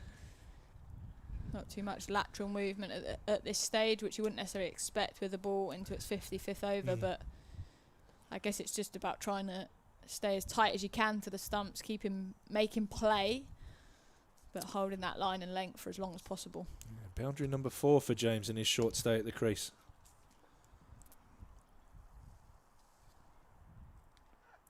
Bold. It's a good reply from Yusuf. With a grunt as well. Yeah, that was effort, wasn't it? That was like, I've been hit for a few 4s. So James is 17 from 14. Hamid, who just doesn't seem to have really had the strike since James has come in, is still on 91. This is a bit of a pattern from his 40s as well. He was in the 40s for a long, long time before he got to 50. But I'm sure he'd be quite happy to stay out there for as long as it takes till he gets to his 100. He won't care. To be honest, though, as I said, that scoring rate there up to 4.5 and over. James has come out and played his shots. He's punished any width really that's been given. He looks in fine form. So, from Hamid's point of view, he's probably happy to be at the non-striker's end and watching the runs accumulate for his not side. But for Alex Lees, it's him trying to find where he can get this breakthrough. It's nicely played from Hamid, just opening up the offside. Emilio Gay will do the fielding. Being attacked by a pigeon or something to that effect. I always enjoy watching Emilio Gay field, and I don't know why. There's just something about him that it's almost like anything could happen. Nice, just a little bit flatter. He's like got that body language where he sort of creeps around, then all of a sudden out of nowhere he's just going to absolutely sprint really fast or pluck out this unbelievable diving catch. There he is. I tell you what, he's in a right hot spot at the moment. There's a lot of traffic coming his way. Didn't quite get that one cleanly either, did he? The wall of Emilio Gay is a thing right now. Right, I'm warming to it. You got to be a wall at extra cover. Lovely shot that. Oh, lazy. Gracious. We had at Southern Vipers, Georgia Elwis always used to field at extra cover, and honestly, she by the end of the season will just be covered in bruises from the ball just absolutely peppering her. And I know you meant to use your hands, but she saved a lot of runs for us there. Oh. He's not stopping that one, the wall, as that one beats his right-hand dive. And James, again, gorgeously finds the boundary at extra cover. It brings up the knots 250. Yeah, just slightly over pitch from Drizzle, and James with his long levers just leans on it and splits that gap beautifully. And it is quite a small gap for extra cover. Emilio Gay and Alex Lees are pretty tight. So it's a very good shot, that, from James. It is a good shot. What would you say about the line that he's bowling there? If he's got literally the 3 fielders there and most of his protection is on the leg side, do you think he needs to be a bit straighter? I guess he's trying to give it the opportunity to turn as an off spinner and almost get through the gate, but it's obviously day one, so you're not expecting too much out. You can see Ollie Robinson's just trying to decide, suggesting about potentially putting an extra fielder on that offside. But Drizzle's happy with how it is. But if it's not turning, then it is getting straighter and I guess getting breather with that line. Just like that. There you go. Emilio just come a couple of steps to his right there and just try and make that gap as small as possible. It was lovely batting though from James in that over. And Notts on the march, 250 for 5 on an eventful day one here. The Rothesay County Championship game between Durham and Nottinghamshire. Lovely crowding as well, isn't it is nice. I said that earlier, and I think you'll probably find more of them will migrate over to here as the afternoon goes on, because our pavilion is the coldest in world cricket, I think.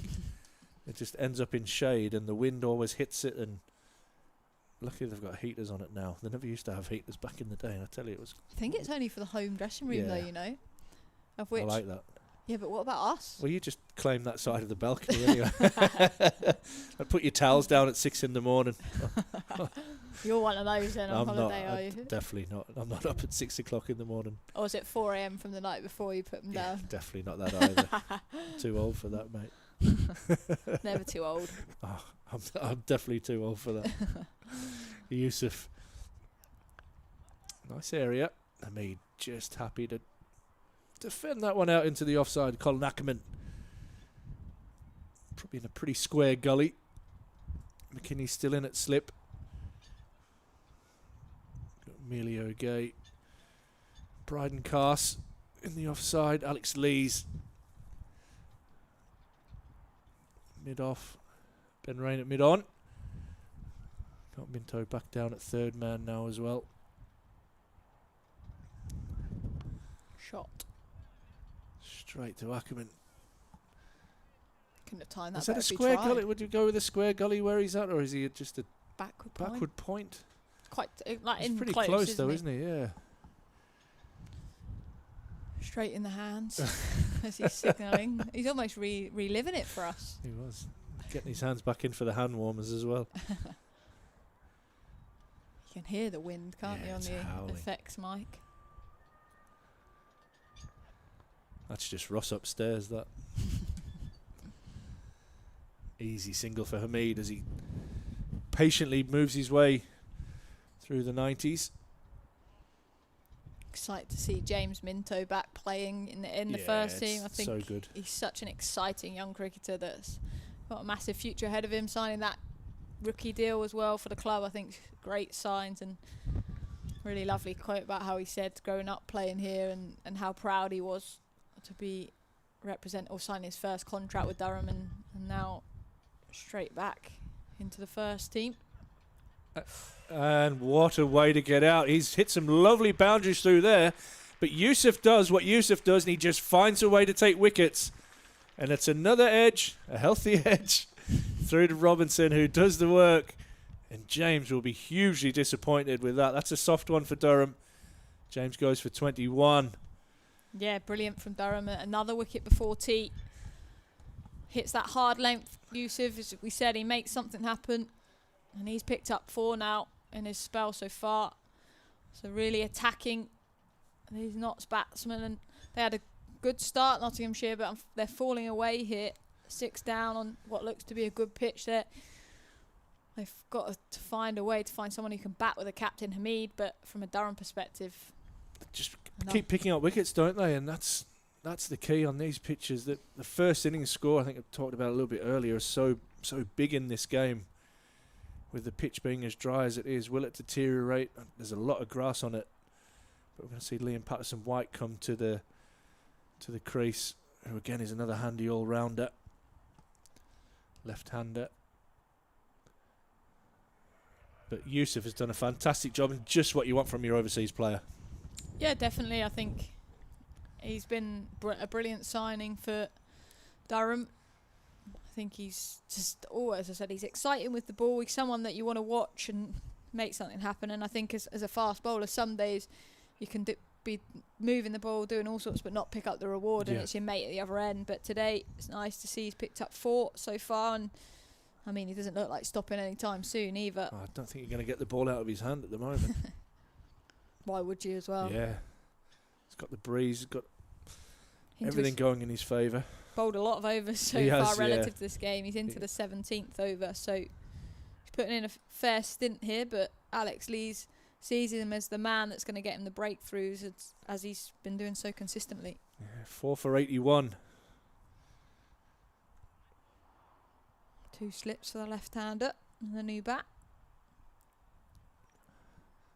He was quite aggressive at the start against James, wasn't he? Let's see if he goes upstairs. Minto just moving into a bit of a funky position down at backward square. Again, floating.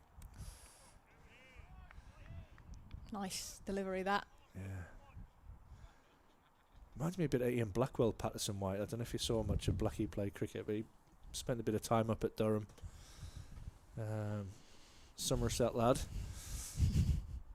That was a great axe. Thanks, mate. That's all I've got. Should we go through some more? Oh, no. Not now. Maybe a couple of beers I might have a crack. Pretty impressive. Good mate of mine, Blucky. I miss him. He's on one of the umpires now, and I don't get to see him very much. So, yeah, based back down in Taunton. I thought you were going to say Somerset again. Nah, Somerset. It's a good leave. So there's two types of leave. That's a good one from Patterson White.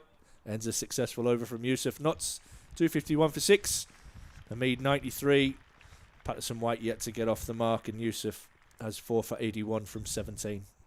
Yeah, his teammates loving that. It's always nice to see when one of your bowlers picks up the reward and your fellow fielders come from across the other side of the pitch to give you that pat on the back. Yeah, they'll appreciate his efforts, and when bowlers run in like that, it creates energy in the field, and it kind of works both ways, doesn't it? He's saying there to his skipper, I want at least one more, I reckon. Grumpy Graham walking around again, will be a little bit happier. He's not Grumpy Graham. He is. He's not. You haven't known him long enough yet. Top man. He's a top man. I actually insulted him in our this is quite ironic, in our PCA anti-discrimination training the other day. How did you manage that? He came in slightly late, so he got the short straw and ended up sat on the table full of us girls. Oh. And we were talking about the 9 protective characteristics, of which I said age and just looked at Graham. He's been going grey for a long time, But I actually didn't mean to. It just happened. So maybe he will be Grumpy Graham with me now. No, he's a good man. Deceptive. I think he puts it on. He's actually a really nice bloke. Tell you what, some great fast bowlers he's working with and producing, isn't it? Yeah. And was one himself. A fantastic bowler. Would have played a lot more for England if it wasn't for a pretty serious back injury. Oh, good wrists from Hamid, but can't beat Ben Rain behind square. He's on 95, still in the 90s. And he's probably more famous for a couple of block-out innings that he played for England. He keeps getting those replays. He was a bowler, a really good bowler, but a couple of really good rearguard defensive efforts for England, getting draws. I can just remember him fist-pumping at, I don't know, somewhere like Newlands or somewhere like that. Maybe in New Zealand as well. Lovely wrists again from Hamid. Looks very comfortable. Moves on to 96 now. And Drizzle will be very happy to see a left-hander at the crease. Off spinner's dream. Yeah.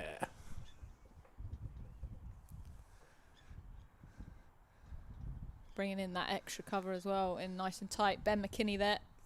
Still got the sweepers out, which I'm a little bit surprised at, but maybe as a result of the score being 254 for 6, just looking for some control.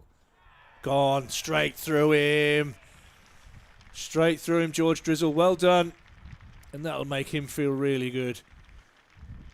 And more importantly, Durham have 7. Yeah, lovely embrace that from Graham Clark to Drizzle. It was a lovely cuddle, wasn't it? But picking up his wicket for naught as well. Again, Durham picking up these wickets just before tea. I only wanted a couple and they've picked up 3 since I've been greedy, on. So mate. maybe I should stay for a little bit longer. But great bit of bowling. Straight through the left-hander. Durham are now in a commanding position with Notts 254 for 7. Hasn't this turned quickly? All since I've been here. Yeah, mate, you've done well. You've done well. Maybe you should spend a bit more time here. But now, going back to the girls, boomed onto the scene with a big first win and then found it tough going. And then have had a couple of wins in the last couple of games as well. So I'm sure you're in and around the chat and everything. So how are the girls feeling at the moment? Yeah, at the moment, pretty positive. I think after that period of losses, I think there's some very honest reflections of what they needed to work on and go and do better. And I think what you saw from Maddie Villiers in the game when we played back here after those consecutive losses, talked about when you get in, building big partnerships and going on to see the game home. And she's been playing beautifully these last 2 games particularly. She picked up her first wicket as well for Durham. That was almost like a weight off her shoulders. Yeah. But yeah, I think I think it's going to be a very tight competition this year. I think previously in regional domestic cricket, we've seen some teams at the top, some teams towards the bottom, and obviously the England players have been available for the start of this competition, but they're about to start the series, so they're going to lose players, which we won't currently, because Lauren Filer hasn't been fit and then has obviously not been selected. So, yeah, I think we're in a very good place. We're at sort of mid-table. Oh, and that's a really attacking line from Drizzle. But it's about, I think we've got one more game in the 50 over competition before it transitions to T20s. Yeah. So it's about us. If we get finished with another win, we're going to be in a very good position, sort of moving forward into that next block of 50 over games, staying with the pack, which is good. I've been enjoying Surrey with their stacked out, basically England 11 losing. I have to say, I don't know if that'll probably go everywhere now, but I think. Yeah. Oh, why not? Yeah, I've been enjoying that. But I think the one thing about this group is what I'd say is they're a very tight knit group. They are pleased for each other's successes and work very hard. So they were very disappointed to not be getting the wins on the board, but to see them flip it and turn it around, I think it's really positive to see from the outside. Yeah, Yusuf is going to continue. And Hamid flicks that away. He'll look to come back for 2. And he'll be able to do so comfortably as he moves on to 98. Yeah, I mean, it's brilliant. I've been able to see you girls practice for a lot of the winter and being able to put it in. What has impressed me is that different girls are standing up at different stages, especially in these last few wins. And it hasn't been you Susies, it hasn't been Jahollies, it's been Maddie. It was Mia Rogers in the last game as well, which is all really good signs for the group. Yeah, it's a young group as well, isn't it? So it's he'll tuck that away again. He'll just settle for the single. Yeah, there's a lot of, I guess, experience, but there's sort of like two ends of the spectrum, I guess. So, I mean, I'm the second oldest and I'm 27. And wow. I mean, I feel old currently, but relative to other groups that I've been in, it's So who's got you covered there, Lev? Yeah, Lev. Lev's the oldest. And then me and Holly are actually exactly the same age, born on exactly the same day the same year. Yeah. Wow, cool. We're birthday twins. So, yeah, but I think they're a good group, and I'm excited to see as well how we go in the T20 competition. I think that when that starts and the double headers here is going to be amazing. Oh, how was that? I think that's hit the stump. I agree. I'm going to have to get the stream on. Well, the people behind the bat loved it, especially Ollie Robinson, the keeper. It just didn't seem right for a catch, but I think that's hit the stump. Everybody's a bit perplexed out there as to what's going on. I enjoyed that Ollie's gone straight up to the Lord and asked him, have you hit that? Oh, no, So's it hasn't hit the stump. Look. Behind the bat, they were very convinced, and sort of Yusuf joined I don't think the appeal after in the hunt for his 5 wickets. Yeah. Oh my goodness, he's just a little bit quick for him there. Lord, a little bit late to react. It's just come back slightly as well, isn't it? Maybe a little bit of tail with the ball being, well, the pitch and everything being dry. He's just hitting the pitch hard, giving it a chance. Taken well, good carry through to Ollie Robinson. He seems full of energy behind the stumps, and rightly so. Picking up a lot of wicket-keeping dismissals so far this innings. Deserves 5, Yusuf. Oh. Yeah, bit of anger in that one. Oh, please don't be injured. Well, he's into a lot of. He's not happy here, is he? No, he's not. Holding his hamstring, which isn't a good sign. I'm hoping it's cramp more than anything, because this has been a long spell from Yusuf. Lees is going to go and have a conversation with him, just to slow him down a little here. But that wouldn't be good signs for Durham. But fingers crossed, just a little bit of tightness. He's stretching. That's from a physio. That would be never a good sign for me to see. No, I'm a bit concerned myself. Doesn't look happy, that's for sure. I was just going to say there, he doesn't even know how to push off to start here, but no, he's not running very freely there at all. And I think this might see Yusuf leave the field there. He's going to finish the over and probably head up. Oh, he's not. He's actually walking to skipper Alex Lees. But that ends probably an excellent spell there from Yusuf. There's the 4 wickets to his name. Got Ben Rain with his arm round him, who's sent him the opposite way. Look. Yeah, he's going to go off. He's got to go off. That's your experienced pro, isn't it? Such a good teammate as Rainey. That's the right decision. What is he doing? Ben Rain, that is. He's a creature. He is a creature. Very good That's bloke. probably him warming up to bowl. Yeah, Cody Yusuf is going to leave the field and get some medical attention. Hopefully nothing serious, and I am hoping it's cramp, but it didn't look great there, did it? Well, just the way he didn't know how to push off to run in was a concern for me. We're going to have drizzle to continue.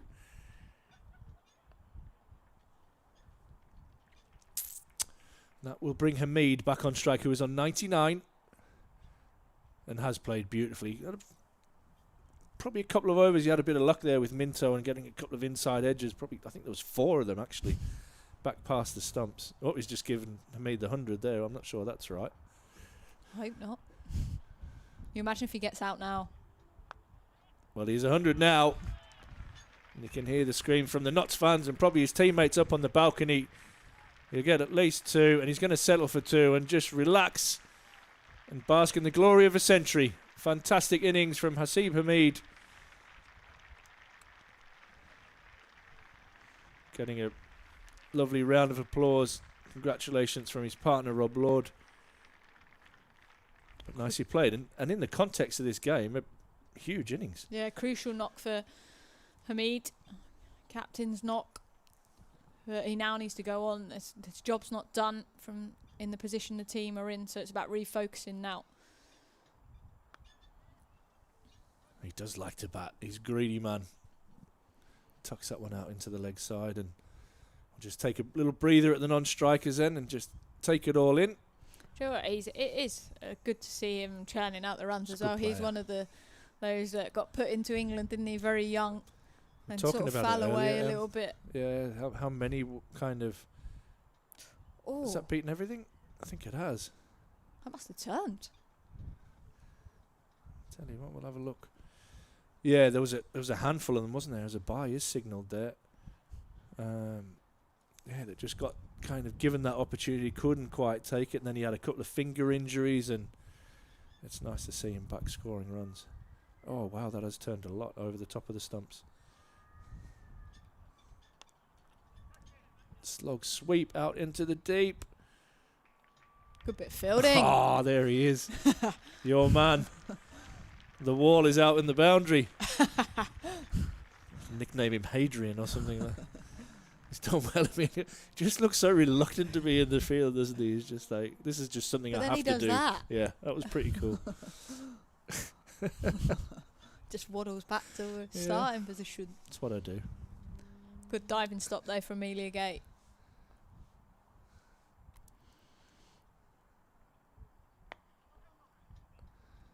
You see maybe a little bit of a shift in the intent here from Hamid. Seen Lord struggle at the other end. A little bit there. Yusuf has gone off now, so Ben Rain, that hop, skip and a jump was his warm-up, as we saw. It's almost like he was excited to have a go. Yeah.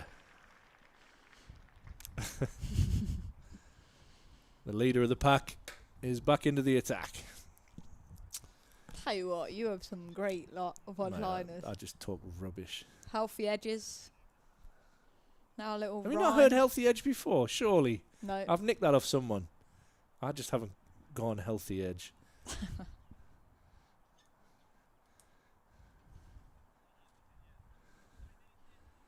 Interested what field he's going to put in play here. I think they want to keep him on strike. That is one thing for sure. Ben Rain is going to have 2 slips and bring up that sweeper on the leg side to try and protect Lord getting off strike into the mid-wicket area. Drizzle comes in there. And then again, pretty much a ring field. 2 slips in a ring on the offside. Nicely defended by Lord, who probably appreciate the drop in miles per hour from that end. Tell you what though, when you watch Ben Rain bowl, it just looks so economic, doesn't it? Yeah. Like his action just looks effortless for him to just get it down there and hit that line of length. And I think as a batter, there are those annoying bowlers because they are so consistent, but also so skillful. Very, very skillful. Ben Rain made a great career. And he does drop it in short. As I said, he'd be just feeling more comfortable, but he pulls that away into the leg side and will bring Hamid back onto strike from a Notts point of view. That's exactly what they'll want. They want him to face as many balls as possible from now until the end of the innings. Who have we got to come? We've got Abbas. I've seen a lot of him actually when I was down at Hampshire. I've actually seen him play some very gutsy innings where he can back for a long period of time, but I think he'll be 11, likely to score freely. Yeah. You've got Brett Hutton as well, rounding out the batting order. So Durham trying to wrap up this innings as quickly as possible. And you'd have to say, despite two massive partnerships getting away from them, Durham would probably feel that they're in control right now. Yeah, I agree. I think, as you said earlier, it's been sort of a topsy-turvy day, isn't it? Where at one point you think Notts are getting away and then Durham pull it back. But I think that's credit to Alex Lees and his captaincy. I think, obviously, on pitches like this, sometimes it can be quite hard to find that balance between aggression and defensive fields, and he's done that really nicely. It's tucked away fine, and I think that will run away for 4. And it does. Nicely played by Hamid. Unusual for Ben Rain there, just straying down the leg side. He'd be disappointed with that. I think what Durham will probably reflect on and be disappointed about is the amount of boundaries that they've conceded today, and that it has been a good pitch and the outfield is absolutely rapid, but I think as a unit they have bowled a lot of 4 balls today.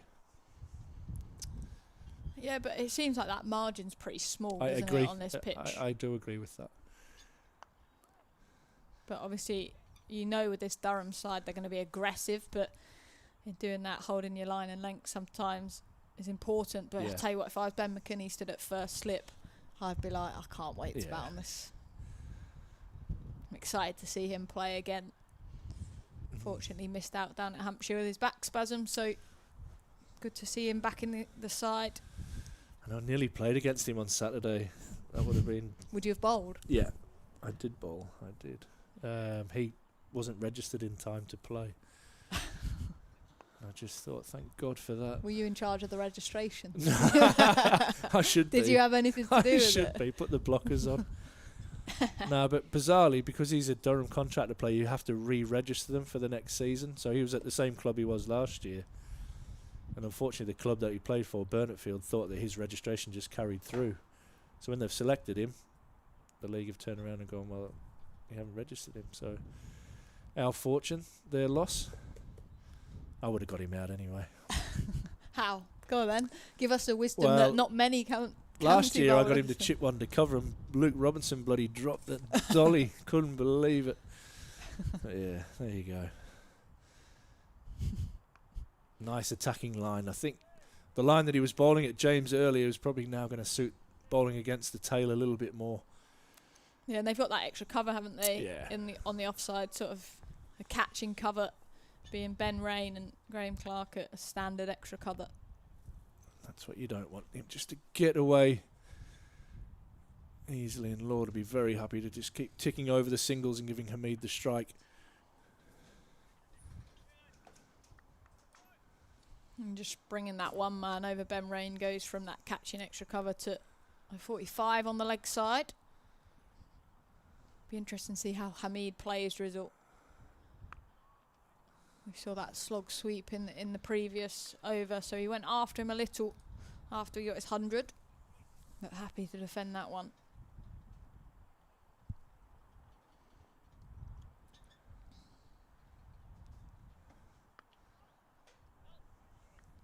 You're looking at your score. Yeah, Lil's got a wicket.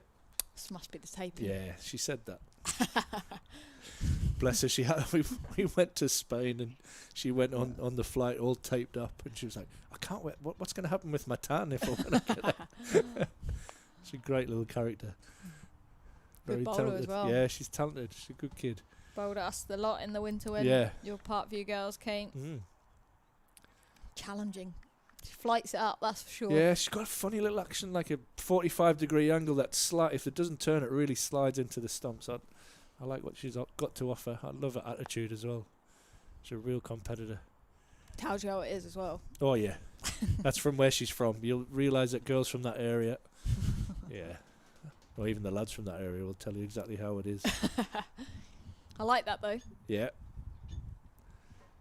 272 for 7. Are you hiding up the back, Rob Rush? I didn't feel welcome after. No, you can go away, mate. Me and Emma taking wickets. I think I've got one more over in me, though, and then you're in. Perfect. I'm going to the pool. Oh, you're going to have a wander in the pool? Drown. Yeah, just a walk? Even a walk's a push at the moment Is in it? the pool. Yeah. I'll just float, Just I think. Fair enough. And Hamid gets up tall and slaps that one away through mid-wicket. And a brilliant bit of fielding out in the deep from Drizzle. Does very, very well and gets a good round of applause from the crowd that is just starting to creep down towards the fence as the majority of the Don Robson Pavilion is in shade over there. Top work that from Drizzle, though. I think That's what you need, fielding in championship cricket is so important. I mean, he's on his hands and knees now. He's bowling a lot of overs. He's into his 11th. But might have winded himself a little bit there. The ground's hard. Yeah, you'd be hoping for the pull. That was a belly flop. Nicely played by Hamid, but good areas from Rain. This is where Durham just need to get a control of this and just bowl at Rob Lord a little bit more, because Hamid has taken a lot of the strike in this partnership so far. Yeah, he has. But again, it's that challenge, isn't it, of building pressure in terms of trying to keep Lord on strike, but trying to restrict the runs as well. Field doesn't change too much, just that deep square comes into a mid-wicket in front the bat. 2 slips. Yay. That'll do. You can go now. Perfect, I'm off. First over, last over. I'll tell you what, I've got a 4-for. Yeah, you've done well, mate. Well played. That is a I'm out beautiful of it. delivery from Ben Rain. Off stump, removed. Lord goes, bowled by Ben Rain for 4. And Notts, you would feel that on the pattern of the day, Notts have been in control, but Durham have 8 wickets. Yeah, absolutely brilliant that for Durham. So reliable, isn't he? Ben Rain picks up his first, and I'm 4 and done. That's the only 4 I'm getting this summer, that's for sure. Well, for now. I'll come back and get...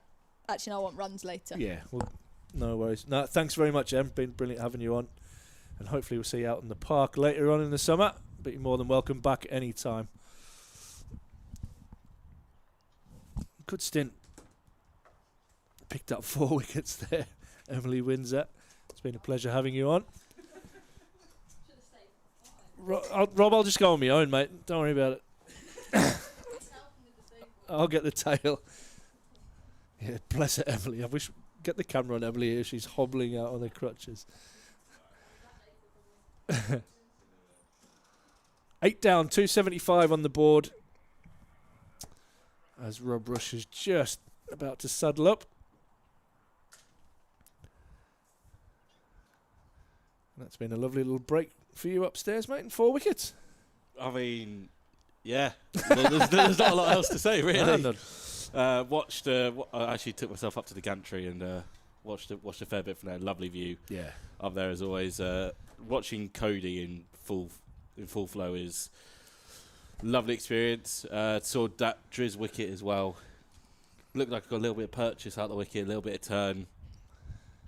And then, Durham have certainly had this afternoon session. They've picked up 7 wickets. Yeah, incredible.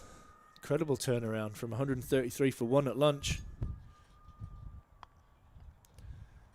As Hutton faces his first ball. Yeah, lots of runs scored, but lots of wickets. All action-packed today.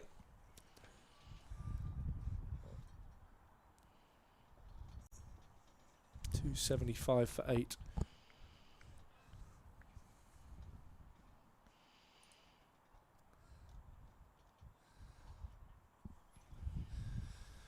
All the bowlers now have one to their name.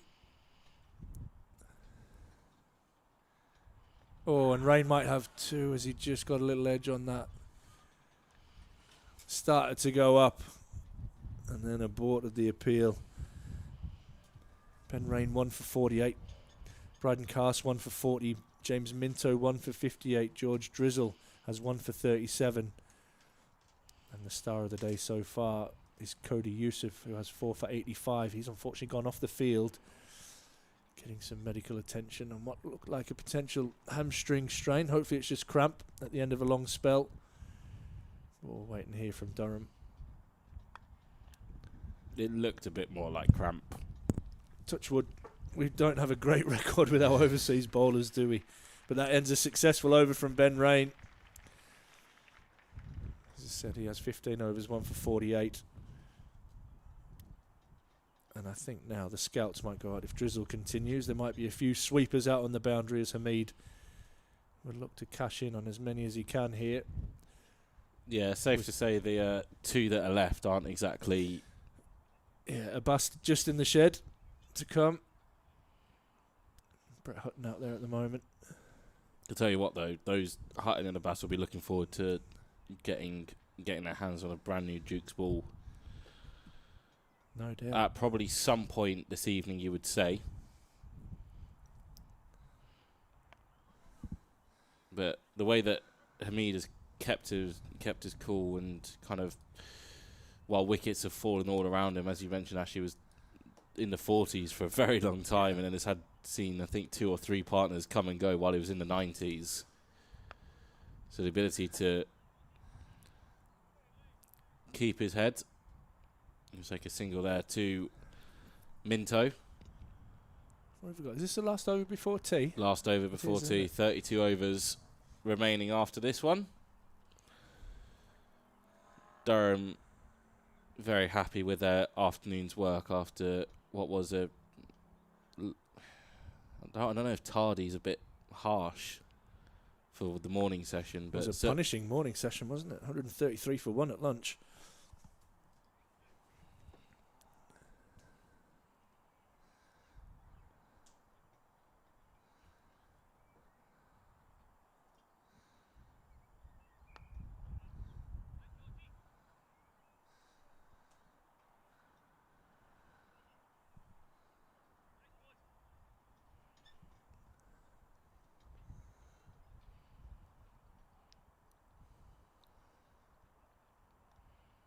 Oh, it's tucked away fine. Tad straight. Yeah, some work for Ben Rain to do. Trying to keep it down to 2 as Hamid looks to hustle back, but he won't get back. Well done, Ben Rain. Just thought Durham might have attacked a little bit more in this last over to Hutton. Maybe even a leg slip. Somebody under the lid. I'd have gone with the short leg. Yeah. See if you can get into Hutton's mind. Instead, no, Ben Rain does well to prevent a run there. And that will be over and tea. So an eventful session as 278 for 8. 145 runs added in the session for Notts. So Durham controlling the run rate, bringing it back under reasonable control and picking up those 7 wickets. Most definitely their afternoon session. It's been the Hasib Hamid and Cody Youssef show so far on day 1, with cameos from James Minto, Bryden Cast and Carl Verena. Ben Slater making 50 this morning before he was dismissed by the 17-year-old. Then Cody Youssef and Bryden Cast picking up 3 quick wickets after lunch. Freddie McCann, Joe Clark and Jack Haynes coming and going very quickly. Hamid and Verena putting together a partnership before Verena edged behind to Ollie Robinson. Lyndon James got a start, but he also fell the same way. Patterson White unable to recreate his runs from last week, and Rob Lord having his timber disturbed by Ben Rain. Hasib Hamid will return after tea on 113, and Brett Hutton will return on 2, and we'll return as well, Ash. We will. See you in about 15 minutes.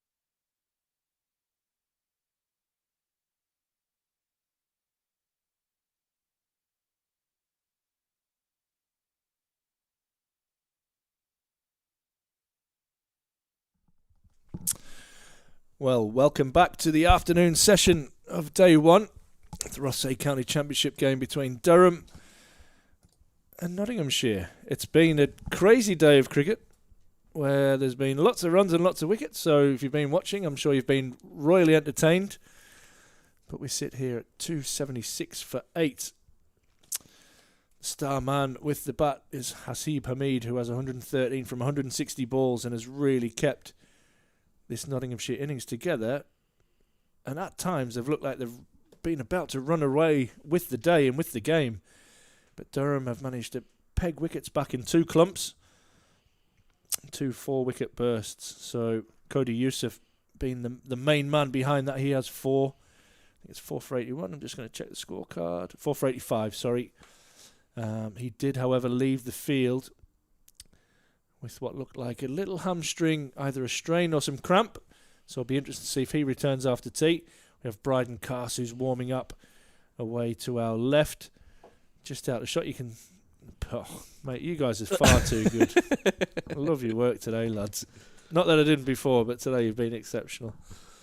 They've got the Ashthorpe stamp of approval. Mate, I'm so impressed. So impressed. They're putting out all the stops from my first championship game of the year. But Durham will need to and want to wrap up this innings quickly and get to batting and try and get a huge first innings lead. Cody Youssef is going to take the field after tea. That's good news. Spotted the number 10 on his back. That is good news. So what was he off for? 4 overs? Yeah, hardly. He was hardly off for So he will have to set out those, but is it not a cut off? Isn't it not like a half an hour cut off or something, and then the time starts? Or I don't know. I think it's from immediately when you go off. Is it? They count it. I mean, it's one of those ones that's buried down deep in the rules and regs book, which I don't have to hand. Yeah. So. And we don't really need to know. No. As long as you get the rough, as long as you get the rough idea. So at worst, he's going to be not able to bowl for a few overs. I'd be surprised if he actually does come back at all, but he might be fit and fine and ready to go. I think if Bryden Class has his way, Cody Youssef won't be bowling. Yeah, very true. Very, very true. So he's going to kick things off from the Lumley end. The helmet is out, so maybe continuing with George Rizal from the Finkel end. Yeah, it's Ollie's helmet as well. Yeah, it's just the one, so no one... Yeah, we said it just before tea, I would be tempted, if it's Hutton on strike, I would be tempted to stick someone under the lid. Actually, I'm not sure if that is Ollie's helmet, you know. We'll see. I'm sure we'll soon find out. Might go some short stuff here. Maybe, soon. Maybe at Hutton. Yeah, so Hamid's going to have strike after tea, so... I mean, field's looking spread, so obviously they're quite happy to give Hamid the 1. It's spread out on the offside, and Ben Rain and Cody Youssef are the 2 in front of square on the leg side. He got, I think... Actually, Cody's actually at long leg, I beg your pardon. As Bryden Cast gets ready to start the evening session. Starts with a Yorker that's dug out well by Hamid. So yeah, Cody Youssef is down at long leg. Driz is out at he's just in front of square at deep forward square leg. You've got Ben Rain mid on, Alex Lees mid off, Graham Clark in the covers, Conor Ackerman at point. Minto is down at 3rd, so John Bland will be happy. And Emilio goes out at the deep cover point boundary. Big swing. That was nice from Cast. Got through nicely. Good test for him, this. Spell number 3 of the day. Bowled 9 overs so far, a spell of 4 and a spell of 5. And ideally he comes on and wraps up even this Nottinghamshire innings. But it looks so far there's no ill effects of that foot injury, and just building back that fitness for when he hits the stage for England later in the summer.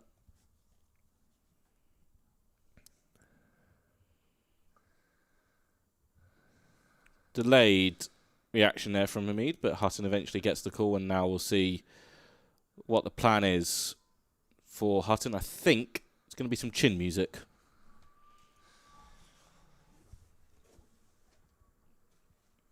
Clark under the lid.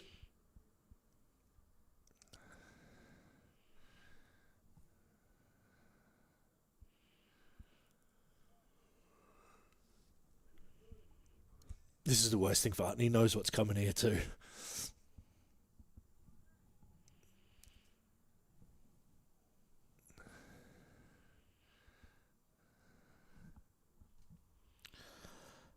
Just how crowded is it going to be around That's him? what I was expecting, that leg gully position. Then Yeah. you know you're in for it as a batter. Driz has got the task of going in there. Say leg slip or leg gully? Oh, go leg slip, that fine. It was a double bluff. It was the solid line from Hutton. It's the line and length from Cass, and Hutton read it well. Do you reckon he's got a bit of padding under there? Kind of that I don't know. kind of chest guard. You see some tail enders. I think Stuart Broad had it towards the back end of his career. Mark Wood infamously he always has his sides. Try and protect the bowlers, don't they, with those? You don't want to get hit in the ribs and crack a rib and then not be able to bowl, so it wouldn't surprise me in the slightest.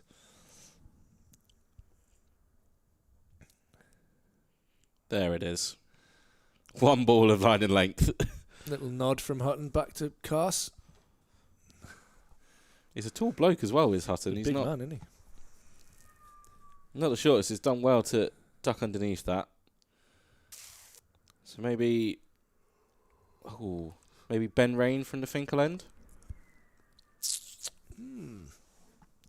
Well, there's no helmet out there, so I don't think it'll be drizzled to continue. Unless one is going to get run out straight away. It's just sat on the edge of the square. Very true. Or on the boundary away to our left-hand side down at long leg. That wind's really picked up now. Howling, you would say. Solid from Hutton. You bang on, Ben Rain is going to have a crack from the Finkel end.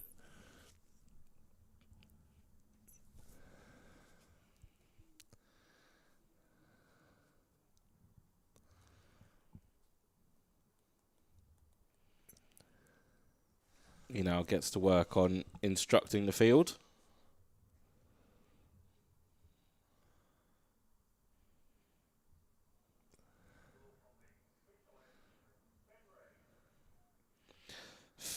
$15 overs, 6 maidens, 1 for 48 for Rain. Kind of the elder statesman of the leader of the Durham attack. Spoke to him yesterday. It was a very candid interview, actually, about you. He's very open about how his career's gone and where it looks like it's going, and it's a very nice interview to do. And I'll be out in a week or so. He's a very down-to-earth lad, isn't he? He Oh, knows. yeah. It honestly was probably one of my favourite chats I've ever done. He's a good human. I think he had a scheduled off day as well, so he wasn't meant to be in, but came in and sat down for a quick 10-minute chat. Started off life as a batsman, as a youngster. He bowled a little bit. Now he's a bowler who can bat a bit. Oh, he can definitely still bat. But his bowling has really gone to levels. That's a lovely shot. Yeah, That's a lovely shot. A couple of advances down the track as well from Hamid. I wonder if, we've mentioned it a couple of times, but just trying to peg him back in the crease. Can you stand Ollie Robinson up to Ben Rain? If you just watch on the screen, you'll see Hamid on the replay there. He already started outside of his crease and then came down a couple of extra paces. So he's obviously not worried by the pace in the pitch or from Ben Rain. So how can Durham try and slow him down? You see it there again. Doesn't quite get all of it. Oh! Out. No, he's made it. Just. Great bit of fielding from Yusuf. That's his second direct hit of the day. And it has been his day, and it wouldn't have been surprised.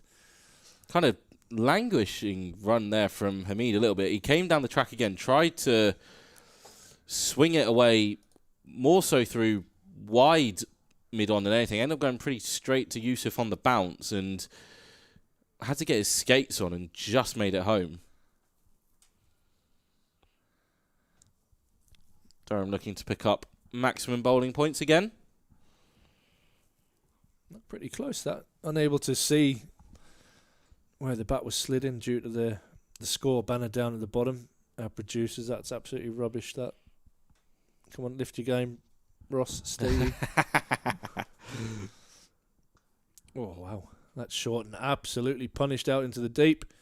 Good bit of fielding by Minto. Prevents that going for a boundary.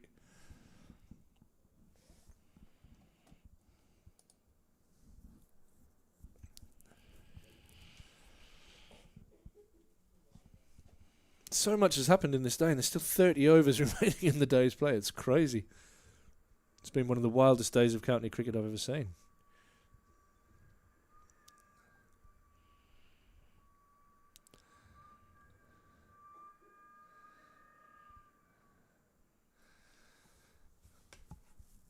This is where Durham will be trying their very best to keep Hasib Hamid on strike.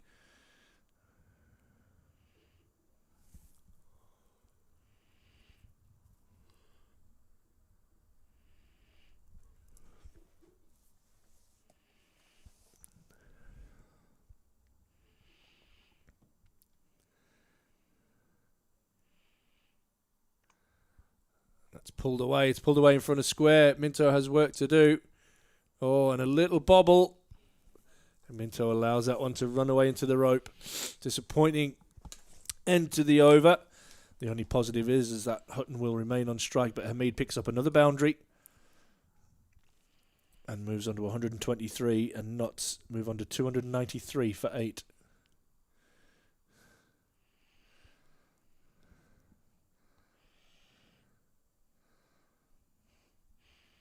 And if I jump the gun there, I'll give them an extra 4.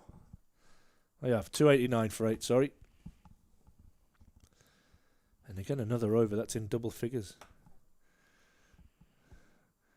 It'll be cast now.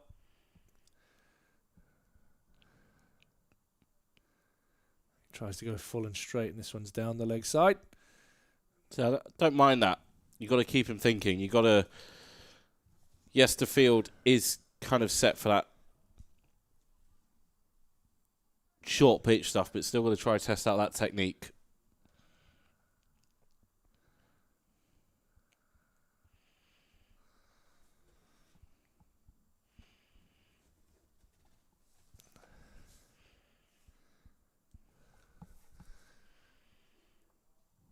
That's negotiated well and hooked away fine. Nice swivel. A bit of test for the hamstring of Cody Yusuf, who does well. Hutton wanted 2 there. Yeah, that was a bluff, that. Hamid 100% a bluff. Hamid just had his back to him the entire time. Nope. You stay down there.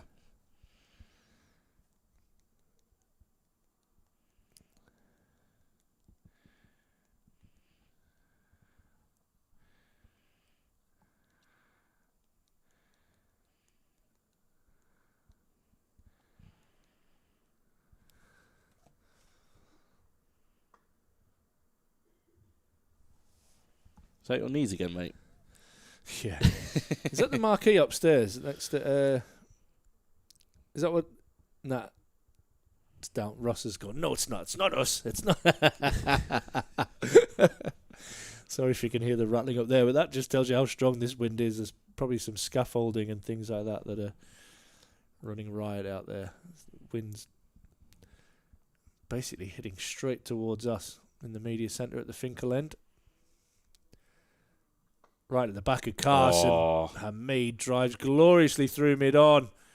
We saw that earlier in the day. He's repeated the dose there as he moves on to 127 and Notts 294 for 8.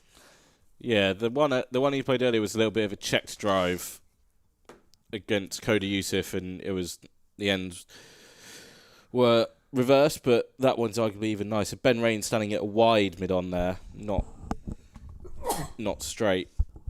And the guy who was on 123 before that shot was never going to miss out on an opportunity. It's been a beautiful innings from Hamid. Oh, that'll hurt. Went through a funny spell of a couple of overs, didn't he, where he kept inside edging Minto just past his stumps, but apart from that... There was about, 4 in 5 overs? Excuse me. We're professionals here, mate, come on. Yeah. Where?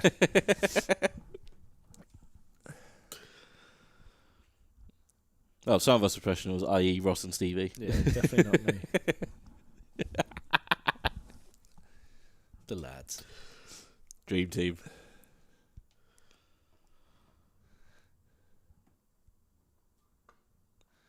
That's hit away. This time to Ben Rain's right hand. Go on, Not Driz. sure it's going to run all the way for 4. They might try and run 4. It'll be 3. Yeah, they'll settle for 3. Somebody shouting, get in there as Drizzle gets around to the ball. But lovely batting from Hamid, who's using his wrists really late. Keeps the strike as well. And he does, you're absolutely right. Picks up 3. 297 for 8. Hamid to 130. 67 overs done. You can see the flag's just about wrapped around the whole pole there. And the trees in the background. Give you a really good indication of that strong wind coming from the north and blowing straight down from the Lumley end. What do you reckon Notts will feel good about here? I think they'll be really disappointed. They'll want to get 350 at least after the start that they had, being 133 for 1 at lunch. And then it'll just be a matter of how Durham bat in that innings, and will this pitch deteriorate? Have they missed an opportunity here? Top of the table.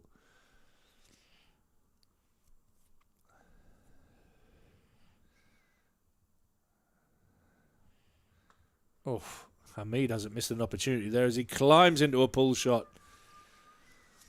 And this might get to the old field where everybody just sits on the boundary and allows Hamid a single here. There's a 300 up and another point for Notts. 301 now for 8. And Hamid is in no mood to mess around here. He's taking every opportunity he can to score.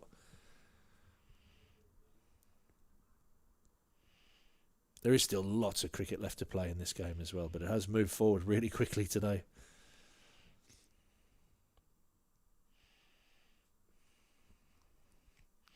And a leave. Wasn't expecting a leave there.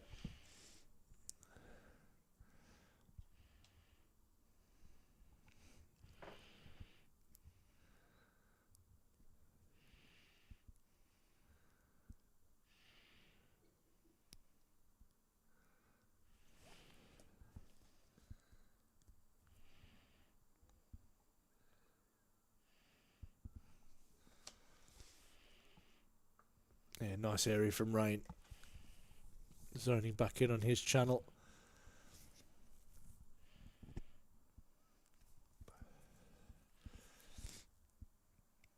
These are the frustrating partnerships in games as well. I mean, the pitch is really good.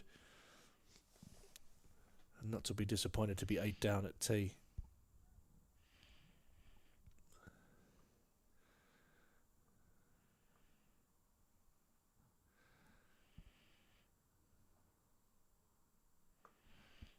Hamid beautifully tucked away into the leg side. We'll just get the single. So Yusuf's a little bit deeper. But just looks in total control as he has done for most of today. 135 now to his name from just 176 balls. The run rate just at about 4.5 and over today.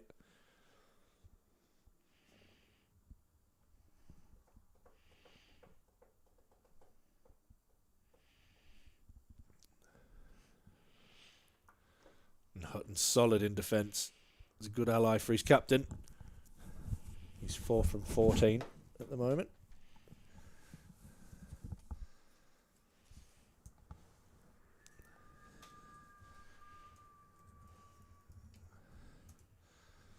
Stevie might blow away up there. And vegetarian meatballs might not be enough to keep him on the ground.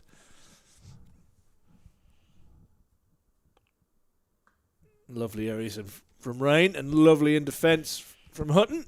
Ends the over. 5 off that over. The beautiful boundary early doors.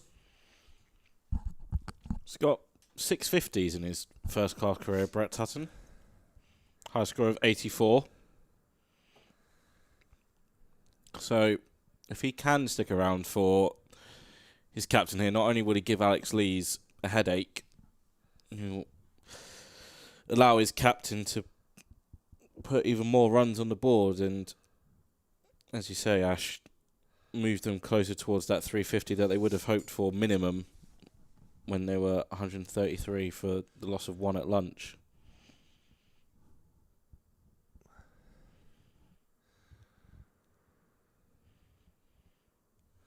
Ooh, good pace from Kasi. Hits the pitch hard. Hamid. Little flirt and a leave in the end. Just riding the bounce. And a nod of approval back to Cass. As we said, his dad James in the crowd this afternoon. Hopefully he's found a bit of sunshine and not sat over there in the shade, because it will be freezing over there. Lots of the crowd now in the LNER stand, over to our right, towards third man on your screens.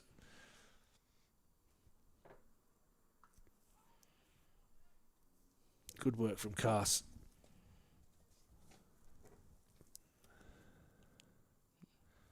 The field is very much set for bowling outside off stump,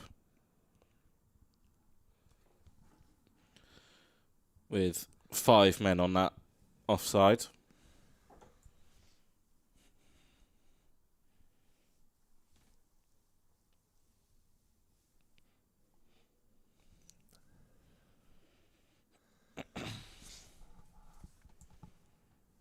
What's Hamid's next move? Been very positive so far after tee. He helps that one around the corner. And Yusuf does well.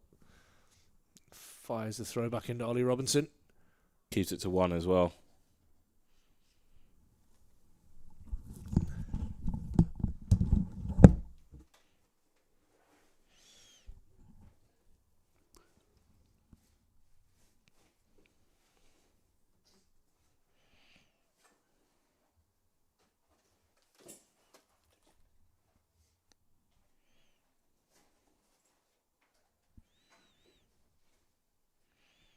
Durham now revert to their short pitch field for Hutton. Oh, just about gets away with it. Did not time the pull at all. Just evades Graham Clark under the lid at short leg. They'll pick up 2.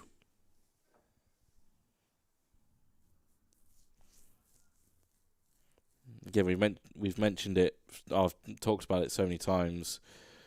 That, of course, there's just no substitute for raw pace from a quick bowler.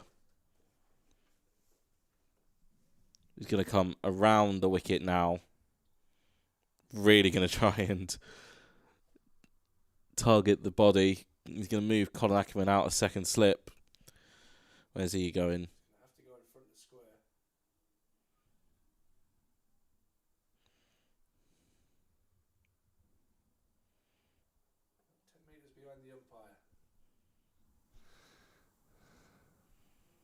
Oh, that's flesh. Tough man, Hutton. Square leg umpire's not having any of this. Yeah. I think it's probably more a visual thing. He wants to keep his eye on Ackerman to make sure he stays in front of square. Because you're only allowed 2 fielders behind square, otherwise it's a no ball. Just moving Drizzle a little bit square, probably in more of that leg gully position. We were talking around the difference between the two. I think I'm going to judge it based on if he's in our view or not on the screen. If he's in our view, I'll go leg slip. If he's not, fair enough. I'll go leg gully. Nicely played. Out into the covers, and Hutton will keep the strike.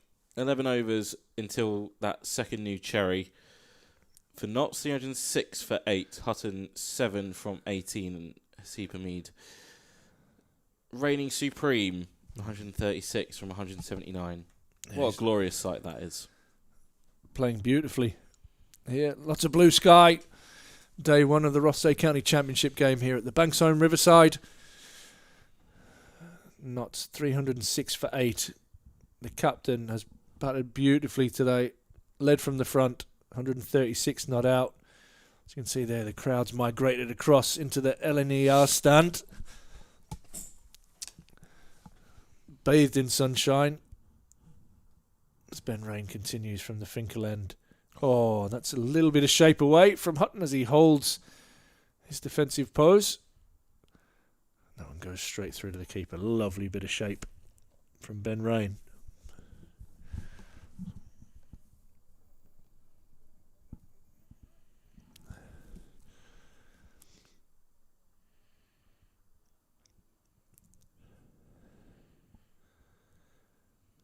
Durham looking to get out of this innings as quickly as they can.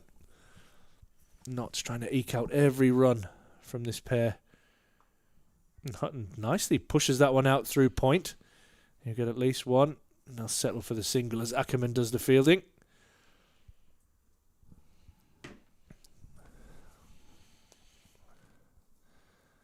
Just a lull. Crowd waiting for something to happen.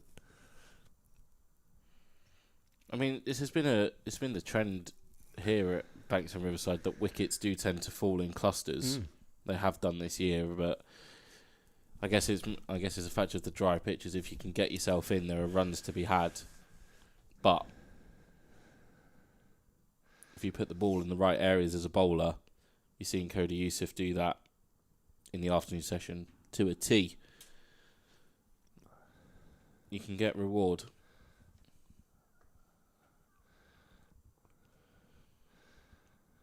Yeah, there was those two bursts, wasn't there? The one wicket before lunch and then the three straight after it.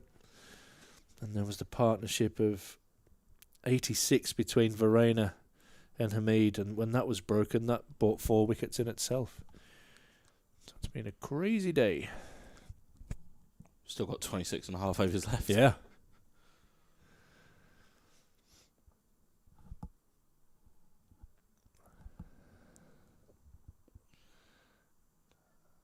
Short, and that is the second one off the toe end of the bat that has trickled to mid-on. It's hit him on the head. Oh, maybe it was it the grill? Yeah, umpire's called for the physio. I think that's a pretty. If that's the grill, it's come straight back down to mid-on. And you're right, he's called on the physio. Ben Rain will be absolutely thrilled with that, claiming a helmet.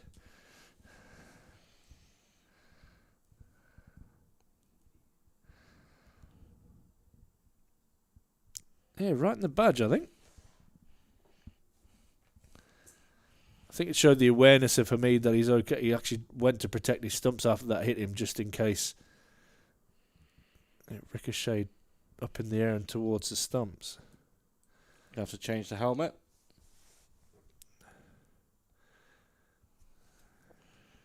Gives us a chance to go around the grounds. See what else is going on. The Dutch have just brought up their 200 against Scotland, but they need a further 180 to win from just under 15 overs.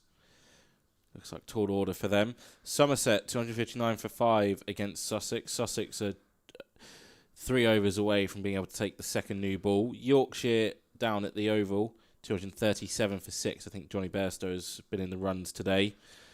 Warwickshire are going well against Hampshire, 219 for 7.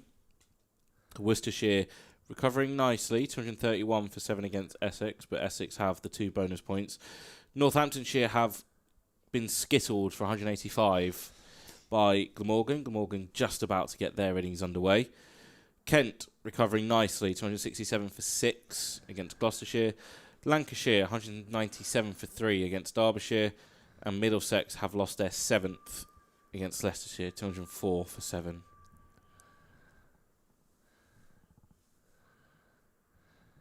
Hamid okay to continue. He gets another one that's hooked up in the air. And Minto, for the second time, allows that one to go through for 4. A little bit of lack of concentration from the young fella out there in the deep. Be disappointed with that. He won't want to let his teammates down. But another boundary to Hamid. 311 now for 8.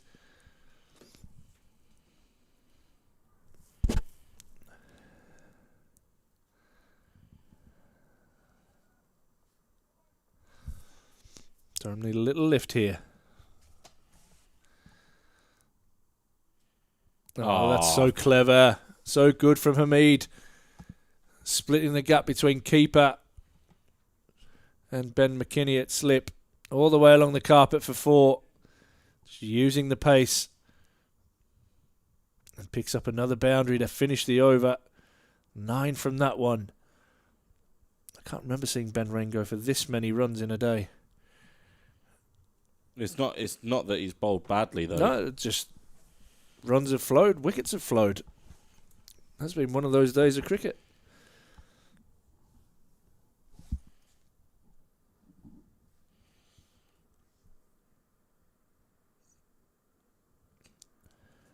I think the umpires are maybe just having a chat about if Yusuf is okay to come on, and looks like the answer is yes.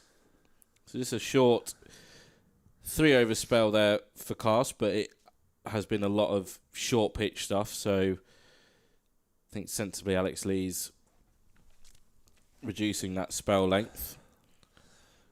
Surprised he is going to Yusuf though with only 10 overs to that secondary ball. You'd imagine it's Rain and Yusuf to take it. I don't think they want them to bat for another 10 overs. I think they need to try and break this partnership now. If there were maybe 6 down, I would consider the new ball, but with them being 8 down, this is an opportunity. Maybe there's extra skiddy pace. It's pushed nicely by Hutton out into the offside. Clark gets around and does the fielding. Hamid scoring freely, 144 now for the not skipper.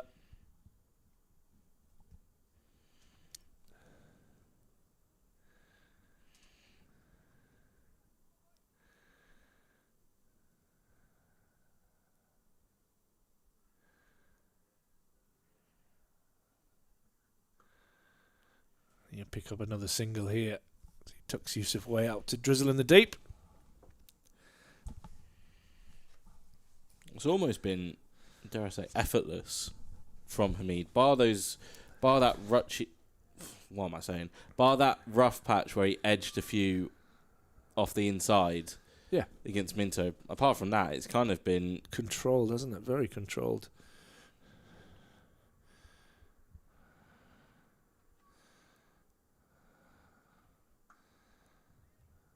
Nice from Yusuf and nice from Hutton. Solidly in behind that as the wind is really whipping up now.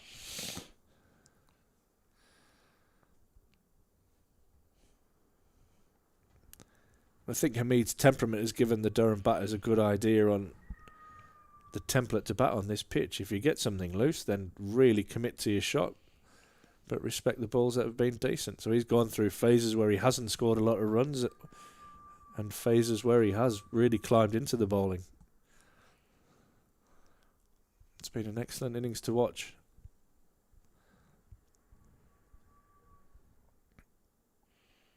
Oh, that one nearly sneaks through from Yusuf.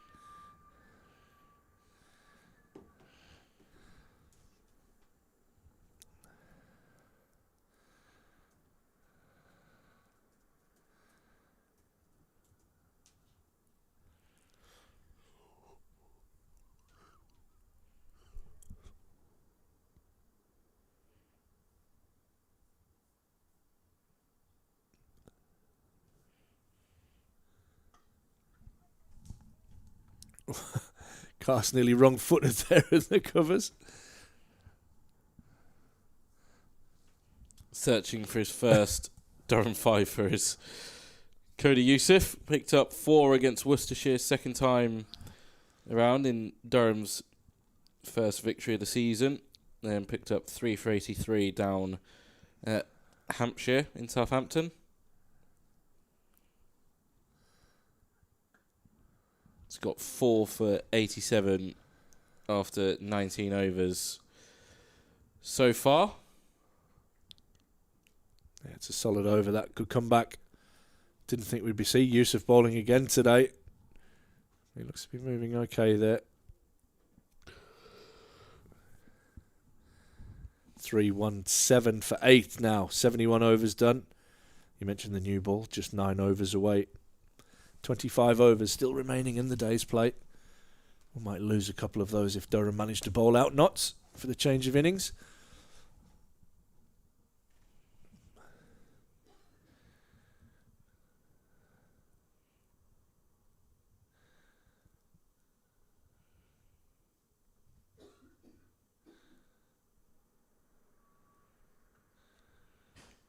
Nicely back cut down to third man. Well, McKinney's doing a bit of grazing out there. Yeah, Durham very happy. Seems like changing field there ahead of that ball. They're very happy now to give Hamid the 1 if it means they can have goes at Hutton, and they're going to have hopefully for them, 5 of them. As McKinney moves into slip.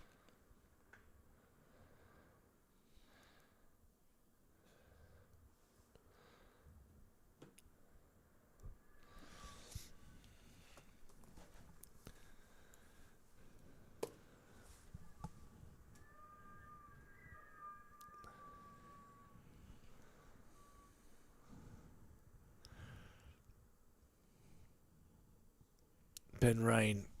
What's going through that head? How can I pick up this wicket? Hutton on strike.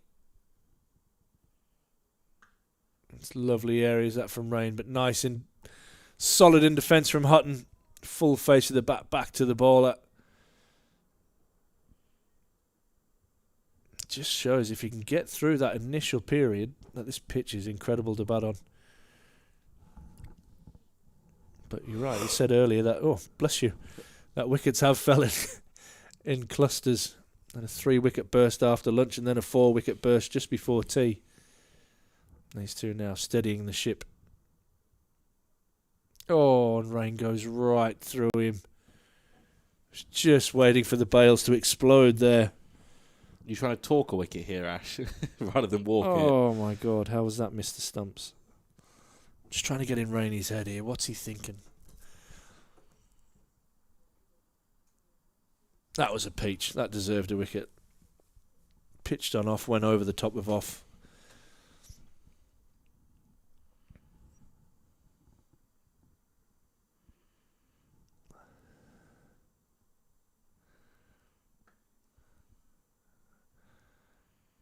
Solid, a good ally. Hutton at the moment for Hamid.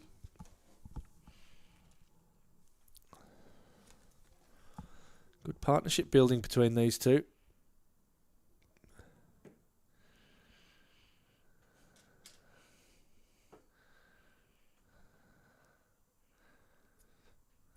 Frustrating for the Durham fielders and fans, but good work from this Nottinghamshire pair.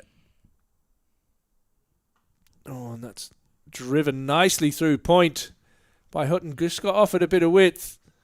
And Hutton has cashed in and picked up another 4, moves him into double figures. He moves on to 13 from 30. And Notts on to 322 for 8 after 72 overs.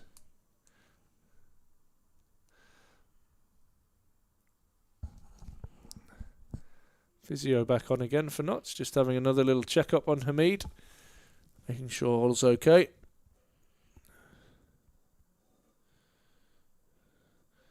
It was a pretty solid blow to the head, as that last cover drive was a lovely solid blow from Hutton. 322 for 8.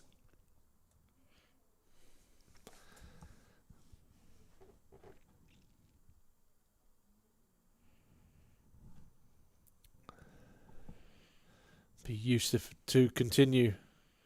This one's hooked away and will go away for 4. Beats fine leg. Hamid goes to 150. Outstanding innings from the Nottinghamshire captain.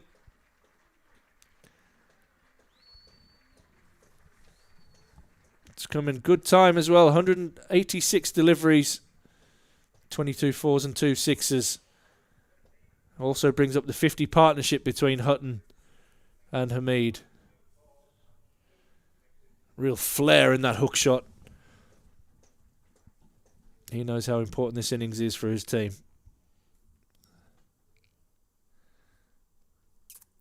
Yeah, pick up at least another one there.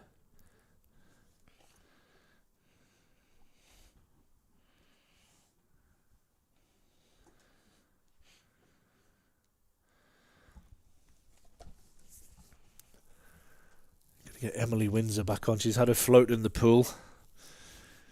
Hopefully she's survived that and get her back in here and get her to pick up a couple of wickets.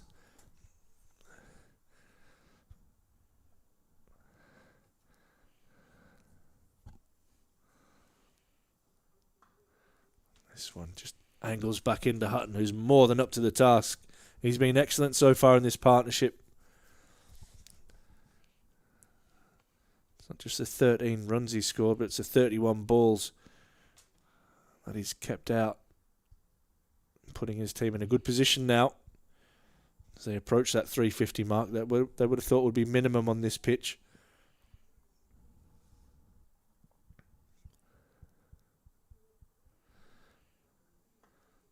And again, solid in defence.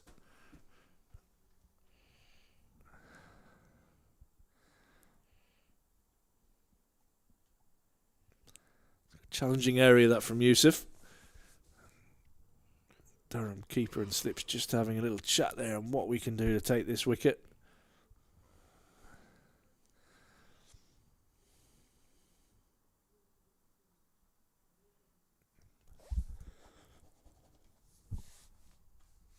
Oh, we're going to see some short stuff here. They tried it very briefly, didn't they, a couple of overs ago. Hutton was more than up to the task, but they've gone one slip, putting a sweeper out, Drizzle back out on the boundary.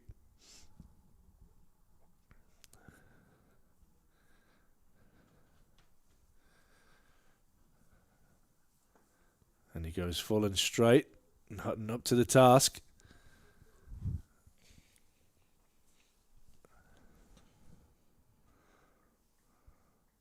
Looks in good order. 327 for 8. Hamid 151, Hutton 13. 23 overs remaining after this ball in the day's play.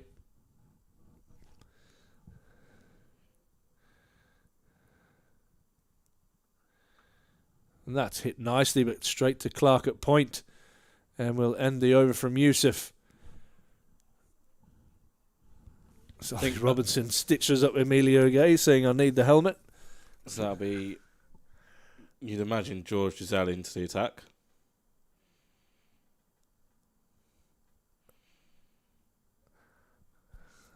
Quite audible moan there from Emilio as he realised he had to trudge. He'd already started making his way. I think he fields down on in front of the Daffabet stand from the Finkelane that is George Giselle back in. Set off to run and finally heard Ollie Robinson and had to do a 180 and go collect the helmet.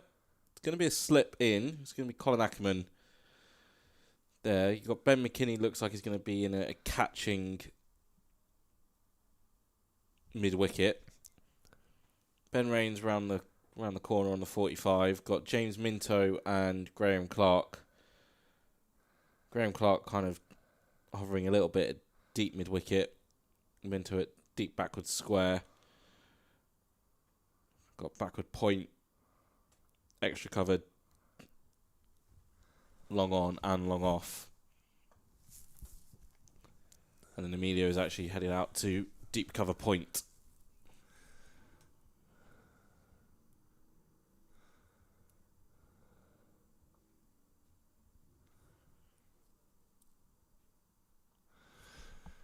Good line that from Drizzle. It's hitting with a strong breeze here, Hamid. I wonder if he takes on long off or long on. Just backs himself to get the distance. Decides to hit it through cover instead. Beautifully. He's found the gap. He's going to find 4. That's a glorious shot from Hamid. Just got the width he wanted. Hit it away to Ackerman's left, and it raced away for 4.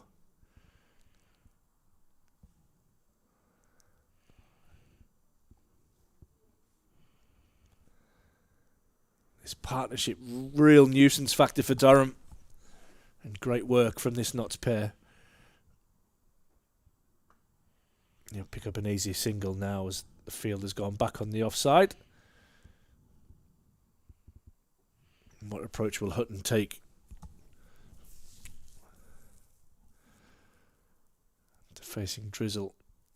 Ackerman's running back into slip.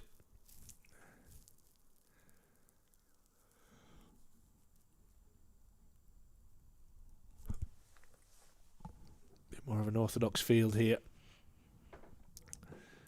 Got McKinney very straight at mid-wicket. And Yusuf at long on.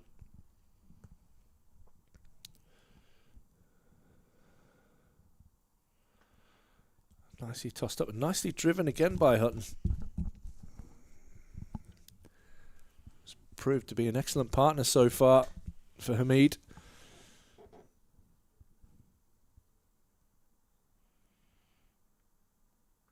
Oh, nice from Drizzle. Gets a thick outside edge. But safely negotiated again by Hutton. He's still on 13. Hamid's moved on to 156 now. And Nottinghamshire are 332 for 8. Durham don't look to have any answers on how to break this partnership at the moment. Well, if you're good enough, Ash, you're old enough. Maybe the youngster's got something in store. I think he owes them a couple here after his fielding. Just let a couple of boundaries sneak through. And you're right. James Minto back into the attack. He will not be happy with that fielding either. Yusuf going off the field.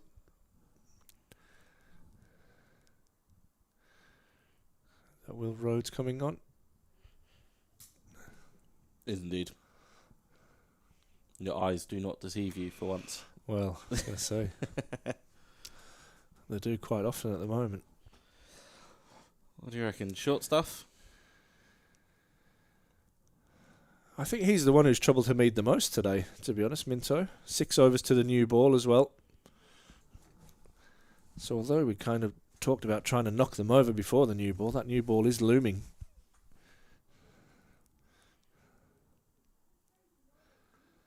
It's a good start from Minto. 10 overs, 1 for 58. For him, 2 stints of 5.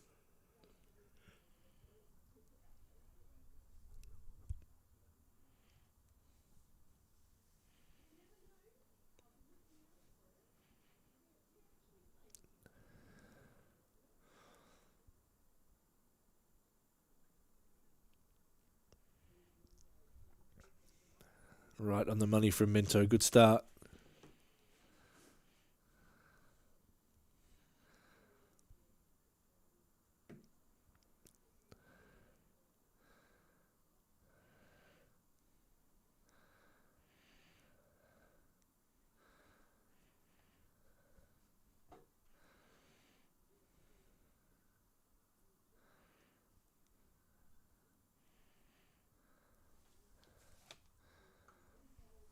Nicely driven off the back foot by Hamid. He'll pick up another single. The game just in a bit of a holding pattern here.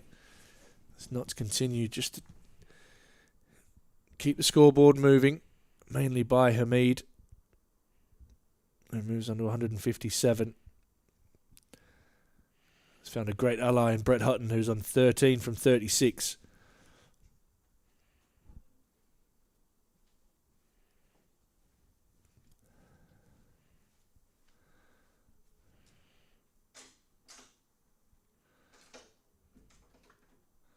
Nice from Minto again.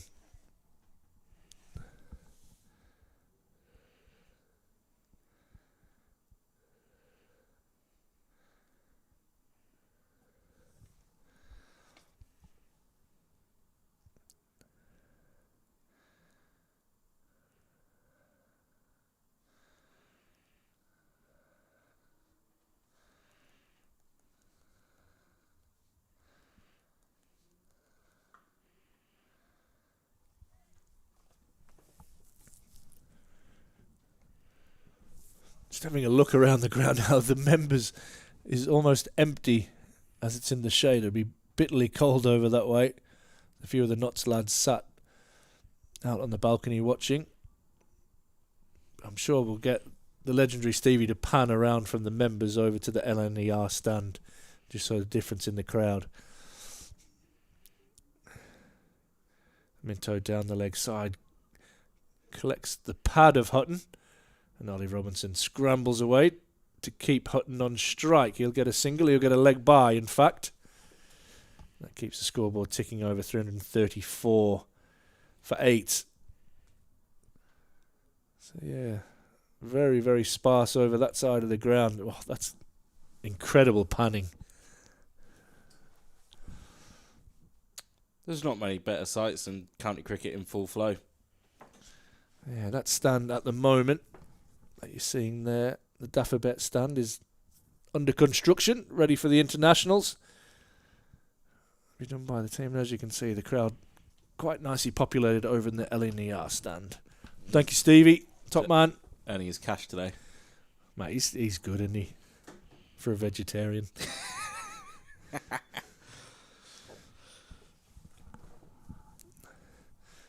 Drizzle continues from the Lumley end. Lumley, yeah? The Lumley end. That's not even the Lumley end. It's the actual opposite end, the Finkel end. I'm drifting. Got him. Ooh. Nearly. Nearly confused Hutton out there. He's batting from the wrong end. I think there was a run out last week where both batters ended up at the same end.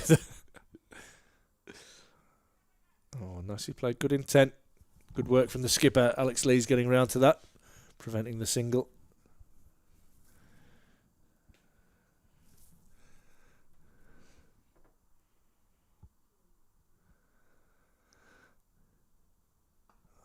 Nice from Drizzle. 334 for 8.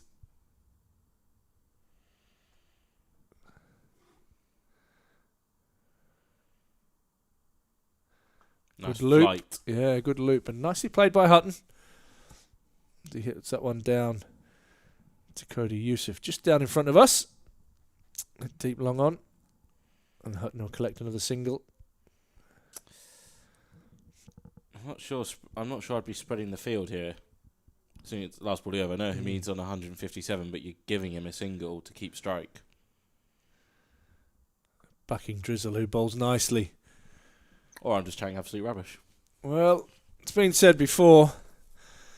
At least you got the ends right. Nice finish to the over from Drizzle. Couple off it. Not to keep marching forward. 335 for 8.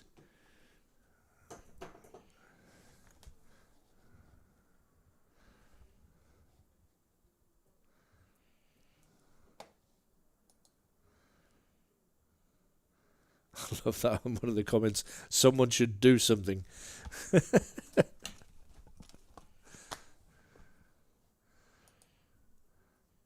I vote for a James Minto wicket. Hutton says not this time. He gets in behind that one and pushes it down the ground. He's been very solid, Brett Hutton. I think watching Lord bat, and this is no disrespect to Lord, after watching him get his off stump knocked out of the ground, you were kind of looking at Durham wrapping this innings up quickly, but this pair in particular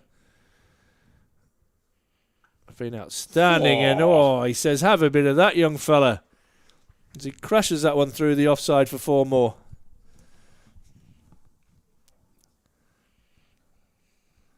Hutton building in confidence. Moves on to 18. Welcome to county cricket. And Notts 339 for 8. Lovely strike. A little bit of width. Stood up tall, Hutton. Crashed it through the offside.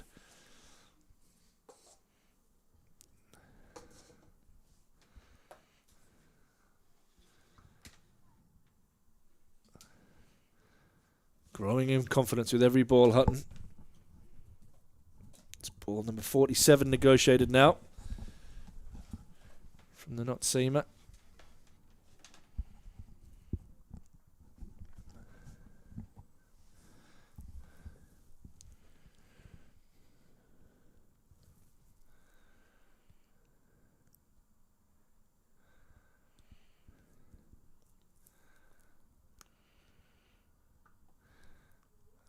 Nearly repeats a dose, and that finds Clark in a hurry.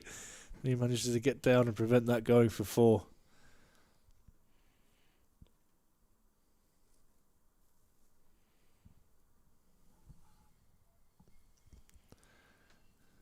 Just no slips in place now. As Clark wrings his hands and heads out to the boundary to be the sweeper. 2 balls remaining in the over.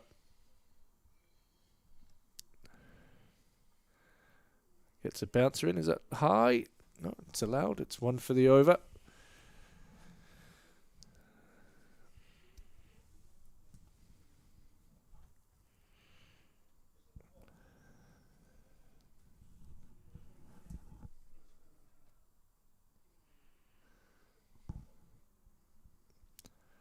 Last ball of Minto's 12th over. He has 1 for 63. Picked up the first wicket of Slater. Caught behind.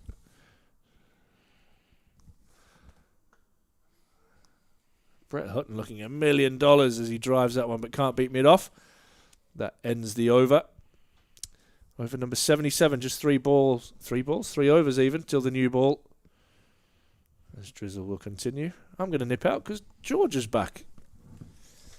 Yeah, I've come back to see if I can help take the final 2 wickets. We've had good success today, I think, with changes in the box bringing wickets. And after Notts won the morning session, Durham bit back in the afternoon.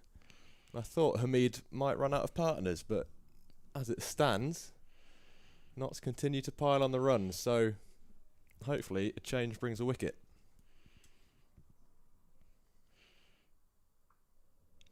Nicely played off the back foot. I think I'm the bad luck charm here. You're just a bad egg. I had all the good luck when it was Sam Dallingham comes alongside me.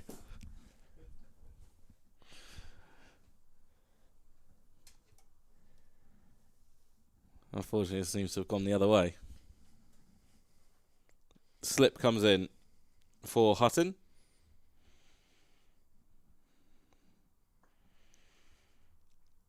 And he looks increasingly comfortable out there. As Ash said, these are the partnerships that frustrate you the most as a bowling side. The ones lower down the order, your 9th and 10th wicket partnerships that just hang around, and they've more than added their fair share of runs as well. Giselle gives that flight. Yeah, it's safe to say the tail has wagged today.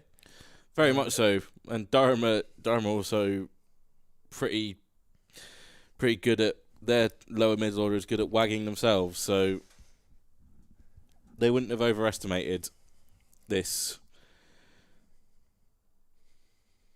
Notts tail. Supermead's doing a really good job of marshalling Hutton around, and Hutton's doing his fair share as well. Lovely shot. Rocking off the back foot, looking like a top order batter, is the number 10. Notts move to 346 for 8 and just 4 runs away from their 3rd bonus point. I think not only is the tail stuck around Hutton's face 52 now, and allowed Hamid to score his own runs, but also added themselves. Hutton moving to 23. He's going to pick up some more there through the 3rd man. Thick outside edge. Might come back for 3. Yeah, Hamid always wanted 3 there. Made it very comfortably in the end. The last wicket fell at 275, I believe. Now edging close to 350. These are really frustrating runs for Durham to concede. Whilst there's been no rain today, blue skies, Durham are hoping there might be a bit of drizzle here. See, strides in. And it's driven down the ground for a single. Out to Yusuf at long on. 350 up. Notts with their 3rd bonus point. 350 for 8 off 78 overs. Just 1 more from each end till that 2nd new ball, which Durham wouldn't have wanted to take. They would have wanted Notts all out by 80 overs, but looks like Alex Lees is going to have that 2nd new cherry. I don't think he'll be waiting too long to take it.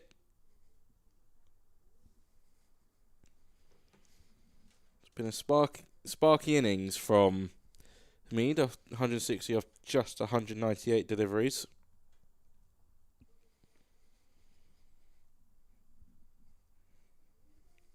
He's batted at a really nice tempo.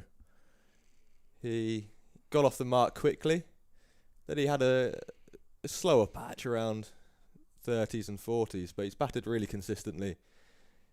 A few under edges off the bowling of Minto, but all in all, he's looked fairly comfortable. Good value for his 160. It's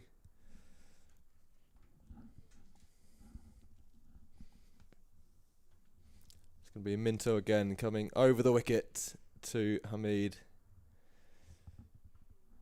who fends it into the offside. Yusuf comes round, they're looking for two, and they've got two. In the end again, fairly comfortably.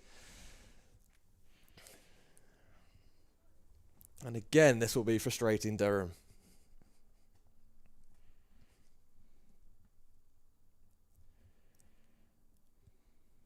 Just went wide of Yusuf, who's at third man.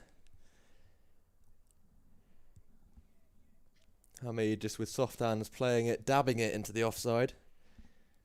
Was always looking for two off the bat. Minto in again. Short this time, outside off stump and left alone by Hamid. Goes through to Ollie Robinson.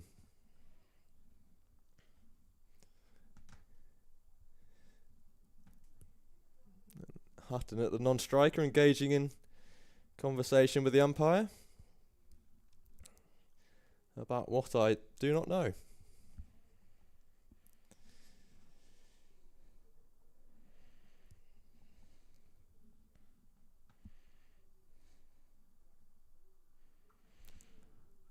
Carved through backward point for 4 more. Sumptuous shot. It's raced away again.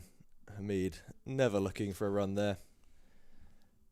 Yeah, save your legs. Races away towards the LNER stand, which is now more or less the only populated stand. Some hardy souls with shorts and t-shirts and sunnies. Mix with those in coats and hats. Down the leg side from Minto, and not even Ollie Robinson could stop that. He's got half a hand on it though, and that will save 2 runs. Yusuf covers round, cuts it off just before the rope. Yeah, fired in short and straight down the leg side. Robbo's one of the better keepers in the land, but it all starts to get a bit harder. 79 overs in. Been up and down like a yo-yo today, Ollie Robinson. Diving all over the place. He's taken a few catches for troubles as well, and there's another misfield in the leg side. Yeah, this will be starting to... We've mentioned it before, but this will now just be starting to really annoy. Not so much frustrating, it's annoyance. You know, you're hoping there you can... Hutton's on strike, yes, but you're hoping they would have been able to not have any runs there at all. Instead, they're able to scamper through for 2. Hamid remains on 168, and you know Durham obviously had the tails up in the afternoon session, and Notts have been able to sap that energy out of them since the tea break with this partnership. Whereas Durham were thinking, "Oh, we could get this done in a few overs." Last over of this ball before the second new one can be taken. I'd imagine Alex Lees will call for it straight away.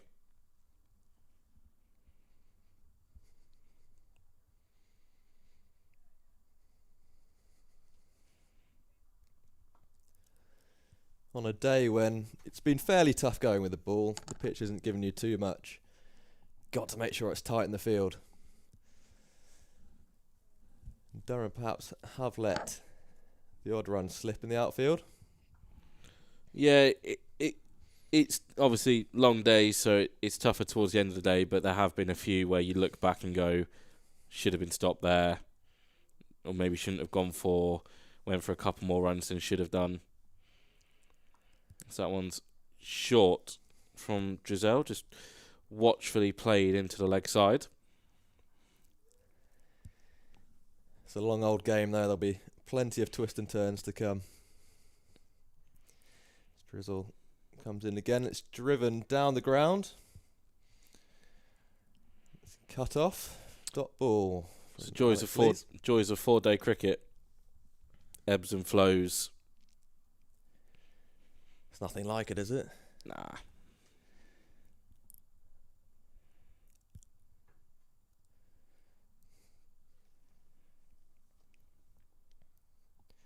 So we saw around the grounds last week as well. Even after 4 days, comes down to the last ball. And still there's no result. Some people can't understand it, some people love it. 80 overs are up. Ben Rain is coming into bowl, and that gives you the answer as to what Alex Lees is going to do. Second new ball taken. And Durham desperately need a breakthrough early. 360 for 8. Run rate has been healthy all day. Notts taking 11 off the first over of the day. It's kind of set the tone. Durham fought back well in the afternoon session, but evening so far, the evening session has definitely belonged to the visitors as well. It's Ben Rain getting to come down from his preferred end, the Lumley end. Yeah, 7 wickets taken in the afternoon, and just 1 in the other 2 sessions combined. So with 16 overs left on the board, new ball taken, what would be the ideal situation for Durham at the end of the day? Probably looking at 50 or 60 on the board at least, from their own perspective. You'd want this innings wrapped up fairly quickly now. Ideally in this over.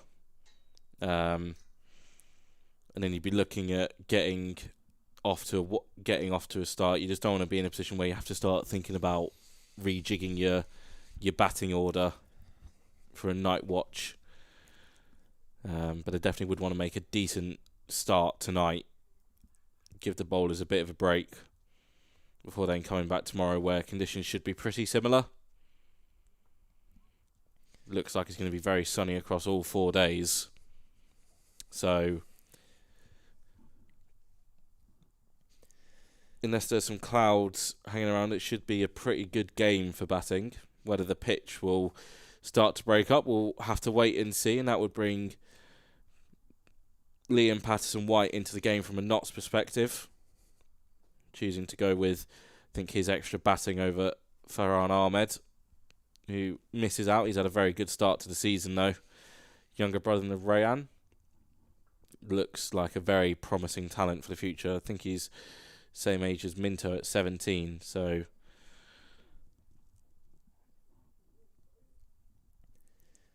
Where do you stand on the night watch debate? There are 2 schools of thought. One is protect the incoming bat, and the second one is that's what they're paid to do. I don't mind it, but it's got to be timed right. You know, don't want to really be asking night watchers to go out with 4 or 5 overs to go. I'd say it's, for me, I'd be more looking at that kind of that 3 overs and under towards end of play. I mean, if you don't want to rejig your batting order and your batters are comfortable with going out there, then I don't think you should change it. But you know, if you're getting towards those last horrible last 3 overs of the day, and you lose a wicket, you probably do want to send your night watch out and see if you can get through the rest of the day. I say I don't mind it, but I also, I guess it's up to what that regular batting order wants. You know, it'll be Lees and McKinney to open up for Durham tonight if they get the chance. Amelia Gay is down at 3. It'll be Colin Ackerman at 4. There's a lot of all-rounders in this team. Ben Rain, George Rozelle, Bryden Cass, Yusuf.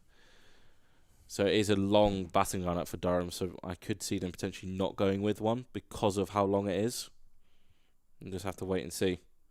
Fuller from Rain. Good start with that second new ball. Maiden, 360 for 8.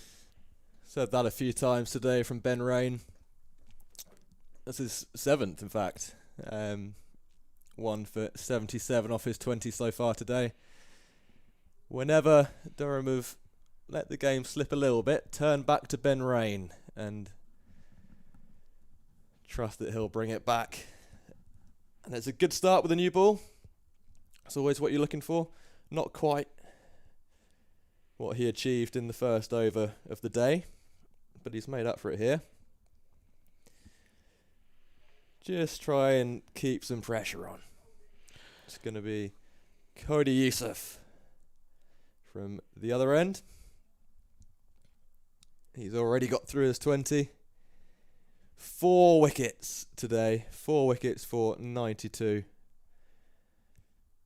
Just the 2 maidens. And Hutton on strike. 1 slip. 1 at point, 1 in at cover.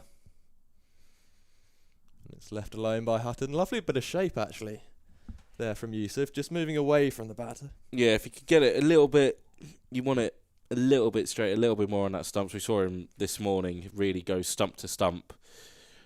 You can see the foot marks already starting to appear. Obviously, bowlers don't want it to get too flat. Risk any unnecessary injury. I'd like to see him go back to that line he started with this morning, that kind of stump-to-stump line, really get the batter playing at every ball. Hutton, 26 from 60. It's hanging in there. Slower ball looked like there from Youssef. Never a nice sight for the bowling team. The lower order hanging in. That is exactly what Hutton's doing here. But he's more than that, scoring some runs of his own. And even more than that, he's allowed Hamid to make his way to 168. But Youssef will be looking to change that here. Running in over the wickets. Full, 2 full, half volley. And there is another misfield. This time Emilio Gay lets it slip through. And it goes almost to the ropes. And in the end, I can guess you could say saves a run, or more accurately gives away 2 perhaps. Yeah. Or 3 even. That sort of fielding is just can't be making those errors. Holds his hand up apologetically to Cody Youssef, who can do little about that now. His attention turns to the next ball as he runs in over the wicket. It's short, and Hutton's tried to pull it away. He's got very little of it. Mistimed it a bit. Q end. Maybe not quite bounced as much as he thought it would. Yeah, this partnership now up to 87 between Hamid and Hutchinson. Hutton, sorry. 275 was the score when Hutton was brought to the crease. And 2 straight, non-strikers end. Hamid has stolen a single there. Yeah, it's good running though. Especially with just 1 ball left in the over. Kind of forces Alex Lees to think again about what plans he wants. I mean, he's going to take shop on middle and then middle and off. Serene innings so far from the former England man. Last ball of the 82nd. Sees him clip it nicely. They're going to look for 2. I think they're going to get it as well. Minto's had to run a long way round from where he was at got deep backwards square. Easily, and it shows the confidence he's got in his batting partner. Well, he's given him 5 balls of that previous over, and he's letting him face from the off of this new Ben Rain over. Yeah, partnership now up to 90. That's what we said. Wickets tend to fall in clusters here. They have done this year. And if you can get yourself in, you can take advantage. It has been a serene knock by Hamid, as it has also been a serene day here at Banks Homes Riverside, County Durham. The shadows lengthening on the grass as the sight screen still billows in the wind as Ben Rain runs in, wind on back. And it's a leg stump line and clipped off the hips for a single down to fine leg. And Hamid will now take the strike. Hutton moves to 29 off his 65.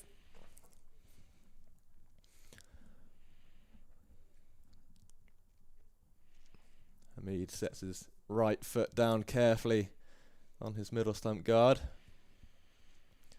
Ben Rain starts his run up, one slip waiting,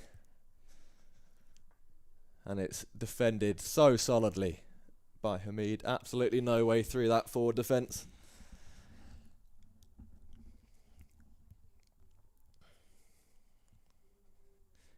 Ackerman and Robinson decide to swap hats for a bit in the cordon.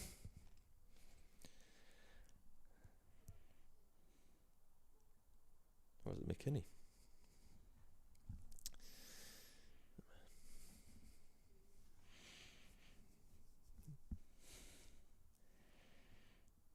Ben Rain in again. Bat onto pad from Hamid. No run. The square leg umpire turns to look at the scoreboard behind him, which reads not 366 for 8 after 82.3 overs. Durham with the new ball in hand. This is just the third over. Ben Rain maiden,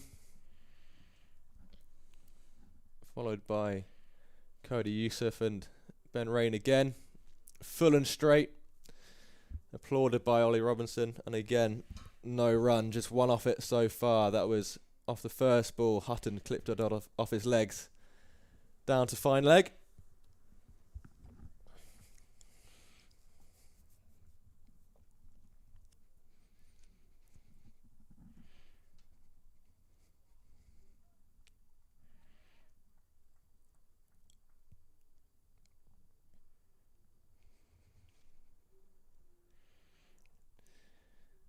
Rain comes in again, hits that same line and length. The consistency's remarkable.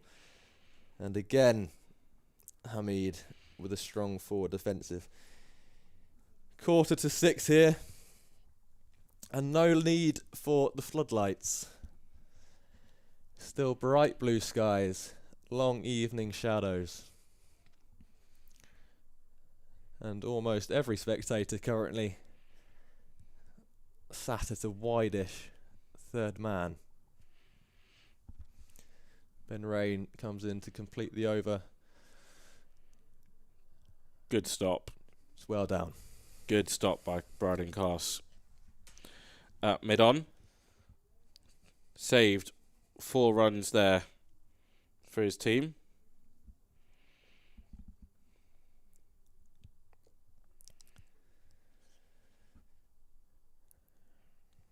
As the Notts 12th man brings on, looks like it's a drink and a set of gloves.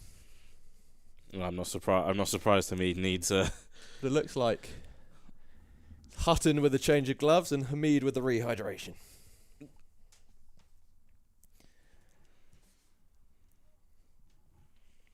It's been out there, Hamid, since 11 o'clock this morning. Bar heading inside for lunch and tea. Yusuf fires one down the leg side. And he's never really looked like heading back to the clubhouse. No, Durham haven't quite got their line right with his second new ball either yet. Well, Yusuf still searching to locate the radar. Ben Rain's been on it. They need to be able to build pressure at both ends.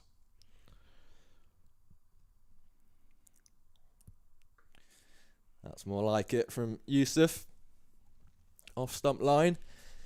And it's that line which brought him so much success in the afternoon. His 4 wickets, I think, all coming through a 4th stump, off stump line, either caught behind or that one bowled top of off.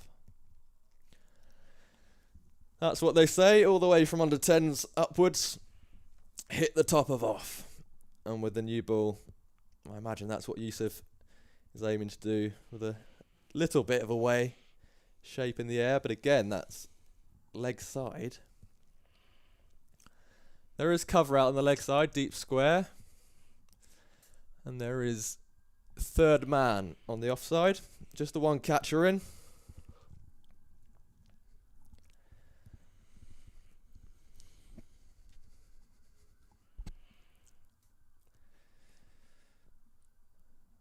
As the police sirens sound in the background.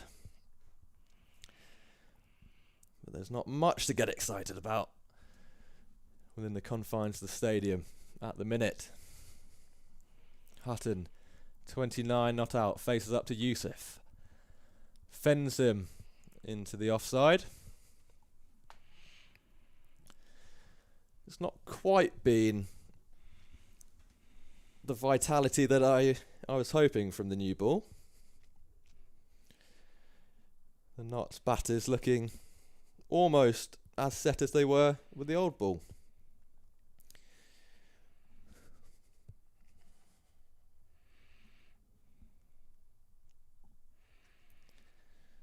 Ooh, that's nasty. That will be a concussion check for Hutton, I imagine. His helmet comes straight off. Almost stumbled about as he got hit. The offside field walking in with intent. And he took a step down. Went to pull it into the leg side. Got none of the ball, but quite a lot of the man, to borrow a footballing expression. And this will give Durham the opportunity now just to regroup and chat. Discuss what they're going to do to break this partnership, which has gone from beyond irritating to annoying, and perhaps beyond annoying to slightly detrimental now. 275 the score when Hutton came to the crease. 366 the score now. Hutton 29 off 70, and Hamid, the unchanging presence since the first ball of the day, sits on 170 off his 216 balls. And like all games of cricket, it's been one of ups and downs. Swings of momentum. Notts 130 odd for 1 going into the break.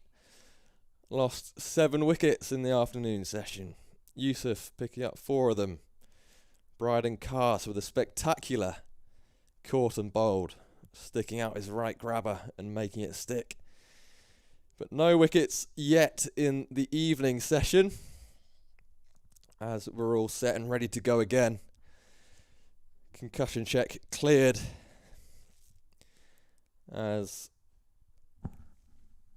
Yusuf finishes out that over for a dot ball. He's now taken 4 for 96 off his 22. And it looks like it's going to be Ben Rain again for his 3rd over with the new ball and his 22nd of the day. Yeah, you'd imagine he's going to be good for at least 3 more with his second new ball. Durham desperately try and wrap this innings up. They're not going to wrap it up when the Notts are able to play shots like that, though. Penrain almost turns around in disgust of what he's just produced. Hamid has seen that as well as somebody 217 balls deep into an innings can see it. Back and across, and he's middled it into the ropes on the leg side. I think it's Drizzell out there. Not sure he saw it, to be honest. Either that or he didn't bother moving. No need. Ben Rain goes short again. It's pulled again. This time it finds the man. And it's just one run.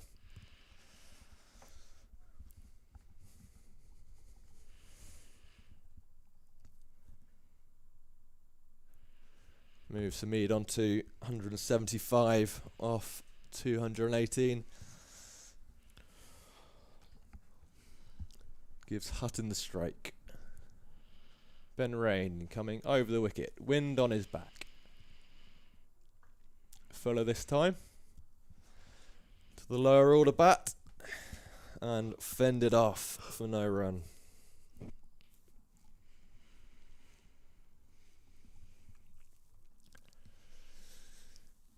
Well, you were saying, in an ideal world, Durham would end the day having taken 10 wickets and scored 50 runs for themselves. At the minute, they're struggling to complete the first part of that. Still 8 down. Ben Rain looking to change that. Continues to plug away on that line in length. What this does show, though, for Durham is that you need to get yourself in, and then you can go big. We saw Alex Lees and Emilio Gay do that against Yorkshire. Both hitting big centuries, scores of 150 plus. So as much as this will be frustrating, it'll show encouragement to, in particular, top order batters, that this is a good surface. You just need to take your time and get yourself in. And in terms of the overheads, looks set clear for all 4 days.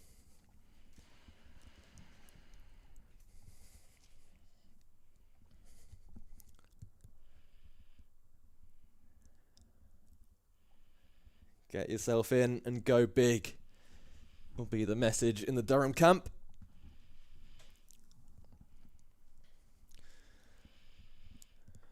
First things first, however, they've got to get back to camp. Notts 371 for 8 at the end of that Ben Rain over.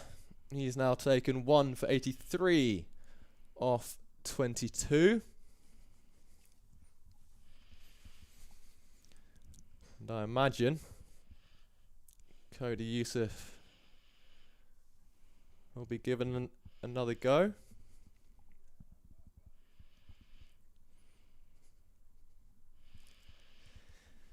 To try and make this breakthrough. This partnership edging ever closer to 100.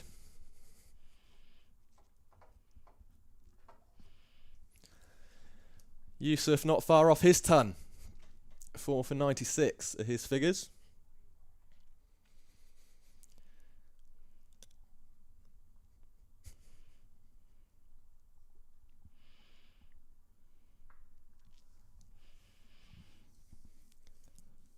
Making Hamid play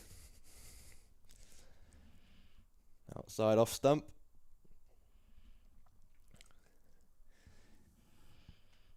She obliges with relative ease. But it's a good area from Youssef.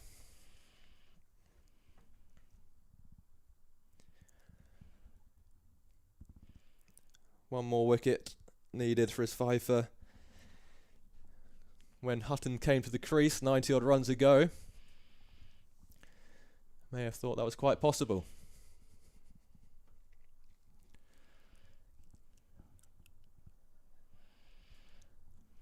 Hamid tucks it off his hips.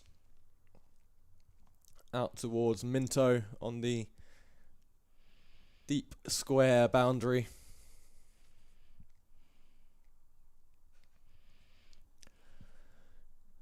Now moves on to 176. Knots edging closer to 400. 372 for 8.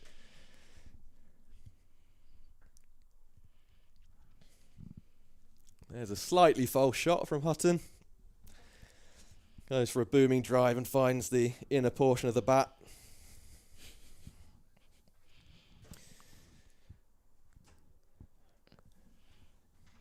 No run into the leg side.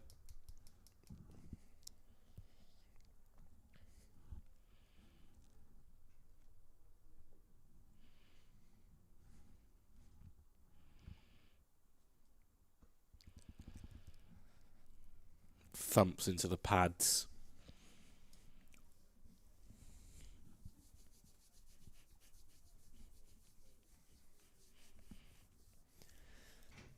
Hands in pockets for many of the Durham fielders.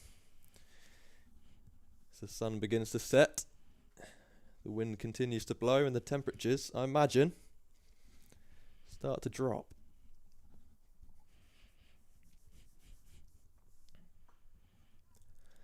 Nicely played. Beats the dive from Clark, and they'll pick up 2. Partnership moves on to 99.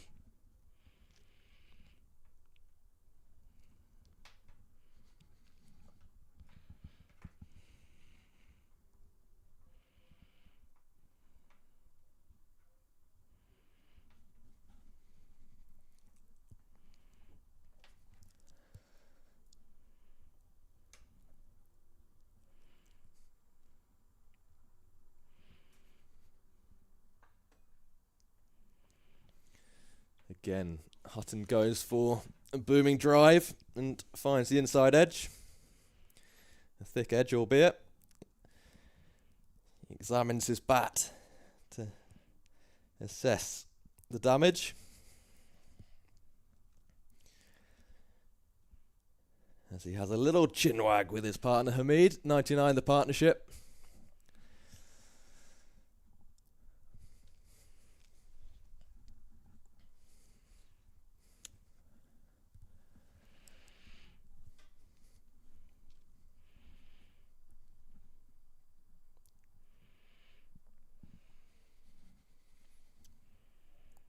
It's a lonely bird does the groundwork behind the umpire. Far cry from the seagulls at the MCG.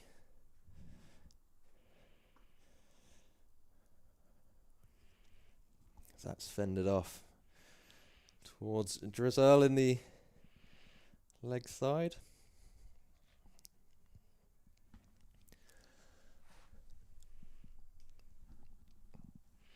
Ollie Robinson waves towards the bench.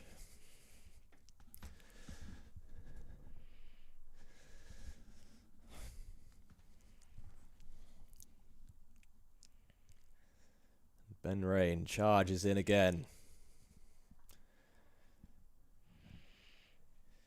Good Rainey, the shouts from his teammates. And that 4-stump line maybe not got up quite as much as Hamid was expecting.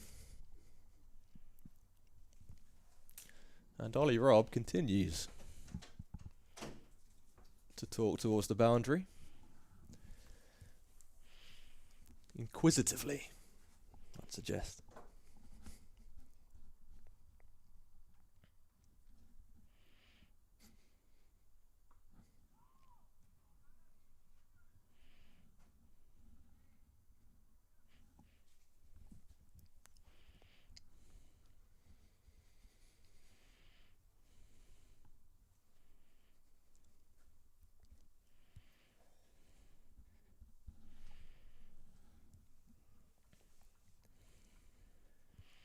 As the number of birds at square leg grow to 3, as does this partnership. And that run will bring up Well, not one. It's gone all the way to the boundary for 4, and that will bring up the 100 partnership between Hamid and Hutton. 103 off 145 balls in little over an hour and a half. And when Hutton came to the crease, I don't imagine this is the situation Durham thought they'd find themselves in.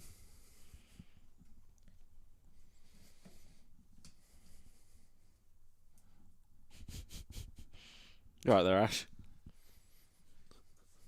Technical difficulties.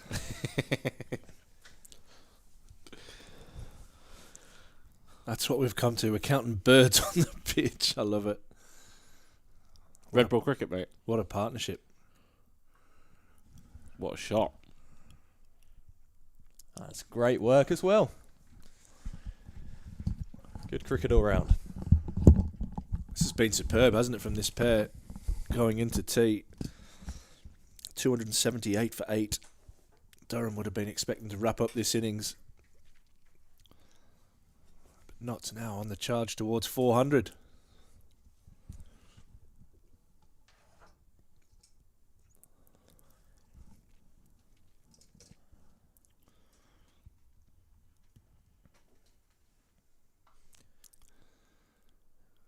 Another short ball from Ben Rain and another boundary.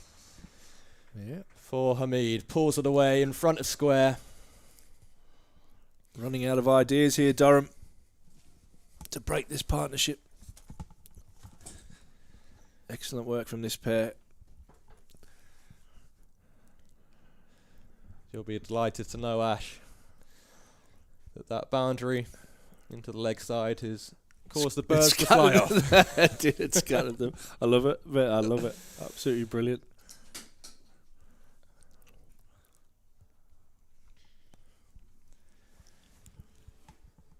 Not quite got the same problem as they do in Melbourne with the seagulls. Stephen Seagull. Can't get rid of them. Here in Durham, we can't get them to stay. There we go. Going back to spin with a harder ball. Drizzle back into the attack. Hamid, 186. Loves churning them out.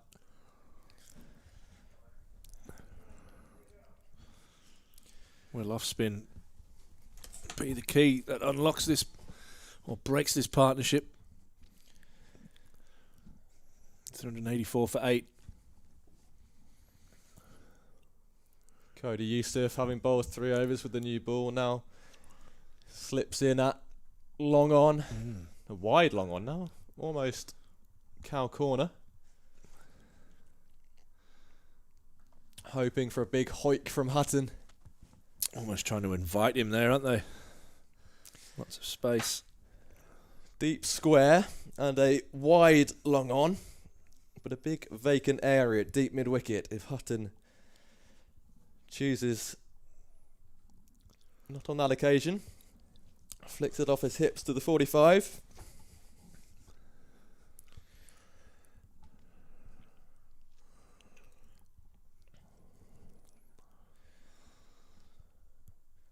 Yeah, nicely tossed up, gets the outside edge. But fortunately for Notts, all the way along the floor to Ben Rain. It was Bryden Cass at the 45 who cut off that delivery. And after doing so... Sure he's still doing his shoelace up there as Drizzle delivered that ball. After doing so, proceeded to practice some old school high knees. Yeah, I love it. So perhaps that is a sign that he's coming on to bowl. Guess we'll wait and see. 2 balls left of this drizzle over. Coming around the wicket to Hutton.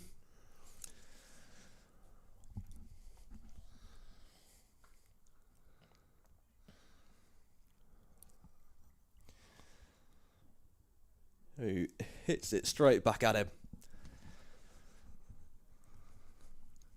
Into the ground first, however, bump ball. Oof. Had some fielding in there, hasn't he, Emilio Gate? And that's Ackerman this time in the covers, but that's been a high traffic area. And it is to be Bryden Cars. Rev it up a little bit. Close the play. Maximum of 4 overs he can bowl from that Lumley end. Who have the mighty Durham City got tomorrow, mate? Currently out injured at the minute, unfortunately. What have you done? Rolled my ankle. Oh, nice. Well, I'll tell you what, actually. I rolled my ankle about 10 weeks ago. Yeah. It was almost fully healed. And then suddenly, out of nowhere, it's just started swelling up and bruising again. Nice. And I've not got a clue what the issue is. Should have got Emily Windsor to have a look at it for you. Or nicked her crutches. Probably for the best. From a Durham City point of view, that is the case. Here he is, Bryden Cars from the Lumley end. Full driven out into the covers again for no run.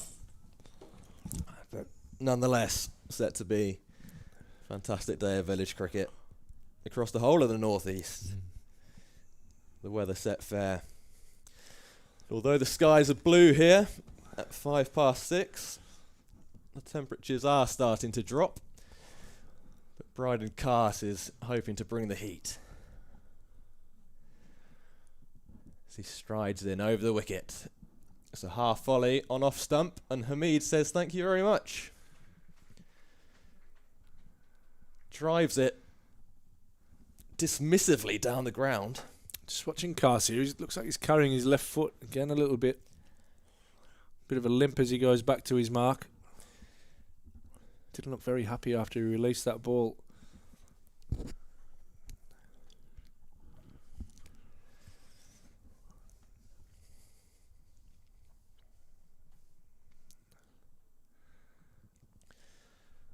Well, he's feeling his hamstring in the afternoon. Did that turn out to be there was Yusuf that was that Yusuf? yeah. Right. Well, he's come back and had a crack. I thought we might not have seen him again, but he's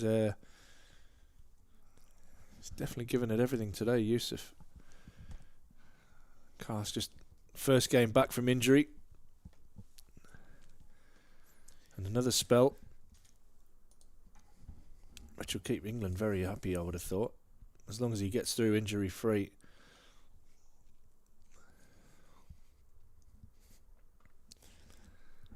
Yes, Cast on his first game back. This will be his 13th over under the belt. Fourth spell. Had a 4, a 5 and a 3. And he's looked lively. Yeah, he's got it through nicely at times. I think he's struggled probably for a bit of rhythm, which he'll admit, which is only natural coming back after such a long break.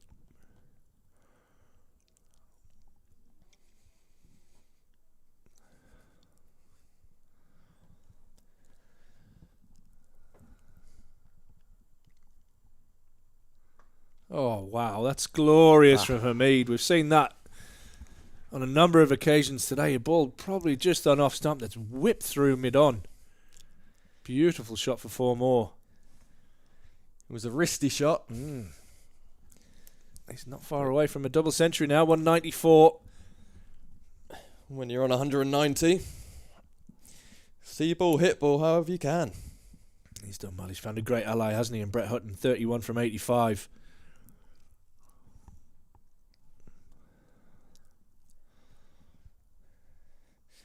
Absolutely. I said when that 8th wicket fell that perhaps Hamid was going to run out of partners. But as he moves closer and closer to 200, and Hutton, having faced 85 balls, it's proven not to be the case. Absolutely. I can definitely thank him if he gets to that 200 mark, because it's been a huge effort from Hutton.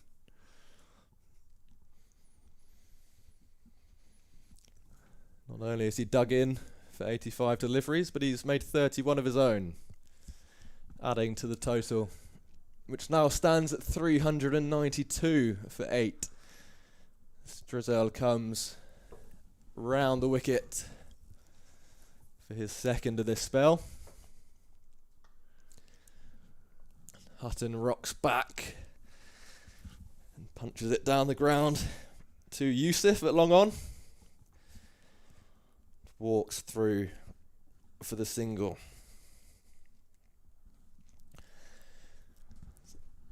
Dressel pushes Ackerman out onto the ropes, sweeping on the offside, and brings McKinney in short on the offside.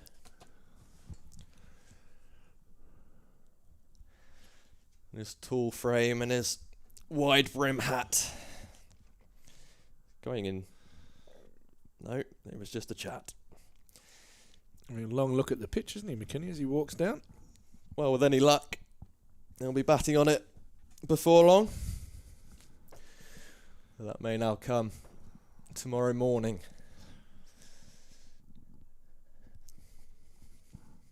Still, just under 7 overs to go today. 2 wickets for Durham to get.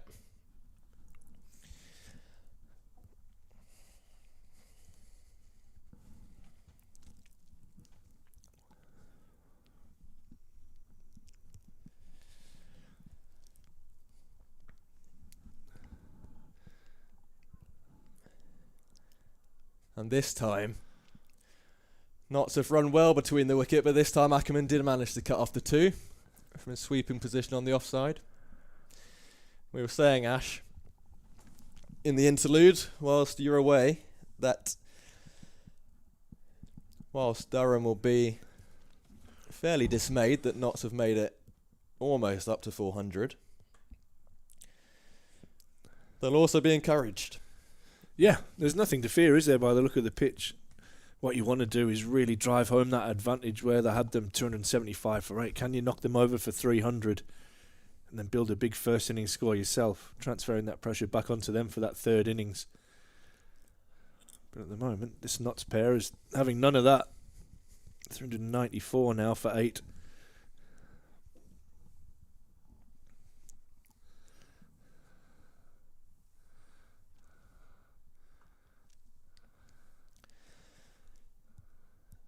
Durham still putting on a big squeeze in the field, trying to build the pressure. 2 off the over, 3 dot balls in a row. And it's going to be Bryden Cast again, facing up against Hamid, who sits on 195, and he's been worth very good value for almost all of those runs. Absolutely. Looking down at the batting card, Hamid's faced 234 balls. And the next batter, who has faced the most balls, is his current partner in Brett Hutton, who has faced 89 balls.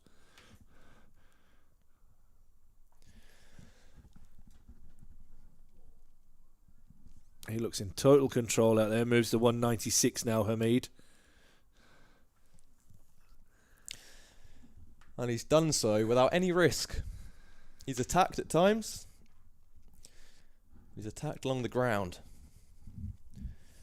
Well, maybe 1 or 2 over the top of Dressel's head. Yeah, he played that hook shot, didn't he, earlier as well, that went for 6, flying down into the Daffabet stand. But apart from a period of a couple of inside edges from Minto, he's looked relatively untroubled. It's been a wonderful innings. That was a bizarre stretch in the game. It was crazy. Where he could seemingly do nothing but under-edge it. Unfortunately for Minto, if you're going to do it well. Every time he missed the stumps. And I guess when you're in that sort of nick, those sort of things happen. Mm-hmm. As Cody Youssef is brought into a very fine third man. It's a strange spot. Not quite a fly slip, not quite third man. Who's that down there? Parky. Well wrapped up. I guess when you see that fielding position in play, sometimes off a top edge, off a pull shot or a hook. Just a slightly mistimed attempt at the short ball, perhaps. It's a bizarre field on the leg side as well. We'll talk about that in a moment. Oh, he has a big dip at that one.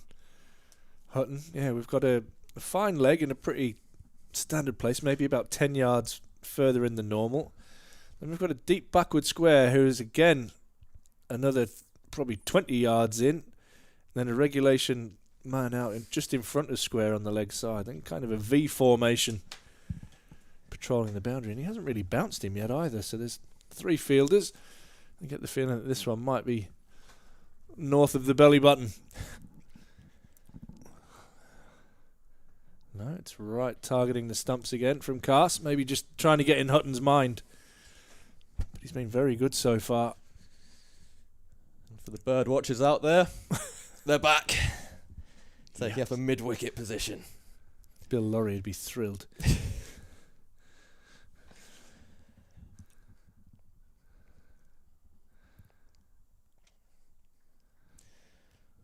Wonder what McKinney and Ollie Robinson are talking about. Oh, Always having a natter. God knows. It'd be rubbish if it's coming from McKinney. There's the bounce at. It's a no ball. You'll have to re-bowl that one. Nonetheless, well directed. And well played.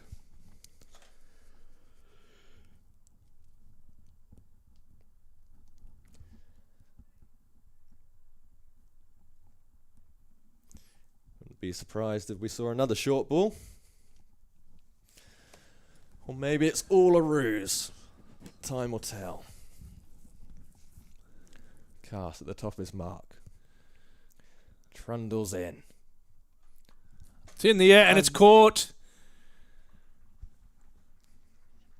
Drizzle the man taking the catch, and that breaks the partnership and breaks Brett Hutton's resolve. He goes for 32 in a wonderful partnership with Haseeb Hameed and a much needed breakthrough. In the end, it was a ruse. It was the good line, good length, perhaps a little wide. And after all the strange fielding positions we talked about, it's a fairly regulation. It's cover point, I guess. Yeah, drive, thick outside edge, 387 for 9. That ends a brilliant partnership between Hutton and Hameed. He's Hameed a little bit nervous on 196 not out, and hoping that Mohammed Abbas can survive this delivery. And I'll tell you who will be a bit nervous as well is the Durham openers. This could be a naughty little couple of over stint that they might have to spend out in the middle. After a long day in the dirt. 91 days. 91 days? 91. It'll probably feel like 91 days at the moment. 91 overs chasing leather. Energy and concentration being drained ball by ball. To then have to strap on the pads and go out into the middle. It's quite the tough ask. Although if it's the job. That's the reward for getting the last wicket, then so be it. Hutton exited the field to a gentle round of applause, and rightly deserved. But you're right, Hameed, who's been there since 11 o'clock this morning, who has plugged away tirelessly for 235 balls. He will be praying right now. Will be leaning on his bat at the non-striker's end, hoping that Abbas can at least give him a chance at getting his double ton. Oh, it's fallen it straight. And it's not out. Much to the dismay of the Durham fielders, who just thought that it was a regulation wicket. Well, it was similar to the one that Minto had in the morning session, which they went up for caught behind, and it almost wasn't an appeal, but just a formality. And similarly, Cast was barely pleading, just politely inquiring. And the umpire said no. Oh. You've seen the replay, Ash. What do you make of it? He might have thought it was going down leg there. It looks pretty straight, to be fair. Like, look of shock. Bryden Cast, hands on knees, looks back at the umpire. There's Ollie Robinson's quizzical look as well. Never trust a keeper, though. Ollie Robinson now standing up as it is scouts out. Drizzle from.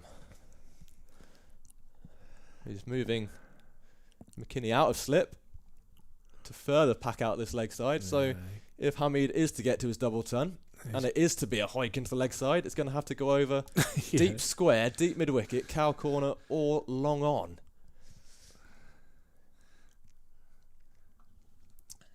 And he just prods it forward. Yeah, wait for them to come up. Get it at the end of the over. Almost. And they'll have the eye on 400 as well as another batting point. Absolutely, just 3 runs away. 397 for 9. Reads the scoreboard. And it is slashed into the leg side along the ground to Cody Youssef, and no intention whatsoever 0 to run of a single. Almost everyone on the boundary. We've got the offside covered as well. There's a long off. There's a deep point and a deep extra cover as well. Interesting one. Will he run off this ball and leave a bash to face 2, or will he wait for the Durham fielders to come up and try and launch one to get to his 200? He could almost try and run 2 to any man on the boundary. No. Might have just got our answer. What's Alex Lee's going to do? He's bringing the men in, especially on the offside. Or is he? Leg side fielders, I was going to say, staying firmly put. But as I say that, McKinney comes in. A vacant cow corner seems almost too tantalising. Taunting Hamid to go over the top to play a shot that he hasn't really looked like playing all day. Do it. And he What a way charges to down the bring it ground. up. That's massive. 2 steps and hits it over the top, over long off for 6. And Hamid has brought up a quite remarkable double ton. He has looked unshakable. 202 off 240 deliveries. He's been out in the middle all day since 11 a.m. this morning. And bar 1 or 2 under edges, has never looked like departing. And not only does that bring up a quite remarkable milestone from a brilliant knock, but it also brings up 400 runs from knots and another batting bonus point. He charges down the ground again and goes again, and it's 4 this time. And Hamid now is really taking the game to Durham, having prodded around the off stump for the first 4 deliveries of that over. Definitely wasn't prodding there, was he? Would you think about declaring now and giving Durham 2 overs, like a horrible 2 overs to bat? I've got the next bonus point. Yeah. Or maybe he's 400 hoping on the board. Abbas can hang around to the extent that Hutton did. I think he might take the view that Abbas might not hang around for long. They may try and eke out every last run they can. Certainly looked like it by the way that Hamid went about the last 2 deliveries. I might have just walked off there with those 2 boundaries. Leg slip and play here to Abbas. And it is leg side. But to mid-wicket instead. That was quite the statement from Hamid. Durham with almost everyone, bar the bowler and the wicket-keeper, out on the ropes. And Hamid says, no worries. Steps down the track and crunches it over the top. That was a big hit.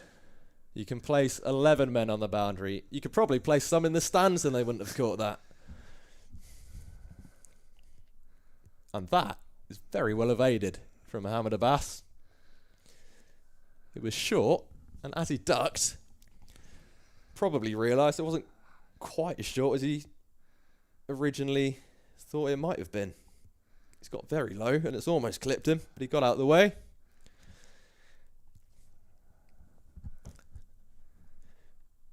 And there looks like little intent from him so far to have a swing. Let his mate do the work at the other end. And gone straight to first slip. McKinney makes no mistake, and Durham will have to come out and bat, and I think face 1 over. So that is naughty. Not a declaration, but it's as good as one, really. Yeah. Well, that's what I was saying. If he'd have declared there, they would have got an extra over to bowl at them. But, mate, let's be honest. That's a great recovery from Notts. What a day's cricket it's been so far. Abbas driving the 4 ball outside the off stump on the outside edge, finding McKinney, who really hasn't had anything to do barring the final delivery of the Notts innings. And they finish up on 407 and at 275 for 8. That looked like quite a big ask, but Hutton and Hamid put on over 100 between them, and Hamid carries his bat at 206 red inker off 241 deliveries. Love that. Put that next to the averages for the season. Yeah. Doing a world of good. Absolutely. We'll go through the card. Slater was the first man to go, caught by Robinson, bowled Minto for 52. Then McCann was caught by Robinson off the bowling of Yusuf for 26. That saw a mini collapse, with Clark going bowled Yusuf for 1. Then Haynes caught and bowled by Cars, also for 1. Saw them slump to 140 for 4. And an excellent partnership between Kyle Verena and Hasib Hamid was ended on 226 for 5 when Verena edged Robinson and was caught by Yusuf for 41. Lyndon James came out full of intent but was also caught behind off Yusuf for 21. And when Patterson White went for 0 and Lord was bowled by Ben Rain for 4, as you just mentioned there, Notts were 275 for 8 and in a world of trouble, having dominated large parts of the day. A couple of mini collapses saw them on the verge of being bowled out for less than 300. Well, Ben Hutton wasn't having any of that, and his 32 from 94 balls, alongside Hasib Hamid, took the score to 387 for 9 before he was out, caught by Drizzle off the bowling of Cars. And then we just saw Mohammed Abbas caught McKinney bowled Cars for 0, but not before Hasib Hamid went to a magnificent 206 not out of 241 balls, and he did it in some style, hitting Drizzle miles over mid-off for 6. His innings included 34s and 3 maximums. For Durham, the bowling card, there's a bit of pain there, especially on the economy side. Ben Rain, 23 overs, 7 maidens, 1 for 93. Cody Yusuf, 23 overs, 3 maidens, 4 for 99. Bryden Cast came back and picked up the last 2 wickets. He bowled 14 and a half overs in 4 spells, 1 maiden, 3 for 64. James Minto, 13 overs, 1 for 71. And George Drizzle, 19 overs, 3 maidens, 1 for 69. And yeah, I was just about to say this could be really interesting because I saw Minto sprinting up the stairs and I could have done the whole, I wonder if Durham think about a night watchman kind of deal. But I think that James Minto will take this over. What are your thoughts on that, George? Well, when I was 17 years old, that wouldn't have been top of my bucket list. Get that into you. Probably Mohammed Abbas coming at you. But as you guys said earlier, if you're good enough, you're old enough. Yeah. The light roller being applied to the pitch, as you can see from your pictures there, with Barry on that by the look of it. The ground staff out there sweeping and remarking the lines for 1 over of cricket. So yeah, that's a tough gig, isn't it? He's come back into the side, 17 years old. He's bowled well, he's looked lively, he's been about in the field, and then your skipper comes and says, "Get your pads on, mate, you're opening up."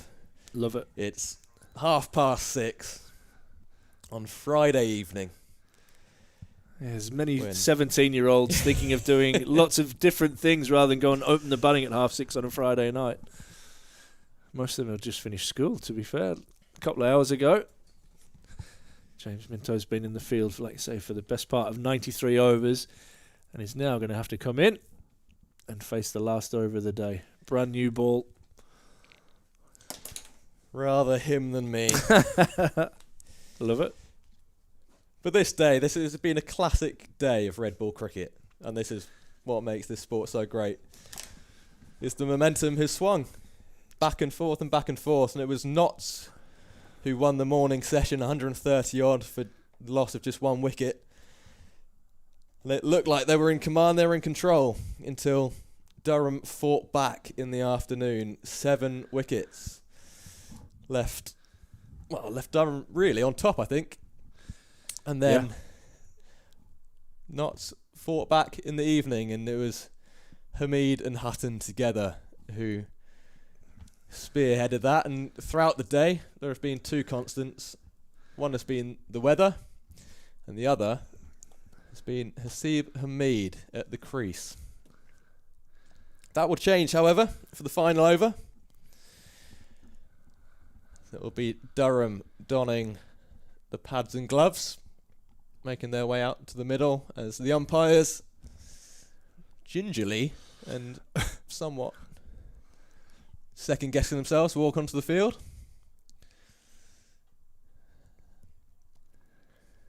Striding in their black trousers, white jackets and wide brim hats. It's a good look, though, isn't it?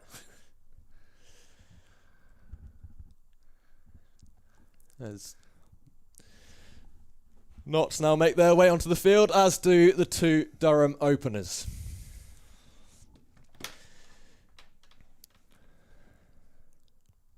About an hour ago, perhaps more, I asked Rob what Durham's ideal situation would be come the end of the day, and he said Notts all out and Durham 50 for no loss. Well, this is going to be an impressive over if that's the case. Notts are all out. 50 seems a tough ask, but if Durham can get back into the sheds come stumps with 0 in the wickets column, then they'll be fairly satisfied.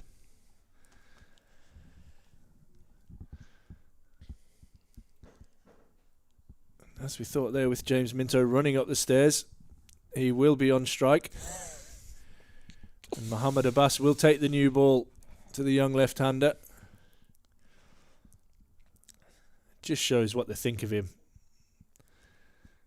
It looked like Minto was stood in the middle of the track, hoping for a little word with Alex Lees, but he stood firmly at the non-striker's end. Good luck, youngster. Oh, you kid. Good luck. And he is that. He is a kid, 17 years old, facing up in first-class cricket. To the wily Mohammed Abbas. He's being kept company, I think is fair to say. There's a bat pad just behind him, and there are 3 slips and a gully who, no doubt, are letting him know that they're there. As Abbas runs in, and Minto, A little flirt, wasn't it, first ball? That'll be in nerves. just says, "Hey, how are you?" to the new bit of leather as it flies past his bat. I want you to watch Alex Lees backing up at the non-striker's end here. I'm not sure I can watch something that's not happening. It's Alex Lees shadow bats at the non-striker's end. I think more so in preparation for tomorrow than the next 5 balls. Leaning firmly on his bat as Minto fends off competently and confidently into the offside. Crowd appreciating his work. What a day's cricket. 407 on the board for Notts, all out. When you win the toss and bowl first, you definitely want to be batting at some stage during the day. But it'd be interesting to get the thoughts of the Durham lot, whether they feel that who's had the better of the day's play, or whether they feel it's even. And solid again from Minto. That was as solid of a forward defence as we saw from Hasib Hamid all day. Untroubled. It's been a good turnout today. Banks Homes Riverside. A good crowd in on a Friday. Helps with the weather, doesn't it? Some still sticking it out into the evening. Over at the LNER stand, getting some late evening sunshine. Over the wicket now, Abbas. Change of angle. And beautifully driven that from Minto, and he'll pick up a couple because I'm sure Alex Lees isn't thinking of 3. Even numbers only, thank you very much. By the looks of it, Alex Lees wasn't thinking of anything. He wasn't thinking of running at all until he realised that 2 was on the cards, and then he trotted along. Alex Lee's He is taking the mick there if he's backing up with the umpire, by the way. no intention of facing Mohammed Abbas this evening, sorry. Will be a job for the morning. As James Minto shoulders arms and leaves that one. Yeah, 1 ball to negotiate. Nottinghamshire leading by 405. Minto, even though his job was nothing more than to survive, will no doubt be very happy to get off the mark. Yeah, lovely thing better. Lovely push through the offside. Make sure you walk off this ground with your wicket intact. Here we go, final ball of the day. Abbas to Minto over the wicket. And he fends it off. And that is stumps Durham 2 for no loss. Yep, Nottinghamshire lead by 405. I think we've done all the summary that we need to do. We've just covered that at the innings break. So we'll come back tomorrow, and we look forward to your company then, with Durham 405 runs behind Nottinghamshire, with all 10 wickets in hand, and we're all set up for a brilliant final 3 days.